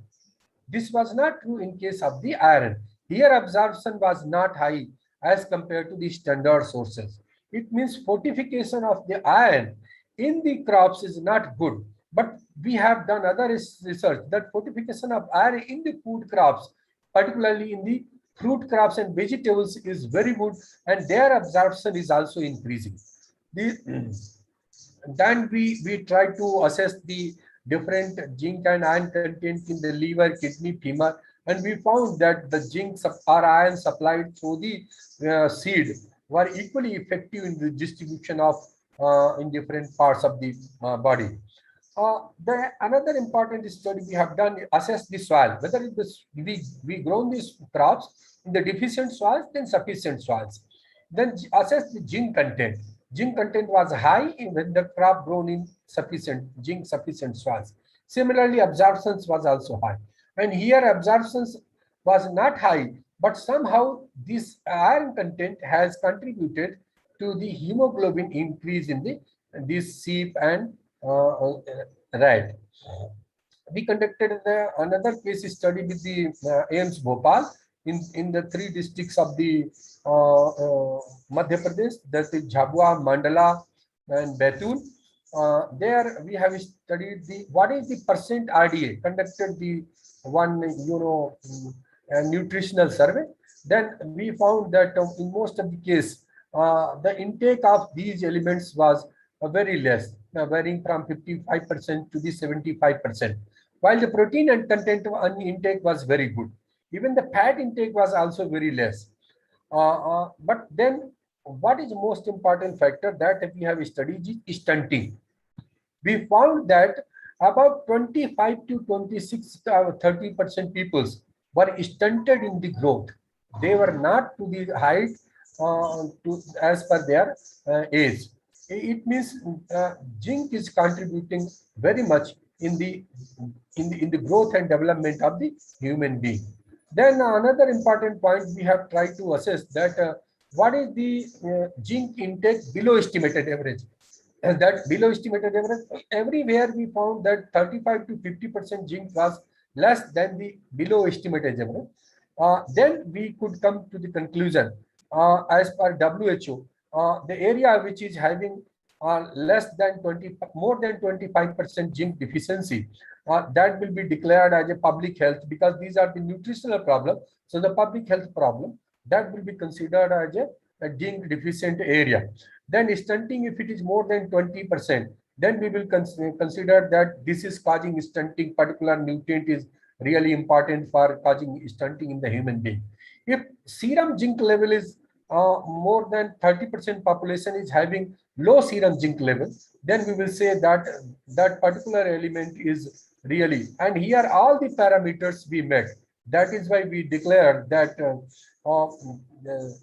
zinc is a public health problem, and government has taken it is in priority. And now you might have heard there are some slogans from the radio, जो छोटे बच्चे होते हैं उनके लिए कि ORS के घोल के साथ में जिंक की गोली लो. So the government has accepted this thing to very well. Then we have tried to find out the relationship between the grain zinc and blood serum zinc. This was also 1-to-1, and then established the fact that this is the true iron and zinc are having a very good relationship with the soil health and human health. Thank you. Thank you, Dr. Shukla Sahab. Very nice, very marvelous presentation that you have made, and really this is as per the need of our during this COVID period onwards. The people are more vigilant about, and your study will certainly make them more vigilant to take this micronutrient, particularly zinc and iron. So I congratulate and compliment for very nice presentation. Thank you, sir. Before I invite next person, I request if any queries, any questions are there, so we can place in front of Dr. Shukla. Any queries? Yes, sir. I think I have one. Yeah, Dr. Singh. Yeah. Yeah. First of all, let me compliment and congratulate Dr. Shukla. Such a nice, widespread presentation, and I think the new definition of the food security actually does not get completed until unless you really talk the nutrition value in the food. The one thing which basically wonder sometime to us, this zinc deficiency across the country and even in world actually has been noticed very nicely. And what we see that the gene percentage in a grain is very much related in the zinc availability in the soil and basically the observation power of the plant. And it was very nice that you have already find out those clusters in your research, and then in some of the surveys that these are the clusters where the zinc deficiency has been identified. Are there any programs to really support those area or field this zinc deficiency can be eliminated in the soil, and then you can produce more nutritive food from that area? Yes, actually, we have given suggestions to the our nutrition health security, this national health security mission, that given the map also to the different government. Actually, in fact, we have developed one atlas for 640 districts across the country. That is showing deficiency of all the elements at block level. And we have also given the recommendations, state-wise recommendations. Along with that, we have also given the requirement that in that atlas we have also calculated what is the requirement for a particular block in a particular season. That requirement we have also find out, and those requirement and these things have been given to the different state government. Particularly, then that atlas we have converted into several atlas into the vernacular language. For example, for Madhya Pradesh in Hindi, for Tamil Nadu in Tamil. That is those atlases we have developed and given it to the different government agencies. And rather, we have also involved some state government in the development of those atlas, so that they should know and they should utilize the information generated at such a large scale for the use of the farmers. That is there. Then this our food security mission, they are providing subsidy on the zinc, on the use of zinc, particularly zinc and boron. Now they are also providing subsidy on the use of boron, on 1 kg boron and 5 kg zinc. They are providing subsidy. That is the actually way that we can increase the use of these micronutrient fertilizer at the farmers level. Thank you, Dr. Sukla. Thank you very much, Dr. Singh. I think now we are behind the time schedule. So I compliment and congratulate Dr. Sukla for very, nice presentation. So we can now invite for the next our presentation. Our next presentation is by Dr. A.K. Pandey, who is the Dean Horticulture and Forestry of Rani Lakshmi Bai Central Agricultural University, Jhansi. He is going to present harnessing the potential of nutrient-dense underutilized horticultural crops of Bundelkhand region for nutritional security and economic prosperity. Dr. Pandey, I know him that he is having a very wide experience of working from northeast to plain area to Bundelkhand areas, and before this dean, he was working in the Central Agricultural University, Northeast Imphal, and he has a lot of contribution as far as horticultural crops are concerned. So I am happy that particularly I also congratulate the Dr. Vijendra Singh, the convener, the organizer of this program, that he has selected this invited talk. I really appreciate and I like all these invited talk are up to the very highest standard for this international global meet. So with this, now I request Dr. Pandey to give his presentation. Thank you, sir. Very good afternoon to all of you. Esteemed Chairman, Dr. Pandey Sahab, ADG, co-chair and esteemed reporter of the sessions, and all my fellow delegates.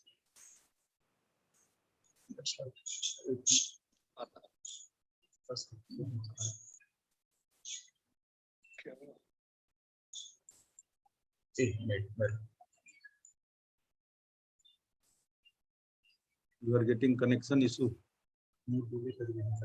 Yes, sir. I'm connected. Kindly switch on your video, sir. Can you share your screen? Yes. Yeah. I'm going to share my PPT.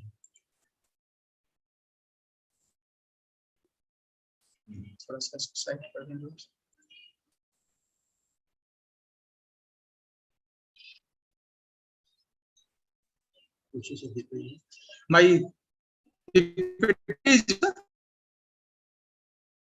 yes, it is visible. PPT is visible, sir? Yeah, you can come to the slide mode, slideshow mode, and then you can continue. Thank you, sir. So my today's presentation is harnessing the potential of underutilized vegetables for nutritional security and economic prosperity in today's global meat. And right from morning, I am listening about burgeoning populations and how to feed, and major concern not the food security but the nutritional security. Horticulture is the very good sectors, whether I will say. Morning, our Honorable Vice Chancellor, Dr. Arvind Kumar Saab has nicely emphasized the importance of horticulture. Presently, horticulture is having only 25 million hectare area out of 141 million hectare area. And with that, 329 million tons of productions. That is very rewarding. And horticulture is the such a crops right from snow line to this your seashore, and from arid climate to up to this your coastal regions, and all sort of fruits and vegetables, medicinal crops, spices and condiments, and number of institutions are contributing to these your horticultural crops. Major concern about to this your nutritional security, and horticulture is the crop that is going or that is addressing the nutritional security. Presently, as the estimation is the 329 million metric tons. I am giving the exact data of these 320 metric tons, as well as for to your diversification. Diversification is the need of our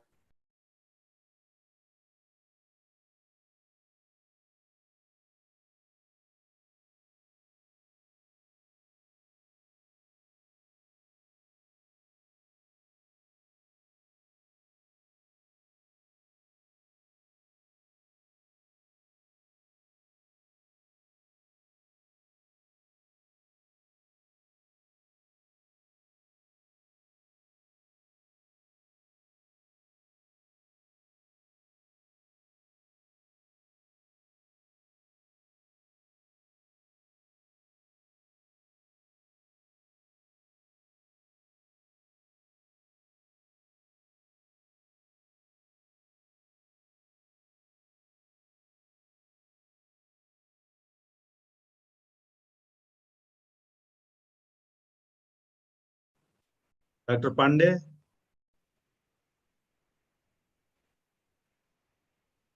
I think connectivity issue is there.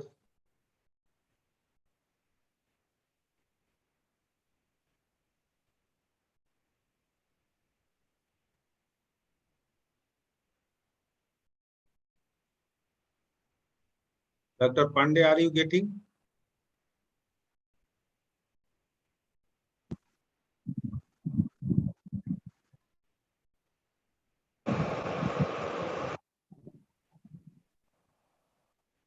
Pandey साहब आवाज आ रही है मेरी?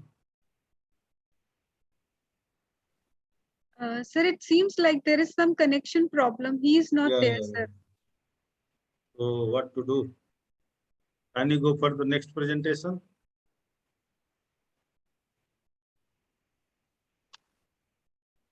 And he is having very high density photographs.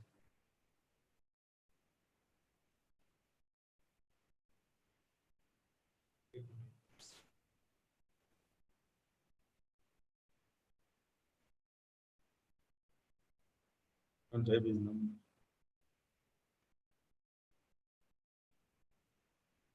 Sir, in the meantime, we can shift to other speakers, sir. Yeah. And if he joins back, we can get his presentation back. Yeah, we can take his presentation later.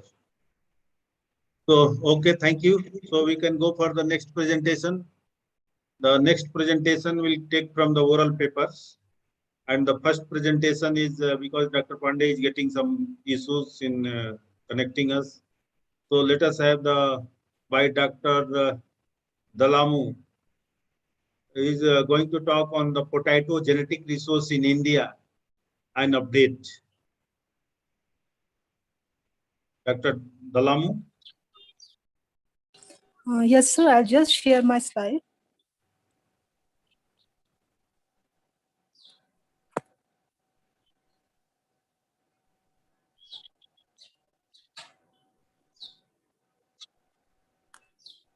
Yeah, please. So try to finish 10 minutes time we have allotted for all discussion and other things. So be brief. Actually, Dr. Ajay Pandey sir has again started, so I'll be after him. Okay. This is the from Dr. Pandey. Yes, sir. Yes, sir. Pandey Sahab.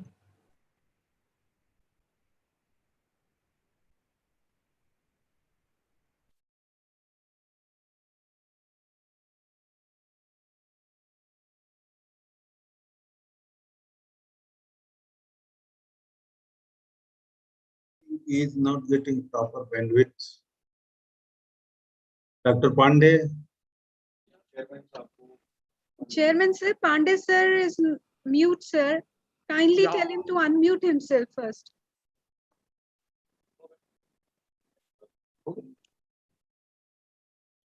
Hello, I am audible, sir. हाँ, क्या हो गया आपके यहाँ? Sir, connection. Yeah, please, go ahead. Audible, sir. So, vegetables, I will go for two important that the Alzheimer's and the Parkinson's.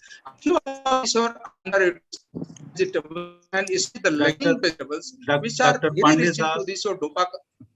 Dr. Pandey Sahab, your voice is not coming clear because you are using these high density photographs. So no sound is coming properly. Can you use your phone to for the sound? Sir, audible? Okay, go ahead. So, these are from related to your malnutritions and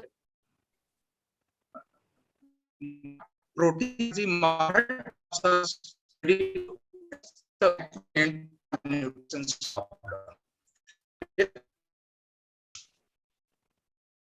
Pandey साहब आपका issue आ रहा है.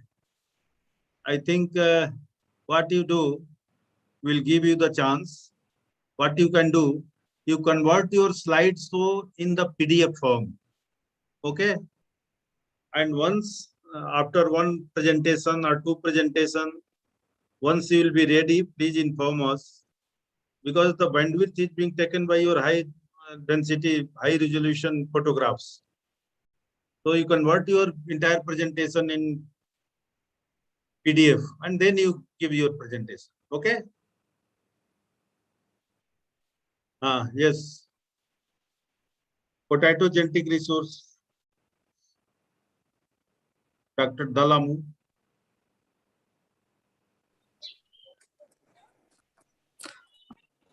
You can share your presentation.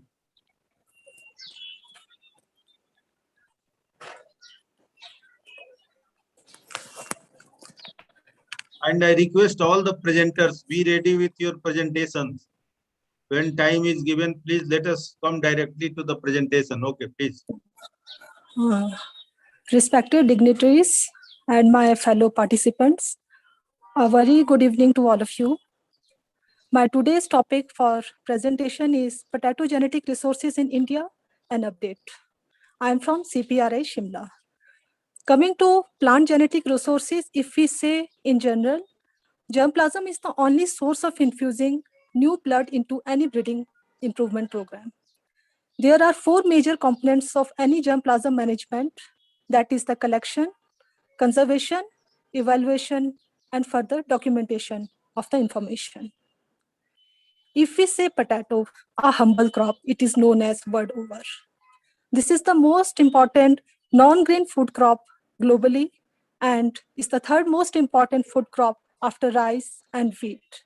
And this crop is coming in a big way in our country also, with a projection of per capita consumption of 50 kg by 2030.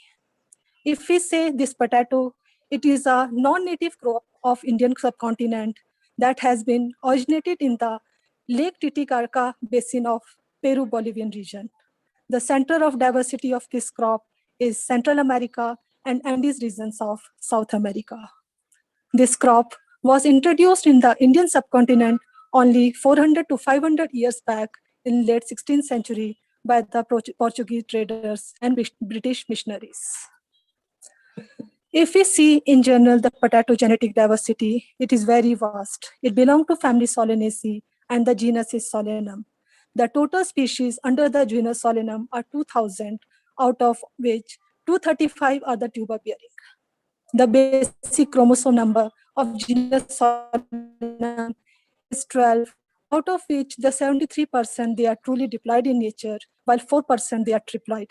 15% they constitute the tetraploid, and remaining 6% they are the hexaploid. The cultivated potato, they belong to the tetraploid group. If we see the first pillar of any genetic resource management, including the potato, that is the collection. The potato germplasm collection was initially initiated by the Russian scientists in Central and South America in 1920s. FAO, in its 2010 reports that there are approximately 98,000 potato accessions that are conserved ex situ in different gene banks, and 80% of them, they are maintained in the 30 key collections.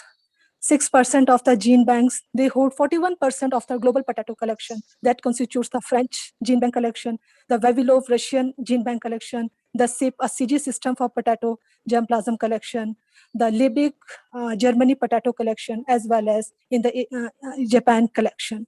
20 global gene potato collections have more than 1,000 accessions, and it is very good to know that CPRA is one of them globally.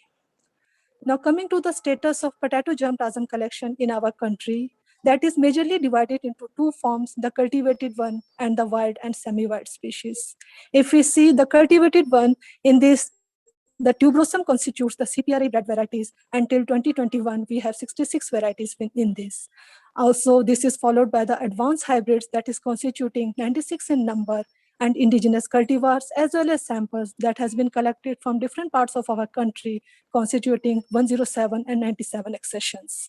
Among the cultivated in the tuberosum, CP number the exotic collections of varieties that is having the major chunk of 2,800 accessions, while the second lot of cultivated potato, that is indigena, constitutes 760 accessions, while wild and semi-wild species, they are 540 in number, making a total potato reservoir collection in our CPRA gene bank of 4,500 approximately.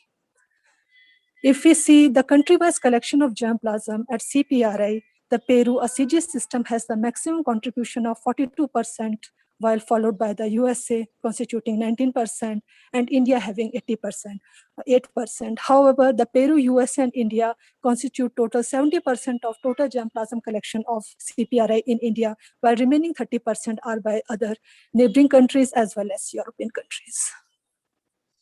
Now, the second pillar of potato germplasm management is the conservation, and potato conservation is done either by the sexual method, which includes selfing and seed mating.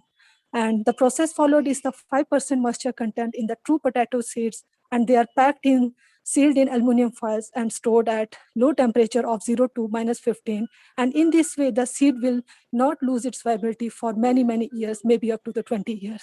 But this is not a proper way to conserve the potato genetic resources due to its typical behavior, because if we want to conserve a specific genotype or a clone of a potato, it should be done in a clonal form because of the heterozygous nature of the true botanical seed of the potato. However, this mode of conservation by sexual method is widely followed in wild species in India as well as globally, where the objective is not to maintain the original clone, but to conserve a total germplasm population per se. The second most important method of conservation of potato and also the other vegetatively propagated crop is through the asexual method that is done widely in the form of tubers in greenhouses, the fields, in vitro conservation or cryoconservation. All these methods that they have their own pros and cons, like field conservation of germplasm in the form of tuber is very easily followed, and the tubers are readily available for the breeders to be used in the breeding programs. However, there are certain disadvantages of loss of the germplasm due to biotic and abiotic factors. To overcome this, in vitro propagation in the form of tissue culture of potato germplasm is very widely followed. However, there are certain disadvantages of in vitro conservation, like the high cost and also loss of genetic fidelity. Cryoconservation is also coming for the conservation of potato genetic resources. However, there are certain lacuna in cryoconservations, like revival of the conserved material to be readily available for the breeders to use in their breeding program. The third pillar of potato germplasm management is the evaluation. In Indian scenario, the potato germplasm are on a priority done in a regular basis for adaptability. Biotic stresses like late blight, wart, bacterial wilt, the potato cyst nematode, potato tuber moth, hopper burn, and also for the quality parameters like the attributes, including the dry matter content, the reducing sugar, the nutritional value with respect to the iron and micronutrient content like iron and zinc, and also for antioxidant value. However, the combining ability is also very important for the evaluation of this germplasm to access their parental values. In figures, we can see the evaluation of potato germplasm for potato cyst nematode at Kufri condition and also the potato germplasm for heat tolerance at Shimla region. However, there are certain cons for the evaluation of potato germplasm, like the evaluation is very specific according to the age of the plant and also the environment with respect to the season and location. And many a times, the laboratory evaluations, especially for the nutritional and quality parameters, they are not exhaustive and are sometimes not correlated with the field condition. So, evaluation of all these exceptions must be done before their ultimate use in the breeding programs. Also, in the era of molecular biology, precise evaluation with respect to identification of novel genes in the allied germplasm, their mapping, and for ultimately using them in the marker-assisted selection is the need of our hour. The final and the most important pillar of potato germplasm management is the documentation.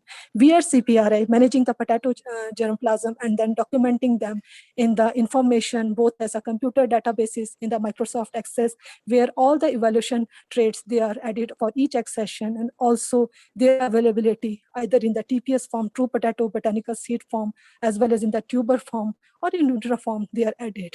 Also, the various inventories in the form of hard copies like inventory of cultivated tuberosome as well as indigena potato collections, they are also published.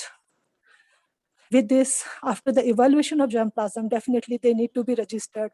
Until now, we at CPRI, we have registered 36 germplasm having different traits and combination of traits with the NBPGR. Coming to the conclusion of my talk, considerable progress have been made in the collection, conservation, and documentation of potato germplasm worldwide as well as in India. There are certain points need to take in consideration. Like duplication is one of the important issues in all germplasm management, including the potato.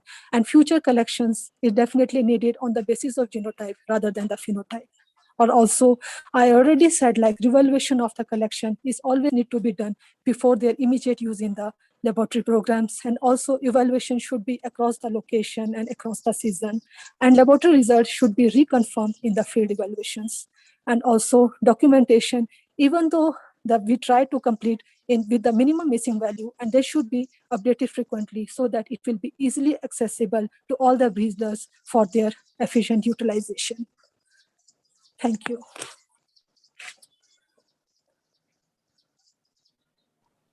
Thank you, madam. A very good presentation regarding the plant genetic resource, particularly in the potato, that you have talked about the collection, conservation, evaluation, and documentation. So, good updates you have given. I do hope that many people have been benefited. If anyone is having any question, please, you can put your this in chart also, or you can raise hand also, under the reactions. I am not able to see any reaction, anybody. So if there is no question, we can go for the next presentation. And the next presentation is by Dr.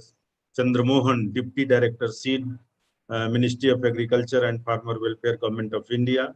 And he is going to talk about biofortification of crops,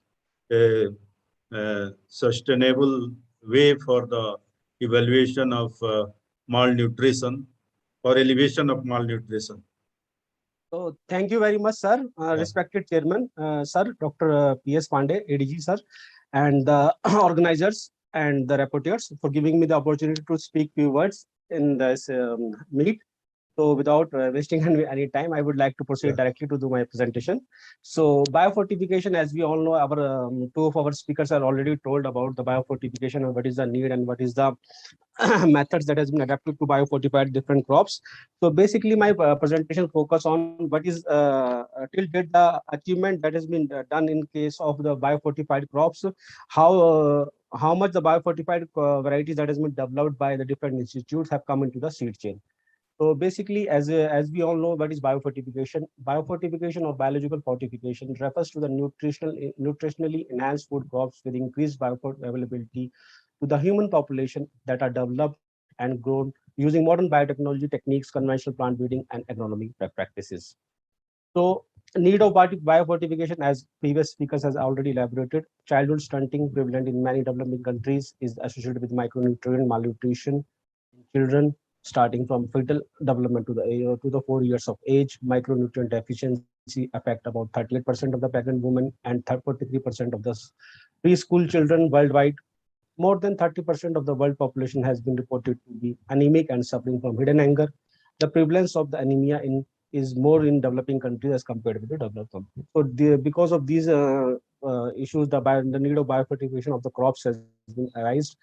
So progress that has been made so far till now, more than 5,600 varieties has been developed by the different ICR, SAUs, and the private organizations, and in which approximately 71 are biofortified. Two more varieties have been recently added.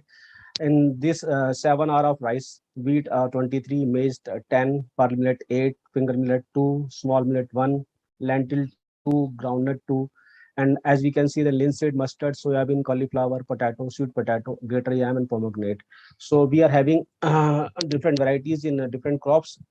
So, and what is the status of the biofortified varieties in the seed chain? I will be explaining in the next slide.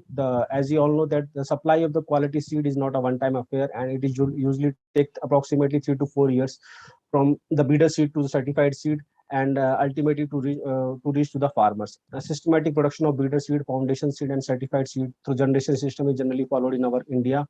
And breeder seed indents of biofortified varieties have started coming in 2016-17 onwards. So from that year, the systematic inflow of these biofortified varieties has started in our seed chain, and from where we have started. So basically, from this slide, I would like to, as we all know, that this is a seed production system in which the nuclear seed and breeder seed is generally produced by the ICR, SCUs, and SCUs, and the foundation seed is being a lot. Breeder seed, nucleus and breeder seed has been produced by the ICR and SCUs, and which is later allocated to the different national and national level seed producing agencies and state seeds, state agriculture department for further multiplication into foundation and certified seed. And it is a certified seed which is finally available to the farmers for sowing. So what is the role of the seed division government of India in seed availability? The seed division requires the different states to prepare the seed rolling plan 3 years in advance, so that the farmers get the right seed in right time on in the states. Fixation of breeder seed price is done by the seed division in consultation with ICR. We used to maintain national seed reserve to supply the seed in any unforeseen condition, and financial assistance is provided through various schemes of the government of India. Basically, from this slide, I would like to highlight the total production of the seeds, breeder seed production and allocation. So as it is evident from this slide that more of the breeder seed has been produced by the ICRs and SAUs, and the allocation is allocated to the different state seed corporations, national seed corporations, government agencies, and NSAI. Coming on to the foundation seed, the requirement is approximately 16 lakh, and we are having more of the availability of, as it is evident from the last year figure, that more of the approximately 8 lakh quintal of seed is more available, foundation seed.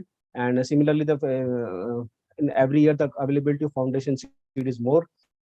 Now coming on to the requirement and availability of certified seed, the requirement is approximately last year in the 2 seasons approximately 443.16 lakh quintals, and availability is 483.16 lakh quintals, and we have a surplus of 40.50. It is all with the efforts, collaborated effort of our scientists, breeders, researchers, and our state seed corporation, national seed corporation, and private agencies. Is because of all their efforts, we are able to meet the requirement of the country comfortably, and even we are having a surplus. And now by this slide, I will basically like to focus what is the how the biofortified varieties have started coming into the seed chain. In 2017-18, only the two crops of rice and mustard we have allocated.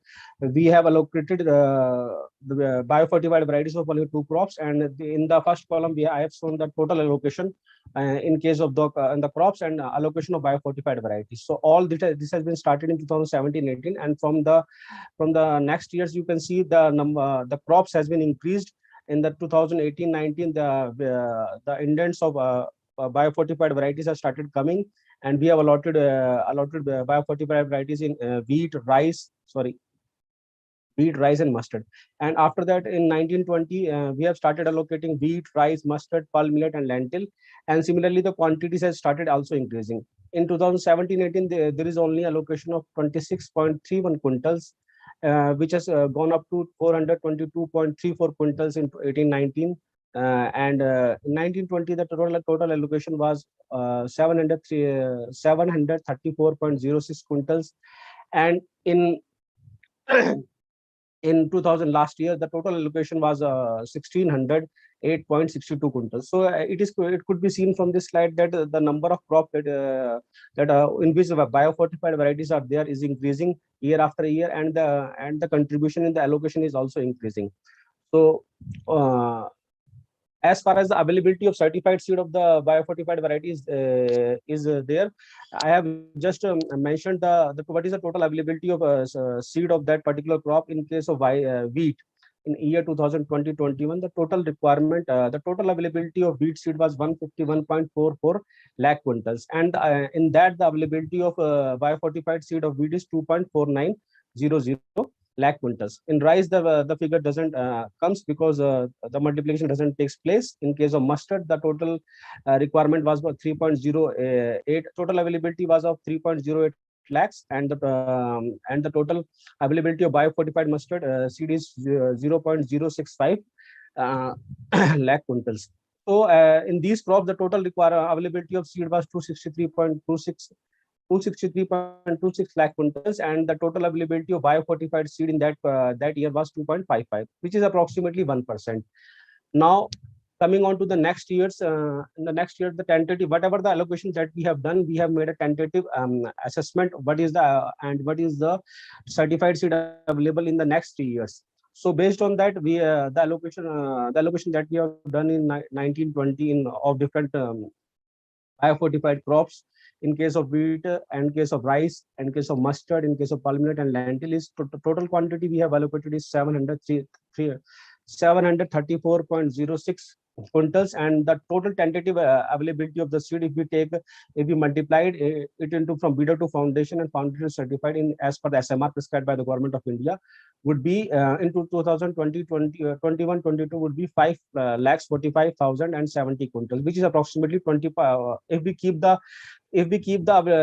availability constant, that is 263.26 lakh quintals, the availability will be of 2% of the total 2% of the biofortified seed will be available in 2020-21 as per the allocation done in 2019-20.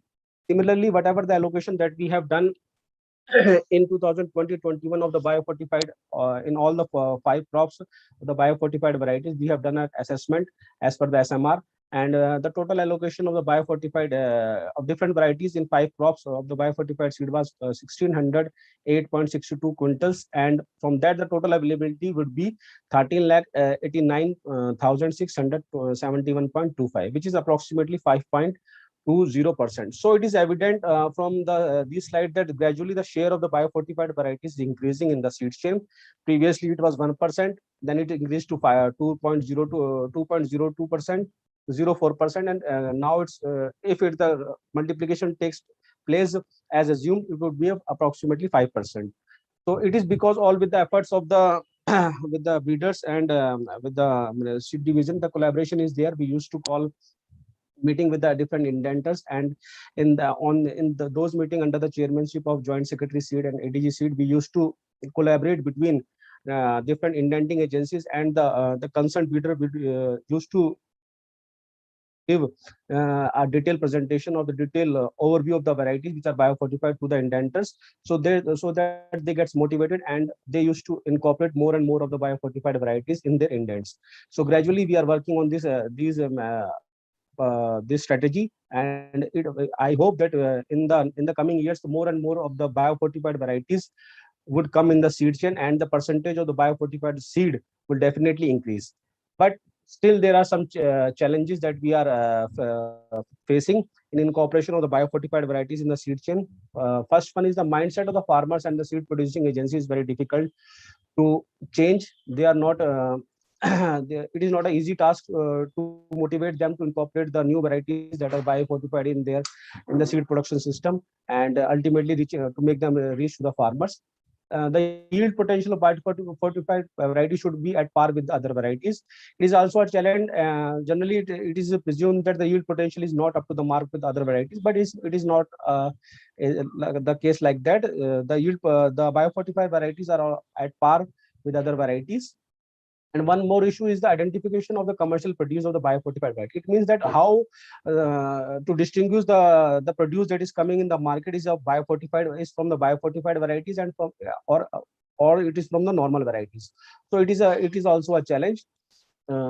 So in that way, the way forward that we have proposed is more and more focus of the on motivating the farmers and seed producing agencies to update the seed production of the biofortified varieties. That we are doing from our side also, and with the cooperation of ICR, we are doing our best to motivate the seed producing agencies to take the more and more varieties of biofortified crops in their seed producing chain.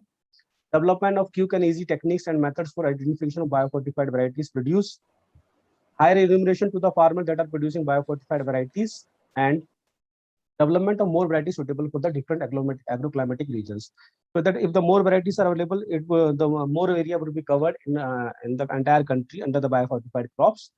So these are all the facts that I have laid in front of all the dignitaries. So thank you very much once again for giving me a chance to speak, and thank you very much. Thank you, Dr. Chandramohan. Very good initiative and new initiative that you have shared, taken by the Government of India, bringing biofortified, varieties in the seed chain is one of the path changer in coming time. Certainly, it is going to bring a new dimension as far as nutritional security is concerned. So thank you very much. Now, very much, sir. I simply just because I have not received any reaction for any question, so without any further delay, I'll go for the next presentation. And thank you, Dr. Chandramohan. Now I'll invite Dr. Neetu Singh. She is from BBAU, Lucknow. Effect of drying method on physiochemical and functional properties of vegetables. Dr. Neetu Singh, please.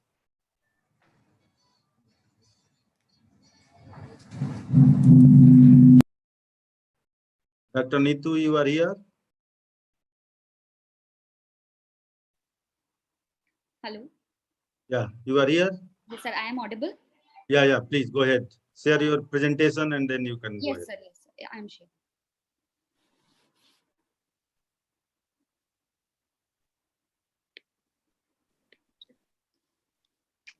Sir,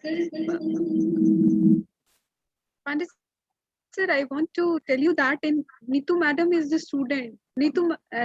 Her student will be presenting the work, sir.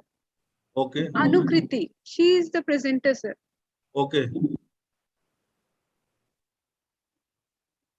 Okay, Anukriti, you can present. Go ahead.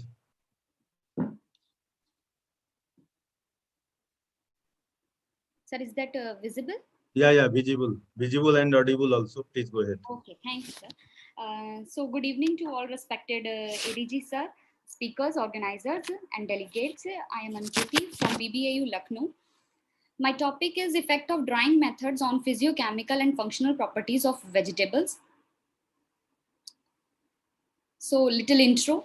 India is now the 11th largest economy in the world, 4th in terms of purchasing power and production of vegetables and fruits.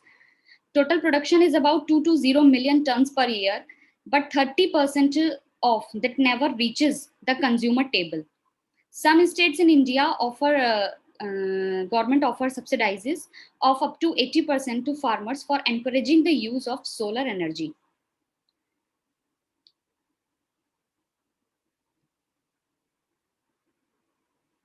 Traditional techniques used in food preservation like drying, refrigeration, freezing, salting, sugaring, smoking, pickling, canning, and bottling, of which drying is preferred among the developing countries. But new technologies brought changed new techniques. At present,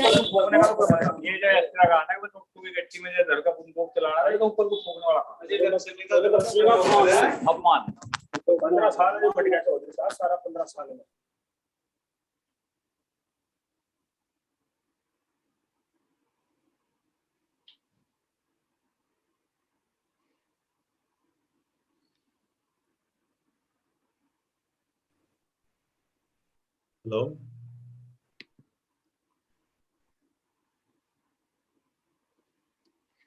yes, sir. Yeah. So at present, increasing demand for healthy, low-cost natural foods and the need sustainable food consumption, solar dried foods are good sources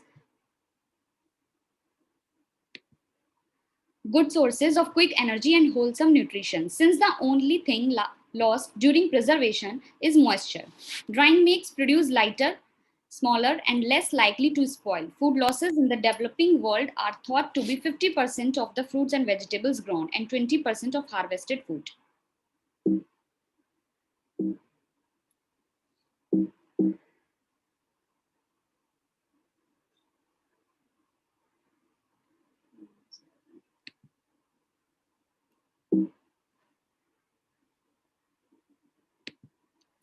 My objectives: to examine nutritional and functional properties of selected vegetables, to dry vegetable by using different drying method, to examine microbial activity for shelf life study of dried vegetables. Methodology: I did my study to optimize an analysis of green leafy vegetables and other vegetables. The study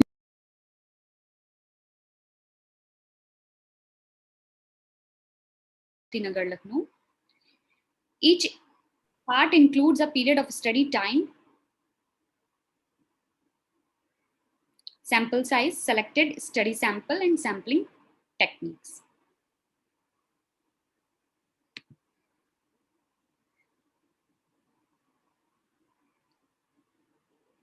Am I audible, sir? Yeah, go ahead, please. So here I divide my study into 3 phases. Phase 1, preliminary phase, selection, and in this selection and purchase of vegetables. Second, physiochemical analysis of raw vegetables. Second phase is at that intervention phase, selection and purchase of vegetables. After that, washing, draining, cutting, and after that, solar dry and sun dry. Phase 3, post-intervention phase. In that, physiochemical and functional analysis of dried vegetables, nutritional analysis of dried vegetables, microbial analysis of dried vegetables. After that, create awareness through prepare booklet.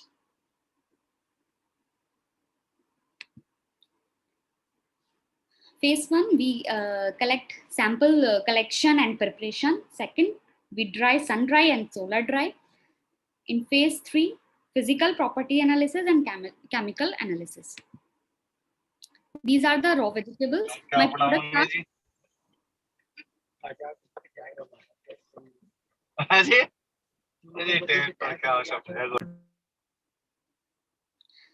by vegetables are 5 vegetables. 3 are green leafy vegetables and 2 are other vegetables.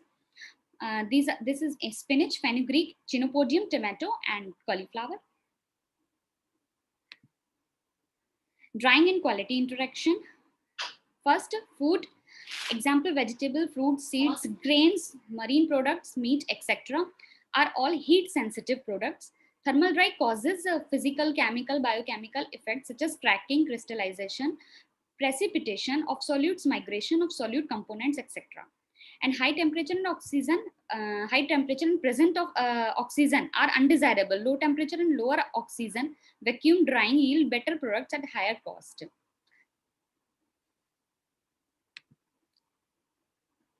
What affects quality of dried products? Dryer type.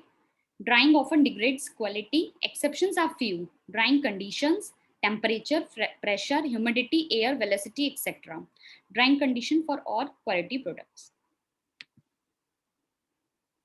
This is the solar dryer which I purchased, and drying fenugreek leaves.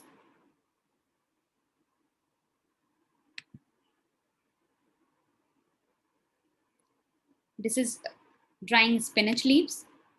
Preparation of sample. These are the samples for drying. Results in sun drying, and this one is solar drying.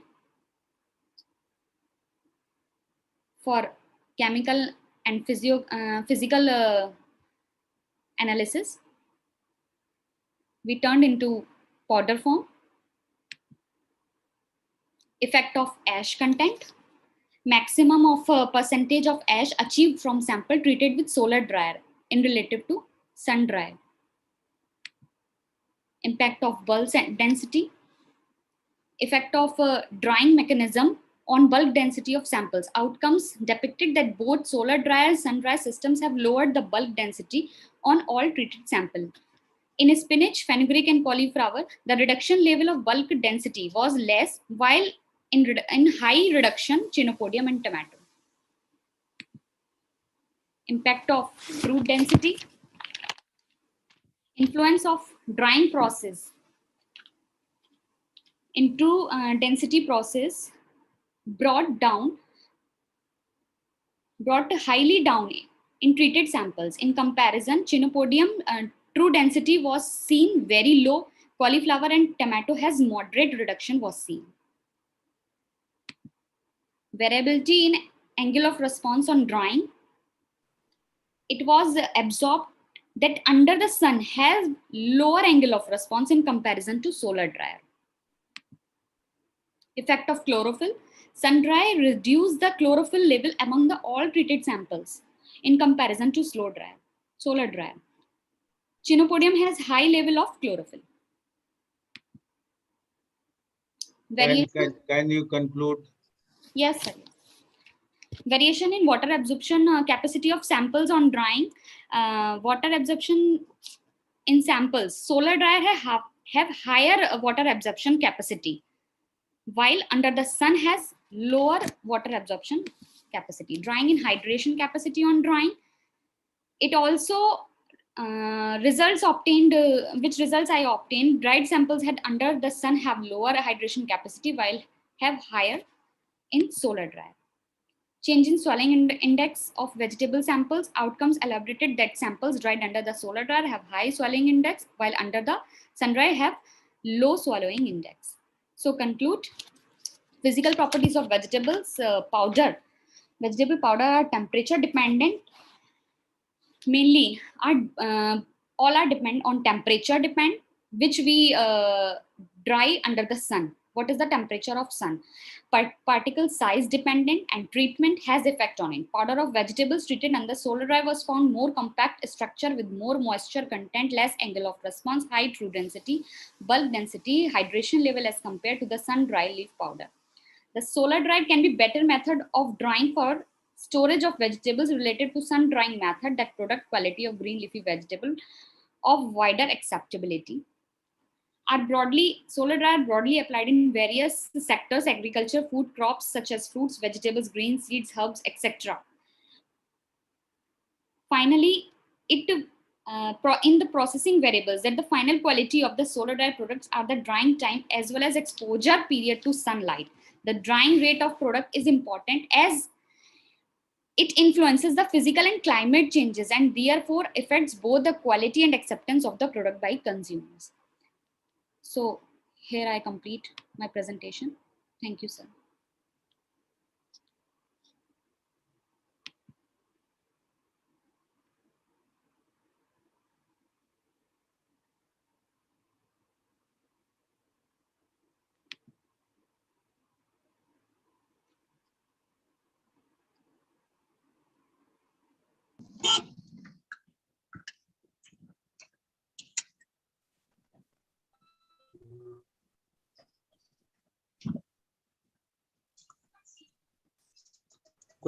Thank you, Dr. Anukriti. Thank you for very nice presentation for different dry methods and their comparisons on vegetable. With this, now we'll invite Dr. Gurvinder Singh, co-chair from PIU Ludhiana. He's going to talk on bioutilization of honey processing waste into meat. So, Dr. Gurvinder Singh, co-chair ji. Sir. Yes, please. I'm going to start.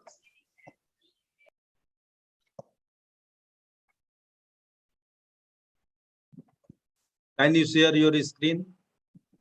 I'm sharing, sir.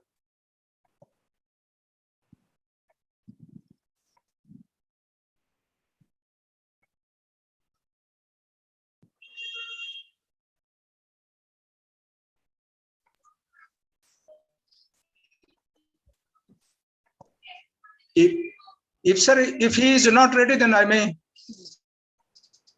present. Dr. Co-chair. Otherwise, I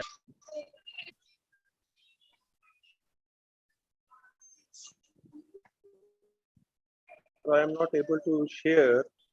The desktop is not coming. Just give me a minute. Okay, if you are not able to share, then can we give to Dr. Pandey? Dr. Pandey, can you share? Pandey ji? Yeah. Share करिए.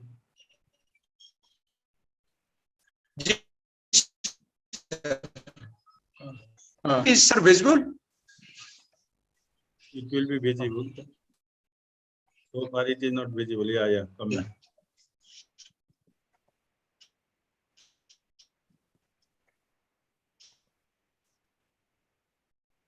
Foods should be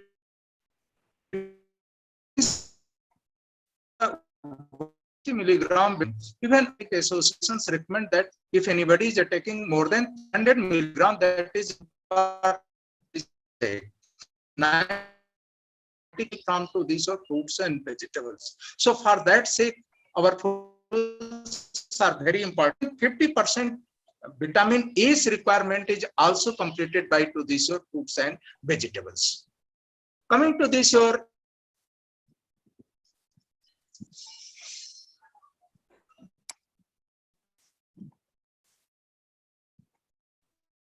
our that for this and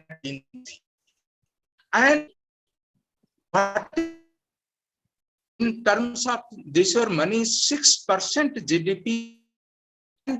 If it is calculated in terms of this, your money goes more than 20,000 of your crores. Even as very rough estimate, only 50% whatever this your recommended dietary allowances has been given by to this your micronutrients that is completed by the people.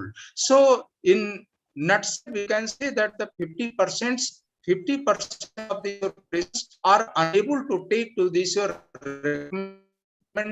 micronutrients. Consequences of that is very. I am not going to tell.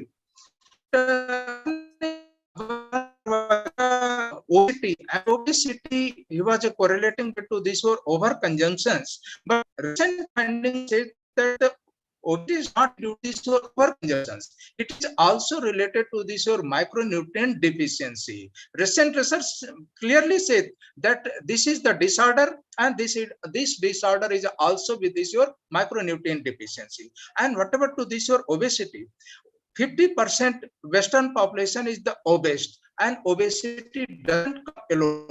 Obese are having to and obese are this or diabetes, and recent research indicates that obese persons are very prone to this or cancer also. So in that context, further I will say that fruits and vegetables are very, so they will not give you and vegetables, they have very meager your fat content.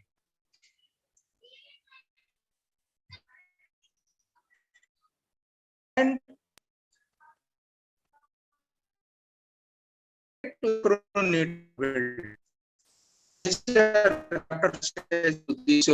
zinc is a very nutshell. It is considered as a very good component part to this or boosting to this or immunity. Even zinc is considered as a gatekeeper of to this or all enzymic functions. And what is the fun that almost 30% of to this or bird populations are having to this or zinc deficiency. This is the old data 2005, but it indicates that the 31.5% of the world population is the having to this or zinc deficiency. Major problems for the crops production is the climate change, water crisis, food security, and food safety. I will discuss only this your two up to this your issue. One, climate change. Climate change is a related measure point. One to this or in increasing temperature, and secondly CO2 levels. Presently, what is the this your 400 ppm, and it is expected that the by century it will go to this or 600 up to this or ppm.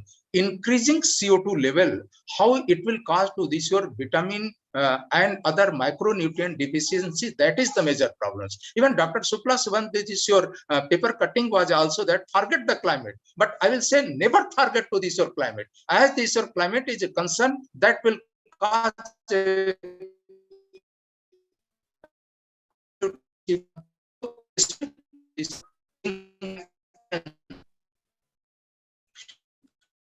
recently the temperature will lose up to this or 10 million metric tons up to this or wheat products. Further, I will this or climate, the pandemic of obesity and climate constraints. This result of that, as there is the any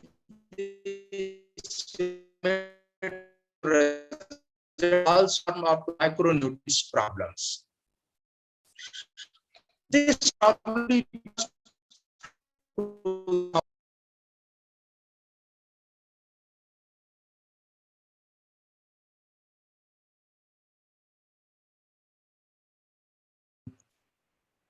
Now it is again disconnected. I think there is a big issue in Jhansi that is in remote area or university. They may be having some problem. So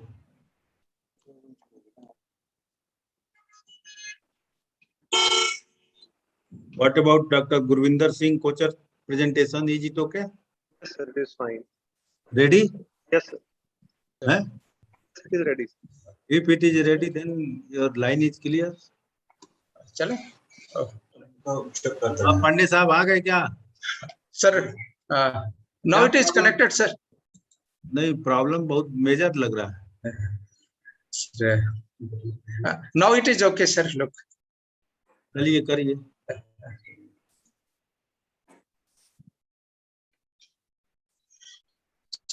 So, had to this your discussion about this your water problems and water deficiency.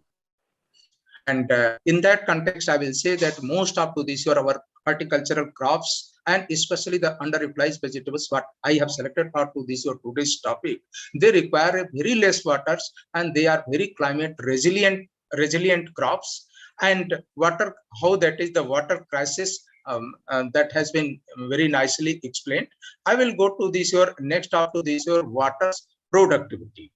In India's water productivity is the very less. Only the water productivity is the water use efficiency is the only 30%, while to this year in Israel that water use efficiency is the more than 90%. This figures indicate how there is the per return up to this year per unit up to this year water use. In here we are having poor performance as compared to China and Israel into this year top into this year list. And major changes we can bring the crops using to this your micro mode of irrigations, whether that is utilized to this your sprinkler or drip irrigations, or further it is last with this your fertigation techniques. And this micro mode of these your irrigations, where they not only to this your reduce to this your water requirement, but they enhance to this your yield also. And major factor behind that is the in rhizosphere, they provide a very conducive atmosphere. There is the very balance up to this your oxygen and very balance up to this your moisture, that gives to this your better results in terms of to this your into this your. And these crops what I have selected today's underutilized crops, that is very much related to the source some of issues of your SDG, where there first 2 and 13, 14, 15, that is related directly with this your climate zero, no poverty, climate change. So all these our underutilized crops are very much climate resilient crops. And one more important thing, that day by day we are narrowing our food habit, and we are restricted to this or very few number up to this or fruits and vegetables, very few up to this, or we have become a very selective part to this or food diets. So if we are bringing to this or underutilized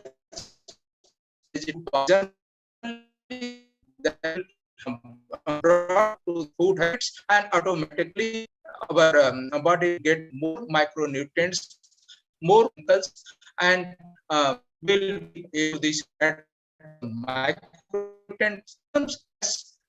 Our body will get to these good anti-nutrients. National level these are cooperative centers, and under this project we have collected more than 2,000 of these your germ plasms from different sources. So, to this your family wise, in family we have got a number of good tomato, brinjal, chili, capsicum, but there are a number of underutilized solanaceous crops such as pepino. Pepino is the having good thing, that is a free to this or anti-nutritional factor of solanine. And second, that is the tea tomato. Tea tomato that comes under to this your high altitude area of hilly terrains, and it is having a perennial bearing and very rich into this your micronutrient, and especially to this your vitamin C content. Under Solanaceae family, there are a number of more than 90 type of this your perennial Solanaceous. Few are edible also, and few can be utilized as the root stocks. And underutilized legume vegetables. Generally, in the legume vegetables, our familiarity is only part to this or 2-3 crops. Vegetable is second to this or French bean, and some in category 3 that will the cowpea. But here is the good list of to this or being plus. So more in scarlet runner, there we are having a very less familiarity and very less research input. We have diverted parts of underutilized legume vegetables. These utilized legume vegetables, even velvet bean, Mucuna prurens, that is very rich into this or dopa, and dopa is a factor that reverts to this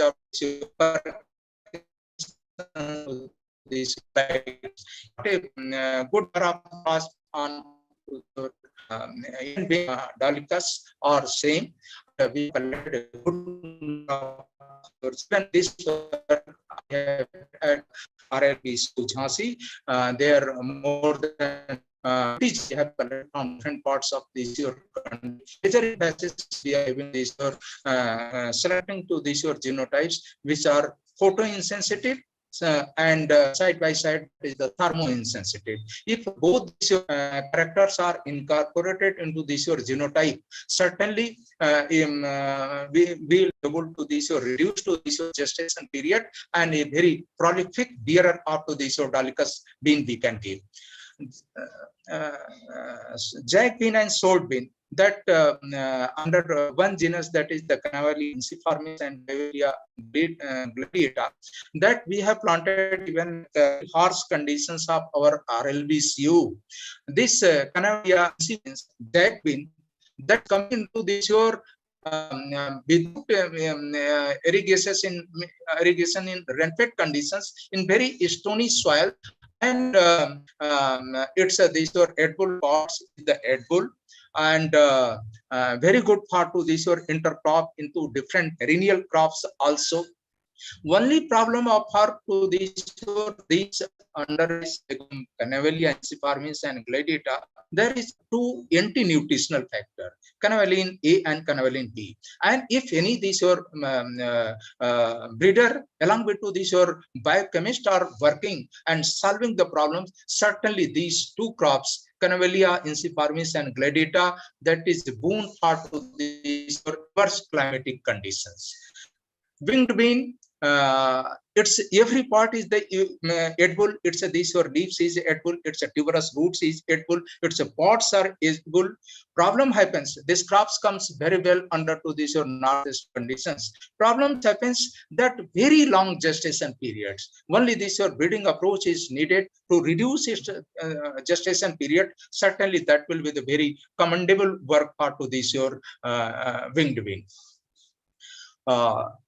This Bakla, Vicia fava, in lowland conditions, crops comes very well.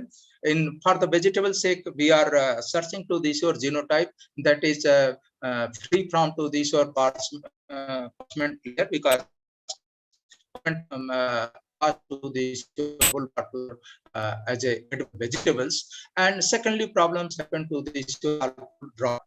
That is photograph.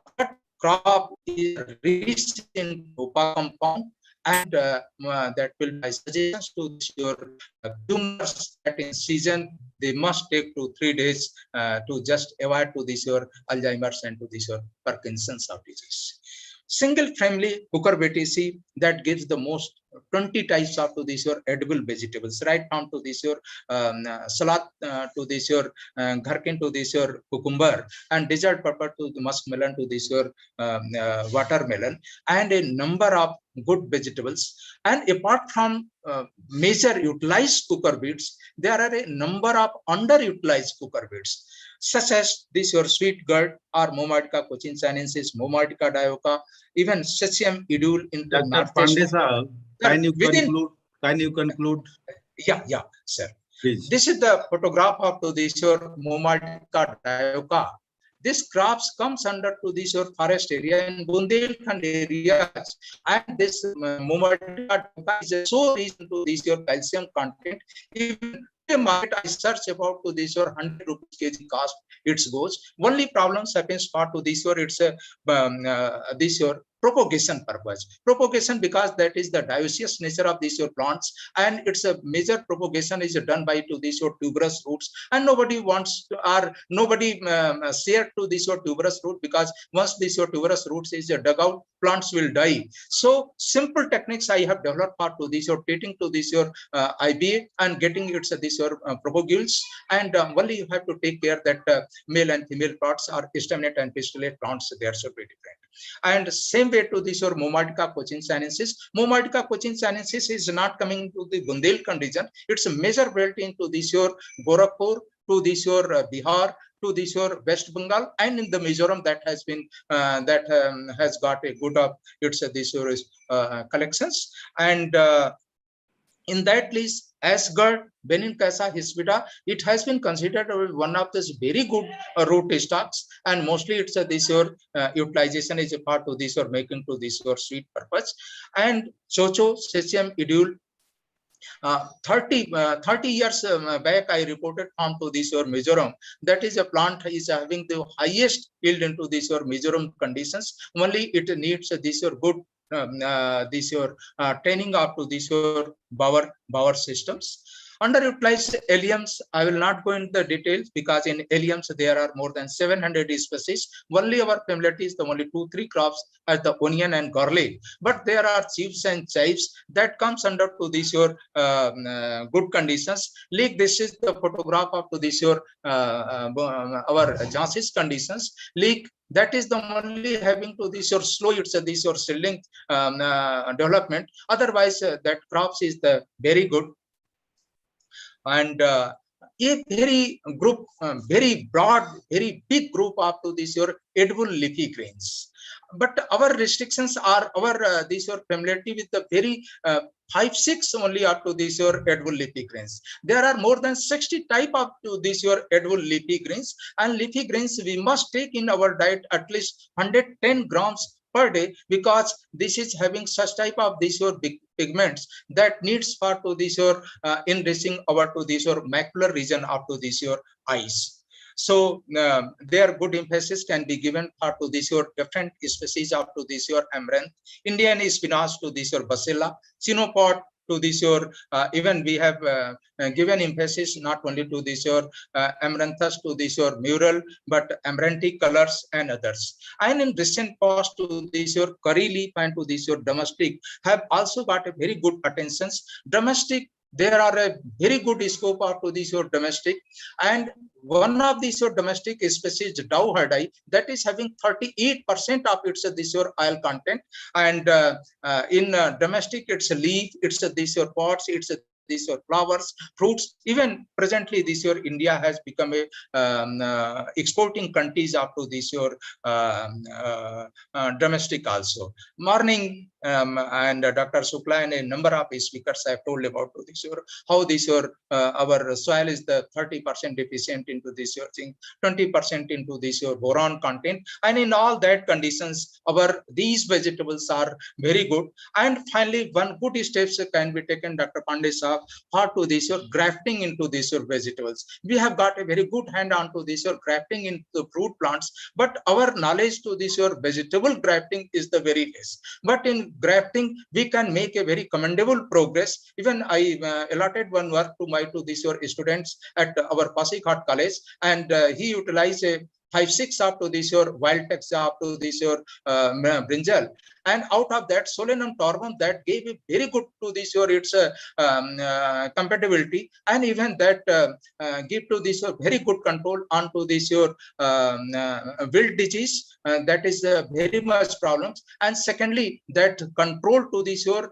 anti-nutritional factor solosodine contents. So there are even in Japanese 90% their cucurbits are going to this your grafted one. So there is the very good scope up to this your underutilized vegetables for utilizing Dr. Pandey as a sahab, this year.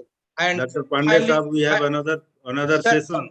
Sir, last slides that is, and I have developed a number of literatures and my underutilized vegetables and series of this your book I have compiled on domestic to this your curry leaf and velvet bean, all domestic. That is my first book into this your country, and even recent publication into the wealth of perennial vegetables, velvet bean, that first time in the world I gave to this your book onto this your exclusive onto this your velvet bean. Aquatic vegetables, there is the broad group of to this your aquatic vegetables that can, and mostly these your aquatic vegetables, they are free from to this your different type of these your diseases, and such type of love I need for to this your underutilized vegetables for broadening our food habits, and for these underutilized vegetables are very climate resilient vegetables.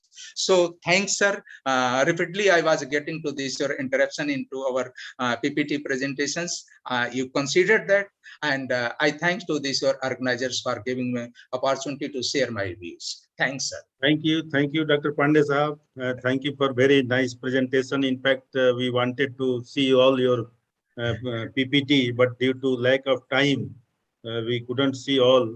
So in case of any queries and questions, please directly contact Dr. Pandey through this chat, and he will reply.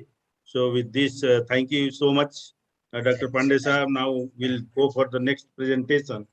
And that next presentation is by Dr. Kocher. Kocher Sahab, are you ready? Rajesh. Is my presentation visible? Doctor Pandey साहब इसको हटा दीजिए अपना unshare करिए हाँ yes Kochhar साहब लाइए अपना प्रेजेंटेशन और होगा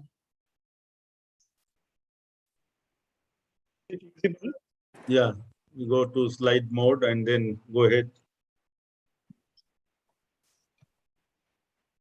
Okay. Respected Chairman, sir, the organizers of this meet, first of all, I am thankful. Starting with my presentation, which is by utilization of honey processing waste into meat. My work or my presentation is basically towards the food which we grow or which we prepare or process, but gets spoiled or gets wasted. It's basically on that. India, due to its rich biodiversity, has a long history of apiculture practices. We know Punjab, Uttar Pradesh, and Bengal are the major honey producing states, and Punjab's contribution is around 17,000 tons as per the National Horticulture Board 2020 data. There are a number of private beekeepers, federations, and societies which are engaged in procuring, processing, and marketing of. Now, wastage of the honey processing is a problem for the beekeepers, as we know that honey is first extracted out of the combs, and then it is left with various extraneous matters such as pollen, bits of wax, sugar tolerant yeast, and other undesirable material which are removed through staining or pressure filtration. Also, honey absorbs moisture from air during rainy seasons and gets diluted to a point where it gets prone to fermentation, leads to changes in the flavor and color of honey. According to one data of a local apiary, around 1.5% of honey is spoiled during storage. One solution to this, to avoid this or to meet with this wastage is through fermentation, which is a well-known yeastous metabolic process that produces alcohol. And mead is an alcoholic beverage which contains 8 to 18% of ethanol, to which the various type of can be added. Keeping this introduction in view, we had the three objectives in mind for this particular study, where we studied first of all the physiochemical properties of the waste honey, out of which a must for fermentation was prepared, and then using different yeasts and fermentation conditions, we were able to prepare the analysis shows that the moisture content is statistically increased, specific gravity statistically gets decreased, and the microbial count increases to a large extent, which needs its utilization by or processing by the fermentation. We actually used 4 different yeasts, 3 of Saccharomyces cerevisiae strains and 1 of Myrozyma carabica, out of which on the basis of the growth as well as the hemocytometric count, we shortlisted 1 strain KY069279 for further studies. We also used different types of supplements in the honey-based medium on which the growth of the Saccharomyces cerevisiae, selected Saccharomyces cerevisiae was monitored, and we could find that the yeast nitrogen base gives maximum advantage as a supplement. And we had optimization of different fermentation parameters. We selected 4 fermentation parameters after pinning down from the large number of variables, which were sugar concentration, inoculum size, yeast nitrogen base, and acidity, which were ranged, and the optimization was done using response surface methodology version B11. And in this data, we can show that out of the 30 experimental combinations which we worked upon, the one which produced maximum fermentation efficiency was selected after numerical optimization, which had the 15-degree bricks, 10% inoculum size, 20% of the yeast nitrogen base, and acidity, starting acidity of 0.2, which produced around 8 plus ethanol or alcohol. So this was the validation was done at a larger level, and the same conditions or the same response was observed. Up to 95% of fermentation efficiency was observed. The scale-up was also done, in which we took 708 grams of waste honey, which produced 2.4 liters of meat, and the total volume of the must was 3 liters, in which we had 8.79% of ethanol, with an ethanol yield of 0.486 and fermentation efficiency of 95%. Then the storage of this meat was done, and it was found that over a period of 3 months, there was insignificant change in the sugars, ethanol, acidity, and the total phenols, which are responsible for its antioxidant properties. The Sensi score was highly improved from the green meat, that is at 0 day. It was around 7.3 on hedonic scale, which increased to 8 over a period of 3 months. And this was basically due to the different types of volatiles being produced during storage. And we carried out the GCMS analysis of the meat, in which we could find that 60% of the volatiles were the esters, which imparted fruity flavor to the meat. 15% were alcohols, glycerols, mercaptoethanols, which were giving mixed flavors, which are responsible for giving mixed flavors. For example, glycerol is for sweetness, mercaptoethanol is for bitterness. Similarly, we had around 15%, which were the volatile fatty acids, and there were amines, amides, terpenes, which imparted mixed flavor, including the floral or the solvent type of the flavor to the meat. This is again the same thing which I have already discussed. So we could formalize one process of making meat, in which starting 708 grams of honey processing waste was taken, and we could dilute it to 1:4.2. The 3 liter of the must was then supplemented with the diammonium hydrogen phosphate, yeast nitrogen base, tartaric acid to make the pH conducible, and then it was fermented with Saccharomyces cerevisiae, the selected Saccharomyces cerevisiae strain. The raw meat had 8.79% ethanol, which was racked for 90 days, and the racking was repeated every 30 days. And finally, the meat was sparged and stored at a temperature of 15 degrees centigrade. So, coming to the conclusions of this small study, significant differences were observed in the waste and packaged honey in terms of moisture content and other parameters. We select the Saccharomyces cerevisiae KY069279 was selected with addition of yeast nitrogen base as a supplement for fermentation. The parameters were optimized by RSM as the initial sugar of 15%, inoculum size 10%, YNB concentration 20%, and acidity 0.2%. The scale up of meat produced an ethanol content of 8.79, that is 12.4 liters from 3 liters or 708.65 grams of waste honey. The fresh meat had improved sensory or organoleptic value at 10-point scale after 90 days. And this was basically due to the production of various esters, alcohols, volatile fatty acids, acetates, amines, terpenes, and lactones as the major constituents of meat. Thank you. Thank you. Thank you, Dr. Kochar. A very good presentation, and that you have really shown a very interesting talk on bioutilization of honey processing waste into meat. And that is because the government is now giving emphasis on sweet revolution. And during that, when the sweet revolution is going on, all the corner of the country that is being now going to be tapped for the how to increase this honey production. And once this honey production will be there, certainly the waste will be there, and your technology will certainly bring waste to health, waste to wealth. That is the really going to bring a new kind of thing in coming time. So I am sure that many people will be benefited out of your this study.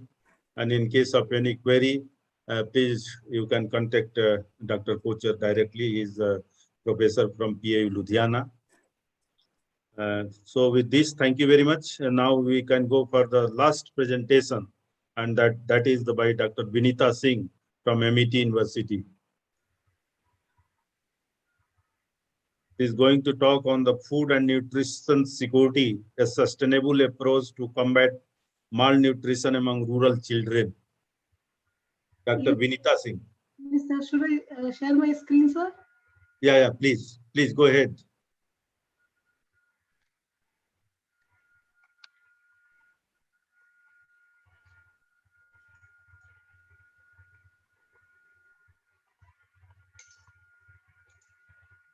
Should I start, sir? Please go ahead. You can start. Okay. Good afternoon, everyone. I am Vinita Singh, PhD scholar of MIT University, giving oral presentation on the topic food and nutrition security, sustainable approach to combat malnutrition among rural children. Our country has made significant progress in food production, disease control, and economic and social development since independence. Notwithstanding the progress made, it still accounts for 40% of the world's malnourished children, and about 60% of Indian women are anemic. So the food security is the vital issue of present time. So first, regarding food, which provided and supplied through various modes, and its security exists when all people at all times have physical, social, and economic access to food, which must be available in sufficient quantity and quality to meet the dietary needs and food preferences. And it is supported by an environment of adequate sanitation, health services, and care, allowing for a healthy and active life. So it is required to sustain a steady expansion of food consumption and to offset fluctuations in production and prices. Household food security is the application of this concept to the family level, with individual within household as the focus of concern. And food insecurity exists when people do not have adequate physical, social, or economic access to food. It is very obvious that every man, woman, and child has the right to be free from hunger and malnutrition in order to their fully development and maintain their physical and mental status. However, today more than 800 million men, women, and children are denied the most basic human right of all, that is the right of food. So food alone is not sufficient to secure a sustainable, satisfactory nutritional status, but the different aspects of health must be considered. So food and nutrition security achieved if adequate food has quantity, quality, safety, and socio-cultural acceptability are available and accessible and satisfactorily utilized by all individuals at all times to live a healthy and happy life. The nutrition focus adds the aspects of caring practices and health services and healthy environments. This aims at what is more precisely called nutrition security, which can be defined as adequate nutritional status in terms of protein, energy, vitamin, and mineral for all household members at all times, and thus in principle is more than food security. Ensuring food security and providing nutritional security in a sustainable manner is one of the most towering challenges facing by us today. The nutrition education is a basic human need. Only if people can satisfy their nutritional requirement on a regular basis and utilize adequate and safe food with their respective energy, protein, vitamin, mineral content is considered as one of the most important preconditions for an active, healthy, and decent life. So food and nutrition security are broadly categorized by three pillars as food availability, food accessibility, and food utilization. That is food absorption as nutritional outcome. First, which is availability of food, that include the production of food having different determinants as the easy availability of food to every household. It plays a prominent role in food security, supplying enough food to a population is necessary condition to ensure that people have adequate access to food. Over the last 2 decades, food supplies have grown faster than the population in developing countries, resulting in rising food availability per capita or per person. The second pillar is easy access to food, which may be defined in terms of purchasing power of the households. And the third one is food utilization, or we can say food absorption, which implies that the person being able to assimilate the food eaten to lead a healthy and long life. There are various factors which affect the food and nutrition security. Some of them are like poverty, poor market accessibility, lack of proper knowledge, increased price of essential food items, etc. So the combined effect of these factors has definitely impacted global food production and security. There are several consequences of nutrition insecurity which can be seen throughout the life. This picture shows that the pregnant women with undernutrition give birth to a baby with low birth weight and impaired mental development throughout his life. They will suffer in all stages like child, adolescent, adult and elderly with multiple nutritional deficiency disorder and diseases. This vicious cycle will again give a birth to a baby of lower birth weight and so on. Malnutrition are the deficiencies, excess or imbalances in a person's intake of energy and nutrients. The term malnutrition covers two broad groups of conditions. One is undernutrition, which include stunting, that is the low height according to the age, and wasting, which is the low weight for height, and underweight, which is the low weight according to their age. And the second is micronutrient deficiency or insufficiency. That is the lack of important vitamin and minerals and the prevalence of malnutrition and its damaging effects on children in India, which is quite alarming. So stunting is a major point of concern for India because it results in irreparable damage in children, and apart from the physical suffering caused by undernutrition, it is also known to affect brain development, which in turn result in numerous drawbacks like decreased mental ability and increased risk of nutrition related other chronic diseases. There are three clinical forms of malnutrition, that are marasmus, kwashiorkor and marasmic kwashiorkor. Marasmus is the most common form of acute malnutrition in nutritional emergencies and in severe cases. If it is untreated, it may lead to death. It is caused due to rapid deterioration in nutritional status in short period of time.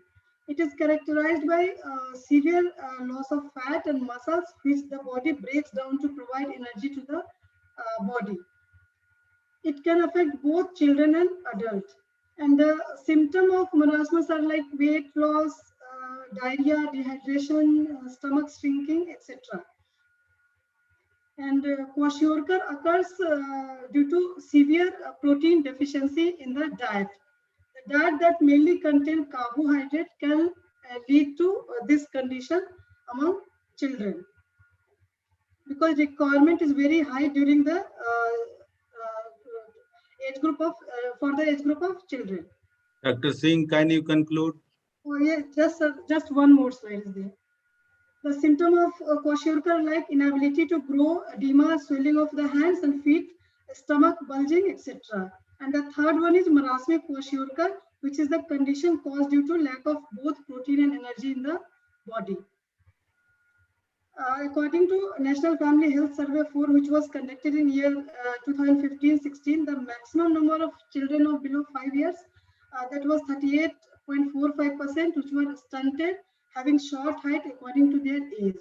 And the data of underweight children has reduced from 42.5% as reported in NFHS 3 to 35.7% in NFHS 4.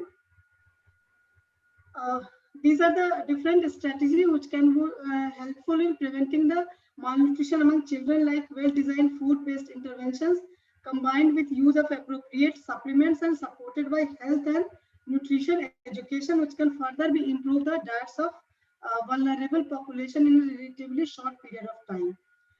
Sustainable enhancement of household nutritional security through the establishment of nutrition garden that can support significantly a higher intake of fresh fruits and dark green leafy vegetables and other vitamin and mineral rich vegetables. It will decreases the prevalence of anemia in women as well as in the children.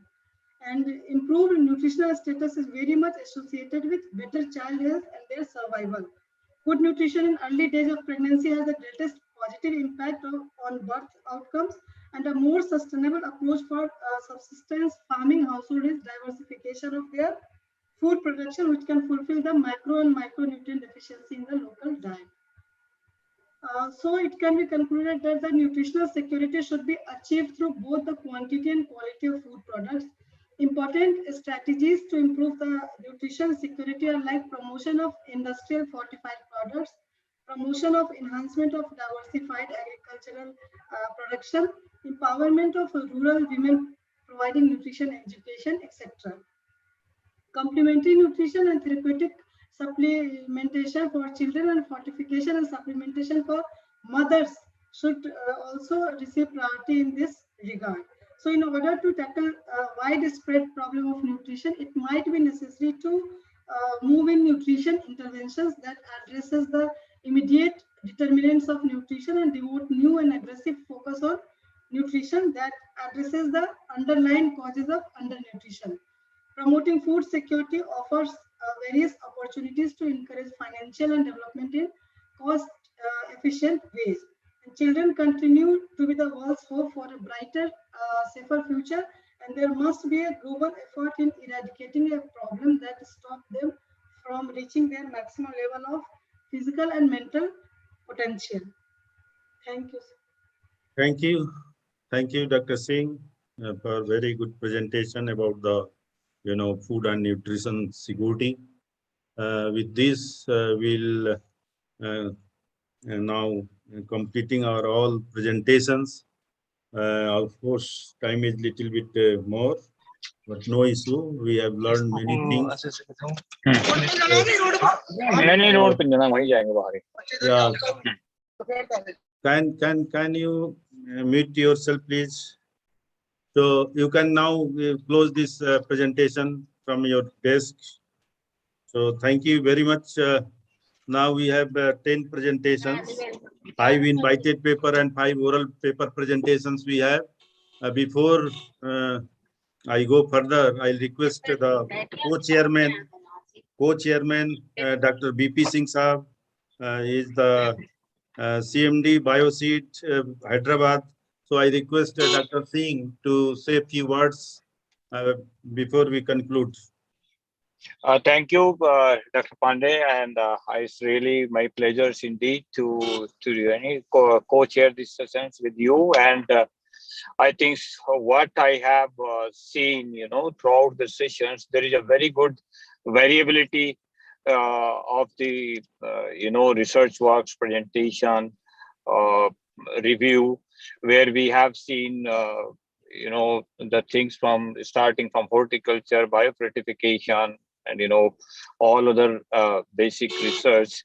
The one things which basically, I enjoy throughout the session is that our young group is basically very, very talented, and they are very much aware of the requirement of the research functions, what basically we have to do now. And I think it's a very good gathering, commendable work by everybody, and then congratulations from my side, sir. Thank you very much. Thank you, Dr. Singh. Very nice comment for all our presenters. And I am really very thankful to all the presenters for their very hard and dedicated presentations. And they have, replied all the wherever the queries were there. And I know that for presenting a thing, how much effort is required. So certainly they have taken a long time to have this kind of very, impressive presentation. So I congratulate each one of the presenters from both the part invited paper as well as oral papers. And as it was mentioned by Dr. Singh, I am really very happy that young professionals in our this research and management system, they are very proactive, participating in this kind of deliberations. So it is a very nice and very positive sign for future of agricultural research and development. So with this, I once again thank you each one of you, and particularly I'm very much thankful to the convener, Dr. Poonam Kashyap, who has taken a lot of pain. I could see from morning till now. And after this also, poster session is there. So really this kind of, persons who are having really those institutions who are having a person like her, they are really very lucky. Very few people are like so much of dedication, taking care of everything, and from the announcing to managing and all sorts of time management, skill management, all management kind of thing. So very rarely, so I compliment Dr. Kashyap for your very hard work and dedicated attention. I could say equally the reporters, the Dr. Resu Chaudhary and Dr. Akanksha Goswami, they deserve equal, appreciation from my side and from the entire this team for their very, I do hope that presentation, whatever was presented, discussion happened, they might have taken a complete note. One thing I want to request to that organizers, because when the papers are published, they are, sometimes their emails are missing. I request please give the email so that if a person is interested to contact, like Dr. Kocher presentation, somebody may be interested to know more and more and more about that one. So please try to give all the emails of the presenter so that in future also they can have a contact with these, all our presenters. So very nice presentation. Really, I am very much, happy to see the kind of presentation. It was selected by the committee, and all are very wonderful, very appreciative and of the international standard. Dr. Whether it is from Dr. Singh, Dr. Randhir Singh, our Dr. Sanjay Kumar Singh, Dr. Arvind Sukla, Dr. Shivai, and Dr. Pandey, and all together, all these papers and presentations were very nice. Also, our youngsters who could present through their oral papers, it was really marvelous. And I compliment once again and congratulate them. And they have to take the lead in coming time so that in that area, they can further strengthen the research in their own domain. So with this, I, at the last, I express my sincere gratitude and thanks to the organizing, director, Dr. Vijendra Singh, and the Honorable Vice Chancellor of Sardar Vallabhbhai Patel University, who has given this opportunity, and all the my co-chairman and the team of the convener, reporters, presenters, all together. They deserve special appreciation from my side. Thank you very much. Thank you, sir. So nicely chairing the session. So, Dr. Poonam, can we now close this one? Thank you, sir. I sincerely place and accord my sincere thanks to the chairman of the session, Dr. P.S. Pandey, ADG from ICR New Delhi, and the co-chairman, Dr. Bijendra Palji from Bioseed Research, Hyderabad, for critically analyzing all the presentations and providing their valuable feedback, critical suggestions, and words of encouragement. Sir, the organizers of this conference are highly grateful to you for your patient hearing and giving us